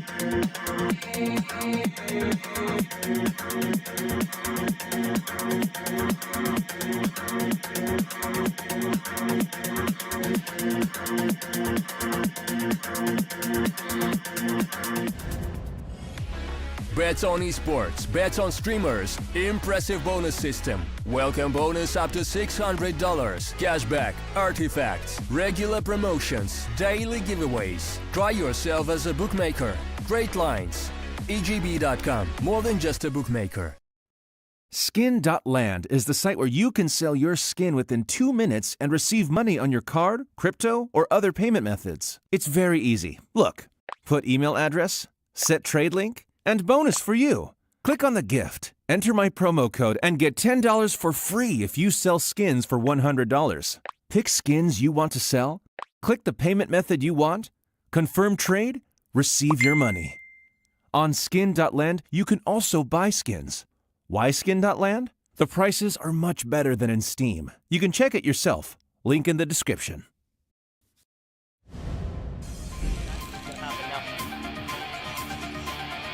That's exactly what's gonna happen now as well. Easy. Checks it along, saw the mid, now has to go. Blue white on one, blue white on two. What was that? Blue white! Oh my goodness, could have been another frag. Easy.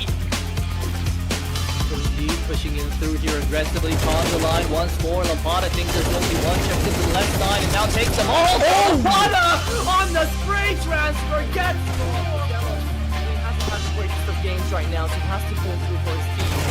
How many can he find? That's what we want on music. Oh, the transfer! Down the spray transfer, beautiful. He knows where the last one is as well. Lampada on the scout. Oh my god! What? Lampada! What was that? What is that? What just happened? And welcome back, everybody, to the Apollo Series Phase 2. My name is Edju. I'm joined by Emil, and we are now ready for our second game of our final best of 3. Emil, how are you feeling right now? I'm feeling good, but I mean, I would have liked a more close affair in the first map, to be honest. I mean, 13-3, not even close at all. I hope to see more from Agency on map number 2 here, but 13-3 on your own map pick, you don't have any single amount of momentum going into this one, considering the fact that you lost 13 rounds consecutively going into this one. I don't have high hopes for them at all. Yeah, me neither. This is a stress-induced day if you are Agency. Remember, this is do or die. We're at the end of the group stage, and if they want to make it into the playoffs, well, they're going to have to win. And as their map pick, they only got 3 points. Ancient is going to be a real trial and tribulation. You have, of course, Copenhagen Wolves wanting to be on this map. They like being aggressive. Ancient's aggression in mid is ideal. But if we can see a flipped round, if we can see Agency put up more of a fight, we will be going on to our decider, which is Mirage. However, at the end of the day, it really comes down to who wants it more, who is more practice, who's better at this game. And I'm going to say one thing. I like what we've seen from these two teams. I like what Agency has been able to do, but the problem is Copenhagen, they have fought hard to be here, and they just have fought some pretty high-seeded teams that are already in that upper bracket of the playoffs. So I don't know. There's going to be some struggle, but on a good note, we are here to watch it, and I can't wait to see what happens. Yeah, I mean, me neither, to be honest. And looking at the statistics here for Copenhagen Wolves, Anubis, not one of their best maps. They don't have too many of those maps played so far, but considering the fact that Copenhagen Wolves worst map in the pool that they've played in the past 3 months on Ancient TV is Anubis, and they win in 13-3. What is the scoreline going to be playing their best map on Ancient? I mean, it's going to be so much tougher for Agency, but on the other hand, it's also easier for Agency to prepare for Ancient as well, considering the fact that there is a few games that you can watch and, you know, go on to prep yourselves for Copenhagen Wolves matchup.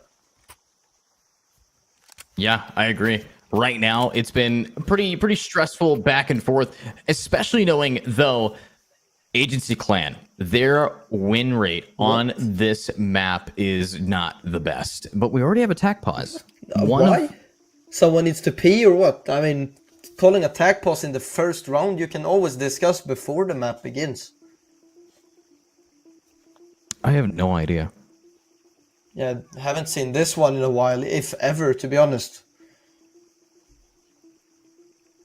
Looking at this, I'm going to tell you some stats. You want to know the win rate that Agency has on this map? I don't know if you already see it. Out of the 5 times they've played this map, they've won 40% of the time. 2. So they've only won 2 maps. Agency. All right. Well, I mean, Copenhagen Wolves has played this map 32 times with this roster, and they have a 62% win rate. that is pretty good. That is pretty good. So I don't know. Oh. With this roster, they've played 5 times for Agency, 32 times. That's a start. I mean, 62%. There's still a 40% chance. Yeah, I mean, definitely. Pistol, though, could go in favor of Agency. Nice trade from Bogue Magic. Spray's gonna fall. Puig from long finds 1. Nothing more, though. Bomb is gonna go down, so extra cash being injected in towards the second round at least. But Shane is gonna find 2 on the duelist. Great work from him, but he is gonna press forward. That is very aggressive from him, and Bogue Magic is gonna have to do this one 1v1. 1v1. Doesn't have that much ammo left. Just has to rely on getting a couple headshots here. Wow. And it's all they get. He had 2 bullets left. He didn't even bother reloading. That is crazy. Such a confident play. And that is going to be Copenhagen Wolves winning out the pistol off of a pretty rough start. I mean, they got a lot of corner checks. Like, remember, check your corners if you're going to be going around the corners here. And if you're going to be pushing a site. But Copenhagen Wolves winning against Agency, and we see a tech pause popped up, so maybe something is going on in the realm of Agency. But at the end of the day, Copenhagen Wolves played against a full team there, and I don't see any tech issues from what we've watched. Yeah, no, we have not.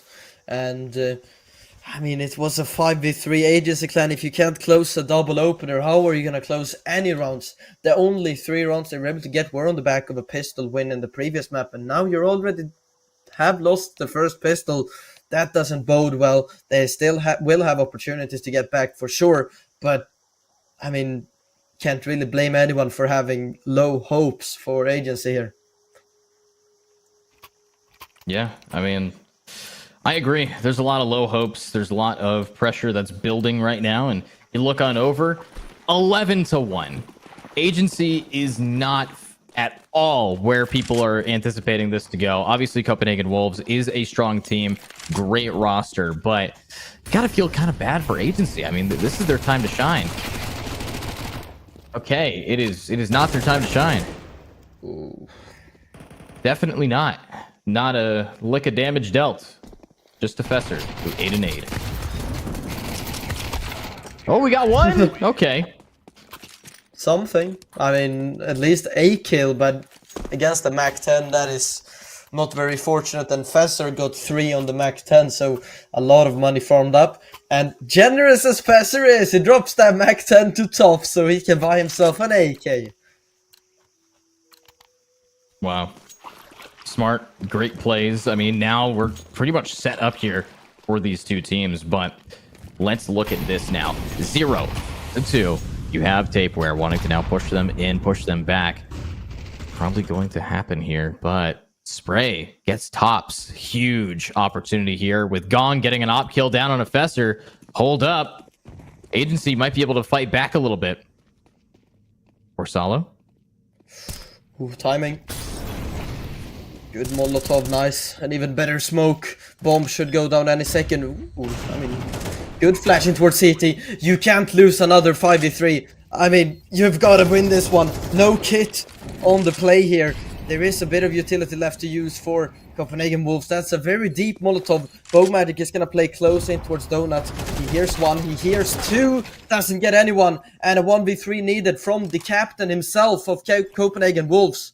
One is low on HP, there is no kit. He goes for the peak, but he's going to fall. So Agency Clan are going to get themselves a first round on the board. Wow. First round on the board, pretty solid, and honestly, walking away with an M4 and an op, decent econ resistance as well. However, you look on over, Copenhagen Wolves does have enough money to go for their buy, except for Tops, who I believe we're going to see Bog try to buy him, or Tops is going to be told, hey, good luck, have fun, and Bog's going to pull out an op. That's crazy. Tops is saying good luck, have fun there. No AK is going to have the, a little eco with the Galil to keep the ops alive, but I like it. Copenhagen Wolves, though, they're going to be starting off with a little bit towards that B aggression, similar to what we saw in the first two rounds. Yeah, Puig tries to... Ooh, nice nade. 20 damage dealt to 3 players in just one nade. Those mid players, I think, took a bit of damage. Opener found by Bogmagic. That's why he bought that up. Ursalo falls back from mid. 3 players towards mid. No one towards B. Tapeware through the smoke finds a headshot onto Toxa. 2 versus 5. Just as the round begins. The op shot is gonna connect, but they have to save here. I mean, there is definitely not a way back into this retake. That is aggressive. AWP picked out of the picture. Tapeware with 1 point of health. He's gonna still try and hunt down the saving player of Horsolo. Wow. Pretty stressful here to see what they can do. And now it's time for them to really just get it going. Horsolo ready to line up. Might be able to find at least one, but nobody's pushing him. And that's Copenhagen Wolves, nearly flawless against Agency to take it all the way back. Funny moment here. Spray! Oh my god, Horsolo. Take it. I mean, good spray transfer to find a double, and he's going to be able to hold on to his weapon. So at least that is something, but the remainder of the team, they don't have money to buy, and I would not like to see a force investment here either. Just maybe buy up some upgraded pistols, maybe a pair of Kevlar on someone to pick up the M4 if Ursalo dies, set him up for a fight or something, and then buy up fully in the next round. And it's a B rush coming through. Shane finding an opener, Tapeware with a double, and that's the round, 4-1. You have to, I mean, Tuxa don't really have anything to save, so we can go for some frags, but Horsolo, he should save this. Nice shot. Nice shot. Okay, Horsalo. Wait, weren't we just here? I feel like this. Yeah. We were just here. What happened? It's like, it seems so odd, but at least Horsalo this time is going to be able to get out with 1, 2, almost 3. Okay, all right. Well, that's more damage, but that's all you get. Yeah, I mean, a bit of impact to take him down at the end. Upgrades to the M4. But at least they still have money to buy. But it's not going to be the perfect buy. You know, an MP9 to buy up util, that's a good play from Spray. I mean, being that team player, being the one to buy an SMG just so you will have enough utility. I like what I'm seeing from that man. Let's see it then. With now 1 and 4, it's time to shine. It's time for Tops to really start to cook it up. Smokes now coming down. Let's see it. Bogmagic might be able to get a pick with this aggressive op, and yeah, no way does he get away with that.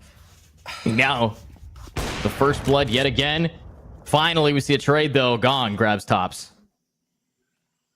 Yeah, and the timing in towards Red Room. Taper finds 2 in middle. The captain, the IGL. I mean, the man is doing it all. High fragger gets a double to win a 5th round for Copenhagen Wolves, and it's gonna have to be another save. What can you do here? 4 versus 2 retake needed, and Agency Clan, I'm starting to get worried if I'm gonna be honest.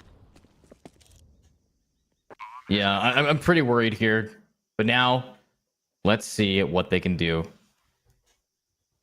Gong saving the op, and I think this is going to be a repeat. I'm not going to lie. Oof. Yeah, that's a lot of damage.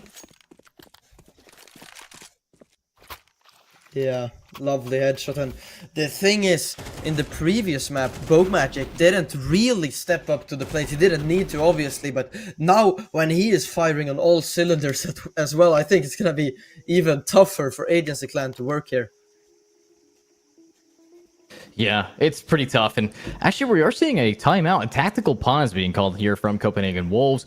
This tac pause, I can assume, is just to try to get some bearings on what kind of economy Agency has, because they've been kind of forcing in the odd order some of the weapons they've been bringing out. Not the best, but looks like they are anticipating a little bit of an eco here, while Agency is going for mostly a save. They have some pistols, and that's really it. So Agency will be going up against this team, most likely going to just try to get aggressive in mid. I don't really see any other strat working for them.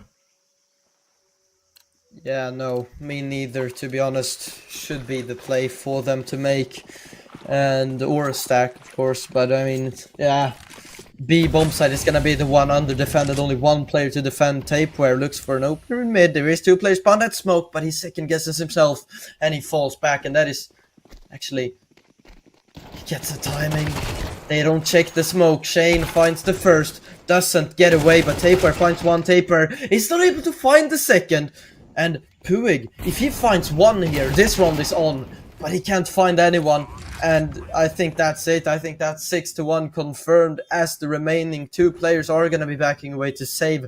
And how many save attempts are going to be made for Agency Clan? They're saving at least one weapon every single round. Wow. At least they save one, or maybe two. But yeah, it's going to be two here. So Copenhagen Wolves, another round. And funny story about this round, it's 6, and there's only 12 and a half. So I think we understand Copenhagen Wolves have won this half pretty handily. Might be going all the way to 11-1 based on the way Agency's been playing it. So I don't know, lots of stress, lots of pressure. And you look over, lots of room for improvement if you're Agency Clan, who did save 2 AKs, or wait, did save 2 AKs though. Yeah. Fesser trying to hunt them down there at the very end, but they are going to be allowed to save those, and they would have had a buy anyway, but you always like to have that extra bit of economy in case you lose this one. And an AWP for Tuxa. He has had a rough go at things. 0-6. My god, he is going to have to open up now with a frag. Hopefully, Magic goes for an opener. Smoke naded up. He is gonna survive though. And Tuxa towards Donut. This is a good position with the op, but he repositions at the same time himself. Gets himself deeper into Donut. Gets one, but that is not gonna be enough. Only one more player to defend the A bomb site. 2 players, even 3 coming his way, but he gets the double spray down. And that might be an open window.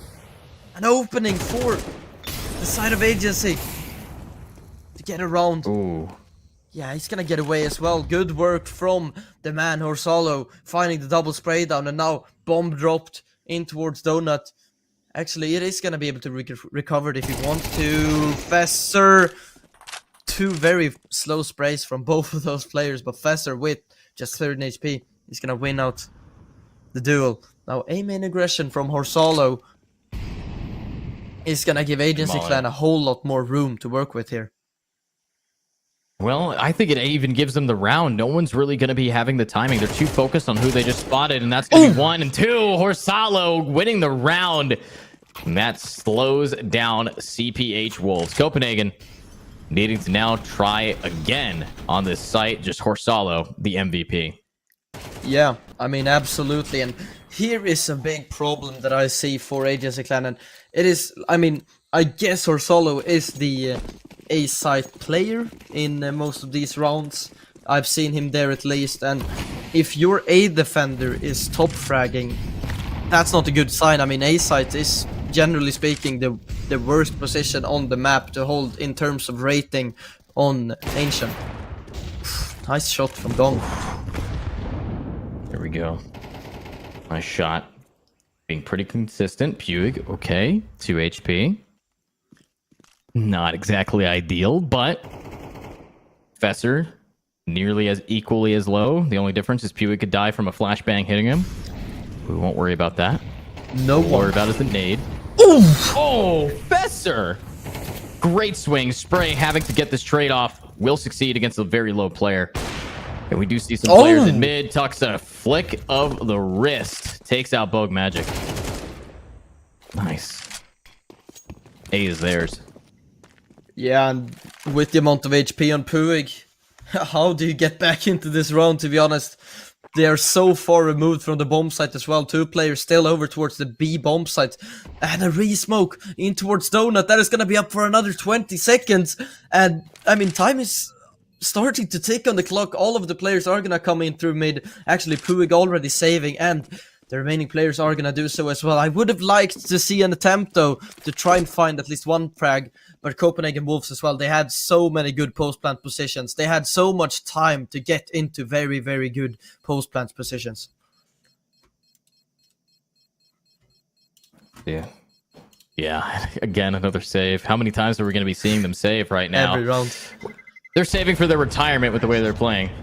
But overall, Agency Clan, deep breath going up next. I think that, you know, we're not really having many rounds left. We do have a decent buy that we can see them pull out, but double op now. Tuxa and Gong are going to be trying something similar. I don't know if they're going to be able to have the same level of success, especially when you allow Taperware to go all the way up into mid. Yeah, it feels like no one is really accounting for mid, especially in that round. No one was even checking towards mid for 2/3 of that round, and that is a very, very weird setup to use. I mean, I guess you want to have an extra B player and see. Once again, sure, this time around at least Tuxa is with the AWP in towards Donut, so he can see if anyone crosses, but I mean, there's a lot of timings to be found for Copenhagen Wolves here. See it. Oof. Decent shot. Being able to maybe find something. Smoke. All right. No, double Nice nade. Perfect job. Let's see it. Tapeware. Pushed up. Flashbang out. Lurking with the AWP through B bomb site or the A bomb site. Horsolo gets one onto Fessor, but I mean the bomb is still outside of B. Bogue Magic finds the first. Yeah. It worked. Oh, they're gonna get A. Nice smoke, deep CT smoke. Look at the position from Bogue Magic. How do you even peek into this? Not like that, that's for sure. Jeez, there goes Gong. Now there's only 2 players remaining. Save. Spray. Jane time? Again. How many times are we saving? I mean, it feels like Puig wants to give it a go. He's already through Temple, but I mean, Spray didn't have any intentions of going for that one. He was just going for some exit frags there in towards middle. And I mean, at some point, you've got to give a man disadvantaged retake a go, because you can't save 2 weapons or 1 weapon every single round. It's not gonna work in the length when you're losing every single round. Yeah, I mean, again, saving for retirement. I don't see any other way you could take this. If you're Copenhagen Wolves, you're gonna take every single round you are given for free, and you're gonna take it with stride. You see how every time they never hunt. Because it's like, okay, I won't kill you in this round, I'll kill you in the next one. The little things like that really matters, and gotta see it thrice to really connect. And now, welcome to the second to last round in the half, and Copenhagen Wolves is already at 8. So let me ask you this, Emil, do you think there's double digits in the forecast? I mean, there's certainly a possibility, but a double AWP setup for Agency Clan. Or triple setup, actually. Wait, what? I haven't seen this one. Even I don't think I've seen it yet in CS2, to be honest. I mean, economy is so much tougher to work with in CS2, and even though I mean, I guess this is what they've been saving up for the whole game. Let's see if they are going to be warmed up now. Tops, ready to walk on in. Might be able to find somebody. The timing. Tops is going to be swinging wide. The shadow gives him away. He does smoke for his team, though. But it misses. Flops just a bit. Yeah, Tux peeks into mid, you have a 2-man advantage, and he's gonna be backing away, so wise play. I mean, you don't want to give away any fights here now towards Copenhagen Wolves, just give them time to make and execute, because you have a 2-man advantage. If they execute onto either of these bomb sites, you should be able to win it out. Let's see it. Look, tapeware. Look at Horsolo's position. Oh, timing. No time. I mean, 28 seconds. You need to run into either of these bomb sites. Feels like it's gonna be B now, bombing towards Cave. 2 players are watching Cave already. This is gonna be close to impossible, if not the ladder. And Fesser, I mean, he doesn't need to save. I think they have money, but some stat padding. Come on, you always like to see it. Here we go. Fesser. No, can't even. Horsolo, what is this guy doing? Honestly, shout out to Horsolo, making sure that the agency team has at least one player. That's always fun to watch. Yeah. But I like look at the score right now. Look at Horsolo's kills compared to his team. I mean, are you seeing what I'm seeing? Dude, he has 1 less kill than every other player on his team together. I mean, that is crazy. While being the A player, I mean, he's playing the worst position on the map. Yeah, it was very interesting to see how they're going to be able to connect, but I don't know. Bulk Magic wanting to maybe find a pick. You look at this, and it's last round. You do have an op in mid, but the smoke's a little bit too deep. Tuxa can't get it, and Bogue actually pushing up, takes out an opper. Gong is gone. And now they're going to have to try their best, but it's still a decent full buy here for agency, and they are already set up for the re-hit. We're gonna see the same halftime score as we saw in the previous one, 9-3. Certainly feels that way.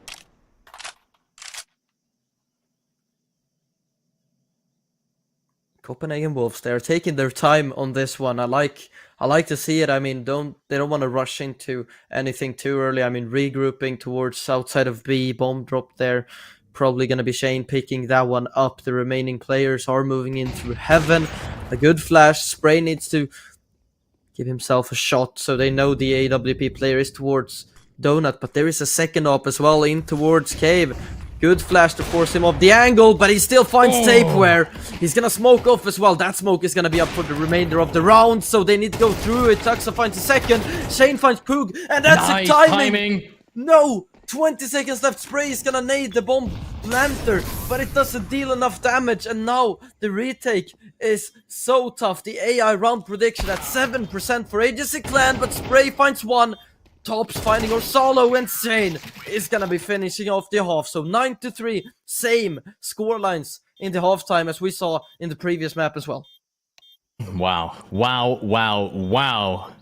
Horsolo, great attempt in that first half. 16 kills, their team only won 3 rounds. Wait. Says a lot. Look at Top's damage. 50 damage in the whole half. I do think that also comes down to it being Counter-Strike 2. 480. So, I mean, yeah. I mean, Tops is always finishing off people that are pretty low. He also only has 3 kills. So, but what's funny is you have a guy with 4 ADR and they're winning by 6 rounds in a half. I mean, it's basically 4v5 and they're still destroying Agency Clan. Yeah, I mean, Tops is definitely, he's not at the tops of the scoreboard, but he sure is bringing some value. All right, he's giving call-outs. That's his job. Yeah, definitely. A few nades here and there as well. 2 players towards the A bomb nade. side. Yeah. A single one. All right. Oh, well, there goes Shane. All right. There goes Bogue. Okay. Agency winning on the pistol.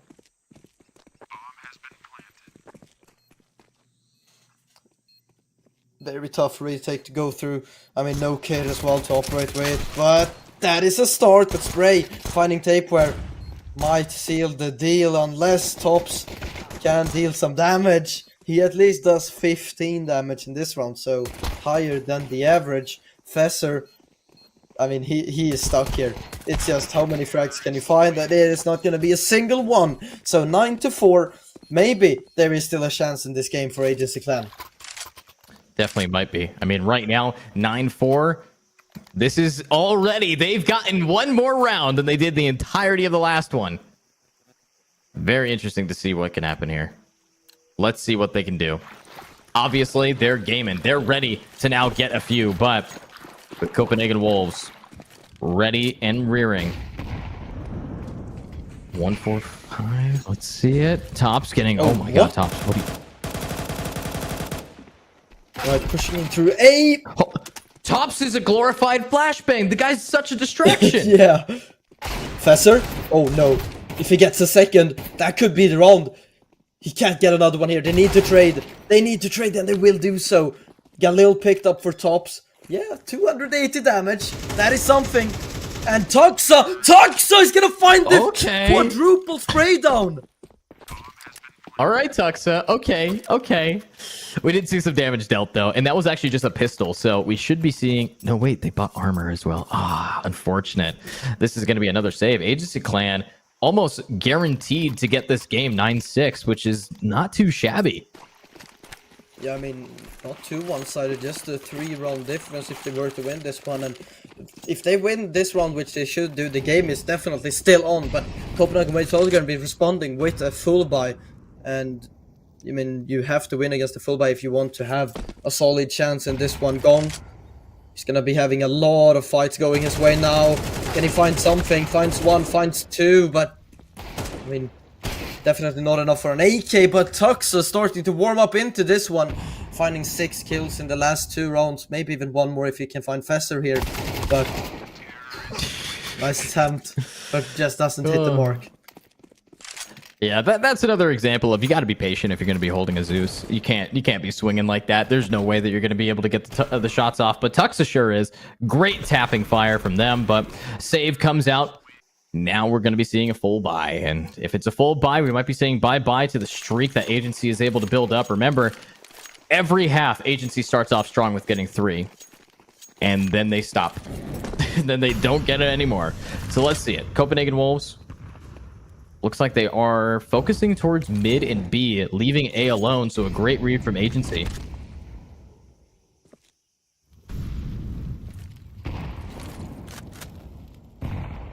Mid control taken by Copenhagen Wolves. No one patrolling towards the A bomb site, and that site is the correct call from Agency Clan.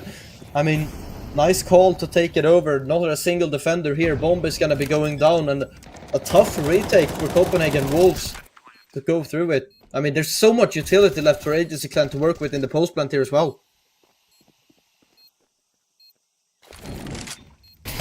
Besser. Ooh, nice damage. There's the shots. Okay, 2 down. And another one. Leave this now. Tapeware. They tie it up. Oh. Corsalo in an amazing high ground. But Bog's gonna grab Puig. Corsalo spotted. And he gets both of them! Beautiful spray to keep him in the game. And that's gonna launch him all the way up. That could be the game-changing win from Corsalo. But honestly, it's always Corsalo, isn't it?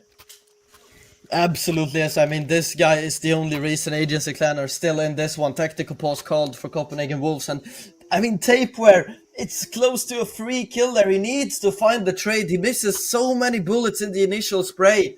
And unfortunately, we're solo able to find the transfer and find both of the remaining kills. So, a 2-round game now. Half investment, most likely coming through from Copenhagen Wolves.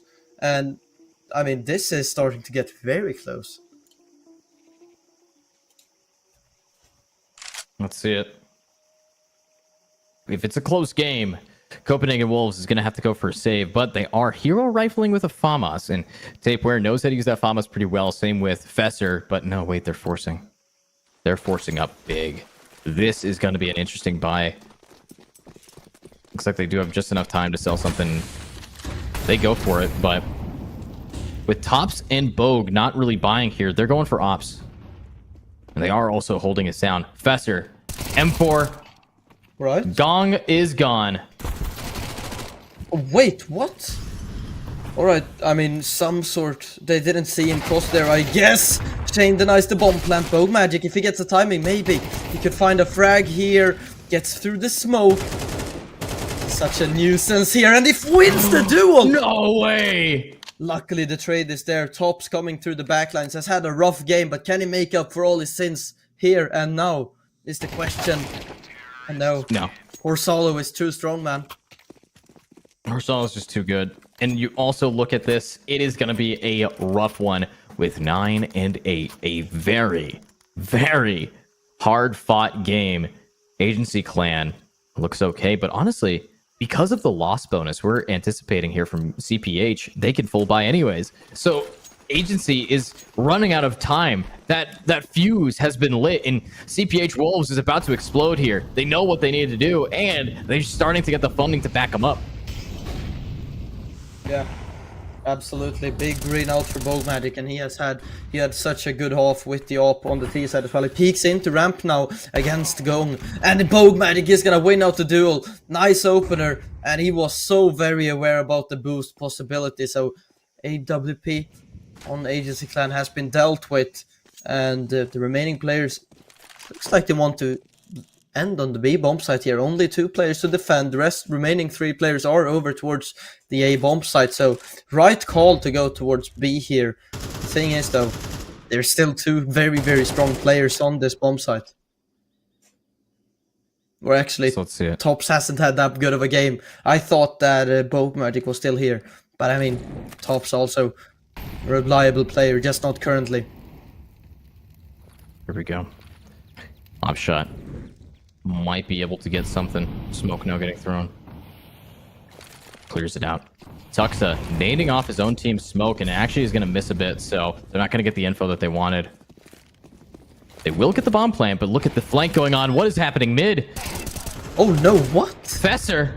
Fesser! Oh my god! Spray never cleared it.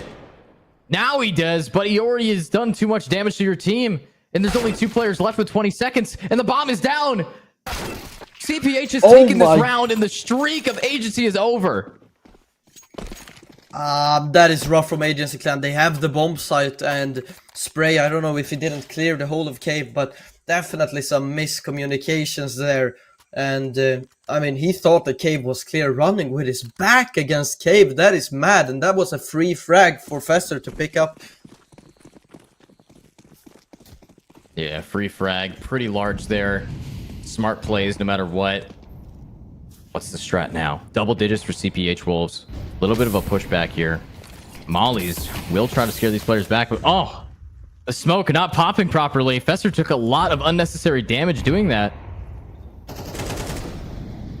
This default, still Agency. They have enough money. They're not too concerned. Ramp aggression, alright. Do we have a flash? Maybe Tops not setting them up. They're gonna peek in dry. Trade is gonna come through. Tapeware able to trade out Fesser. Now, bomb is dropped outside of B. No one is there to pick it up. Spray! That is a magnificent shot onto Bogmatic now. Are we ready for a second player? Shane finds the first. He needs a second. If he falls here, that's gonna be the A side lost. And Horsalo finds Tops. It's only gonna be Tapeware. Knows where 1 player is, maybe even 2, but Spray is so good on those sprays, finding the upper into Donut and with a 3k. So Agency Clan straight back into this game. Yeah, Agency able to keep it up a little bit, but I don't know. With how the game's been going, with both of these teams playing pretty close, you do have Copenhagen Wolves. They still have that loss bonus. Can't rule it out yet. They still have enough to maybe go for the 2 rifles we see. Now, I do want to see more from Tops, because I think at this point, a 4v5 on T side, definitely doable. 4v5 CT, Tops needs to start carrying his weight. Yeah, I mean, he's definitely not delivering enough.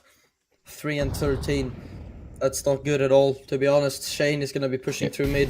There's so much aggression. I mean, Tapeware dies, Spray finds Shane.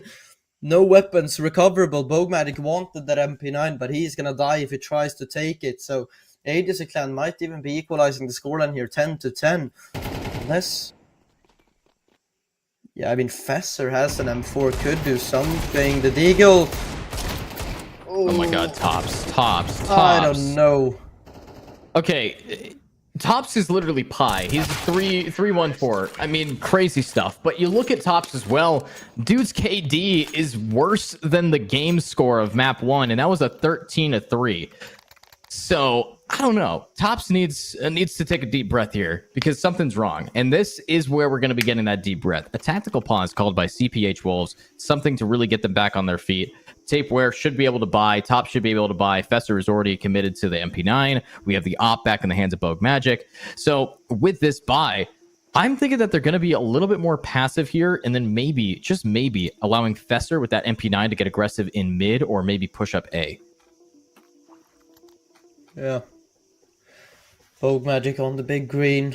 Odds 3.1 and 1.3 favoring Copenhagen Wolves. So, and I mean, the providers are still favoring Copenhagen Wolves, but they won the first map as well, so you can kind of understand it.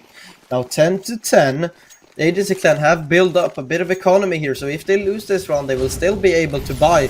Unlike Copenhagen Wolves that don't have a lot of money, they're investing all into this one. Tapeware, I think he spotted out a player down towards bottom of mid. There is Bogue Magic on the A bomb site, finds first, but he gets traded off to one. That is a huge trade from Tuxa. Bomb site is going to be smoked off, and the rotations are so far away. 3 players coming in through CT. No one in Donut means that the bomb should go down rather easy for Agency Clan. So let's see it. Fesser on that flank. We kind of were anticipating it. His team needs to make enough space without dying beforehand. They have enough time to take it. Nade is a bit too strong, but Shane able to grab Tuxa. Stop pushing. Stop pushing. You're going to have to wait for your teammate, but it doesn't even matter. I'm wrong. I'm crazy. Here we go. Fesser able to make some noise in the back end. Oh, and gets gone. And they clutch it. Huge. And they have more than enough time to defuse this bomb. They even got the kit for it. So, yeah. Wow. Huge retake. I mean, 4 versus 4 there going into the bomb site, gets themselves in decent post-plant positions. Definitely is around favoring Agency Clan. If Agency Clan picks that up, this map could easily been going in favor of Agency Clan. But now, Copenhagen Flames, they have regained their lead.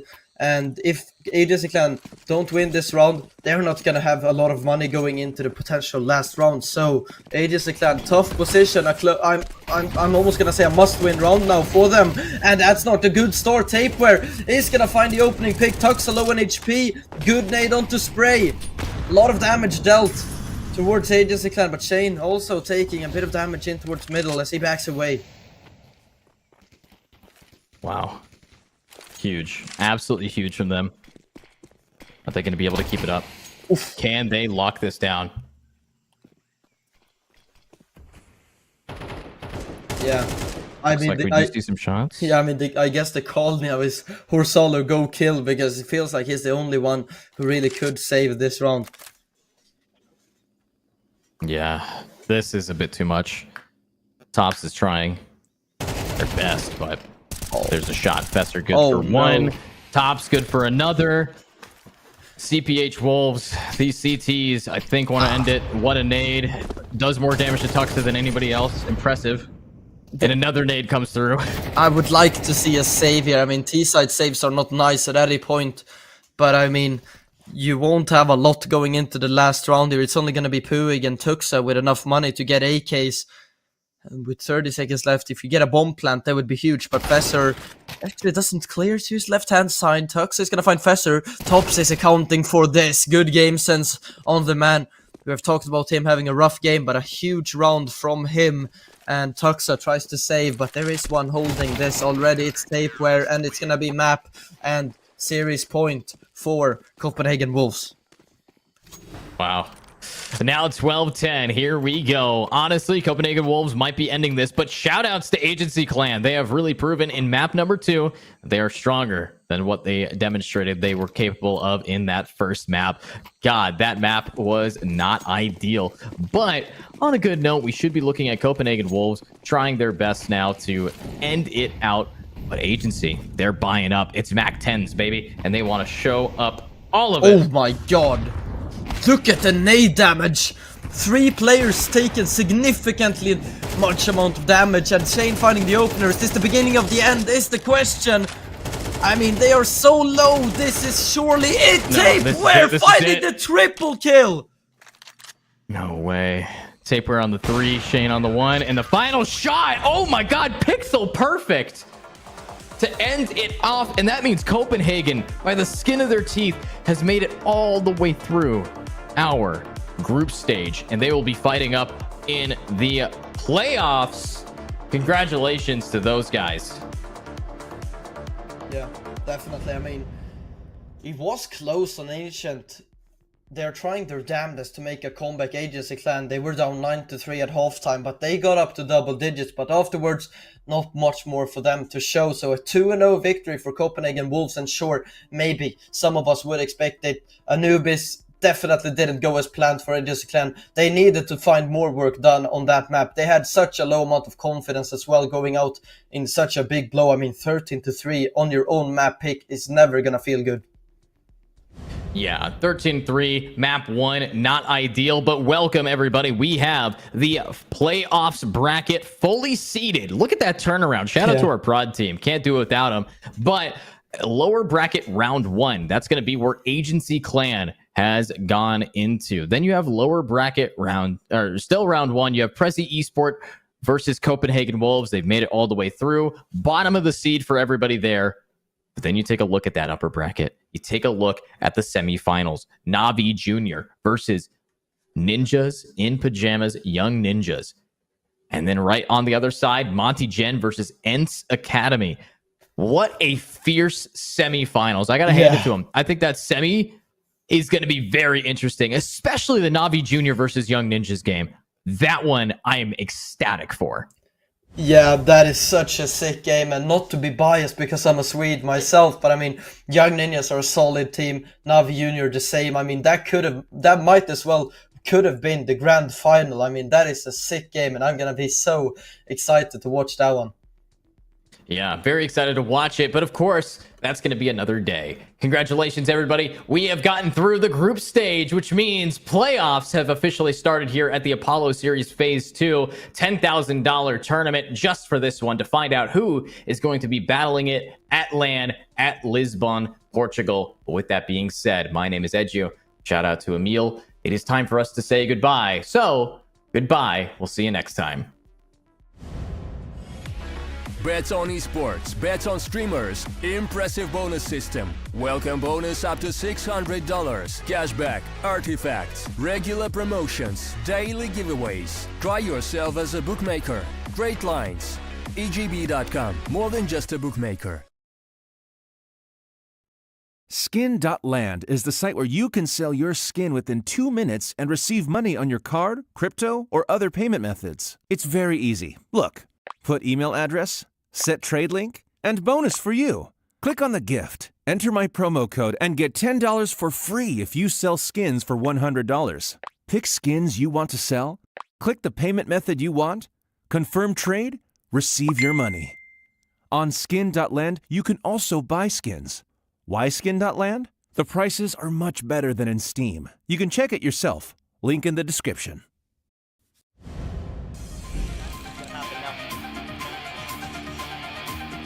Exactly what's gonna happen now as well. Easy checks it along, saw the mid, now has to go. Blue White on 1, Blue White on 2. What was that? Blue White!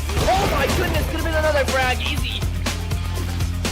Indeed, pushing in through here aggressively. On the line once more. Lampada thinks there's only one. Checks to the left side and now takes them all. Oh, Lampada on the spray transfer gets. He hasn't had the greatest of games right now, so he has to pull through for his team. Oh, the transfer! Down the straight transfer, it's beautiful. He knows where the last one is as well. Lampada on the scout. Oh my god! What Lampada? What was that? What is that? What just happened?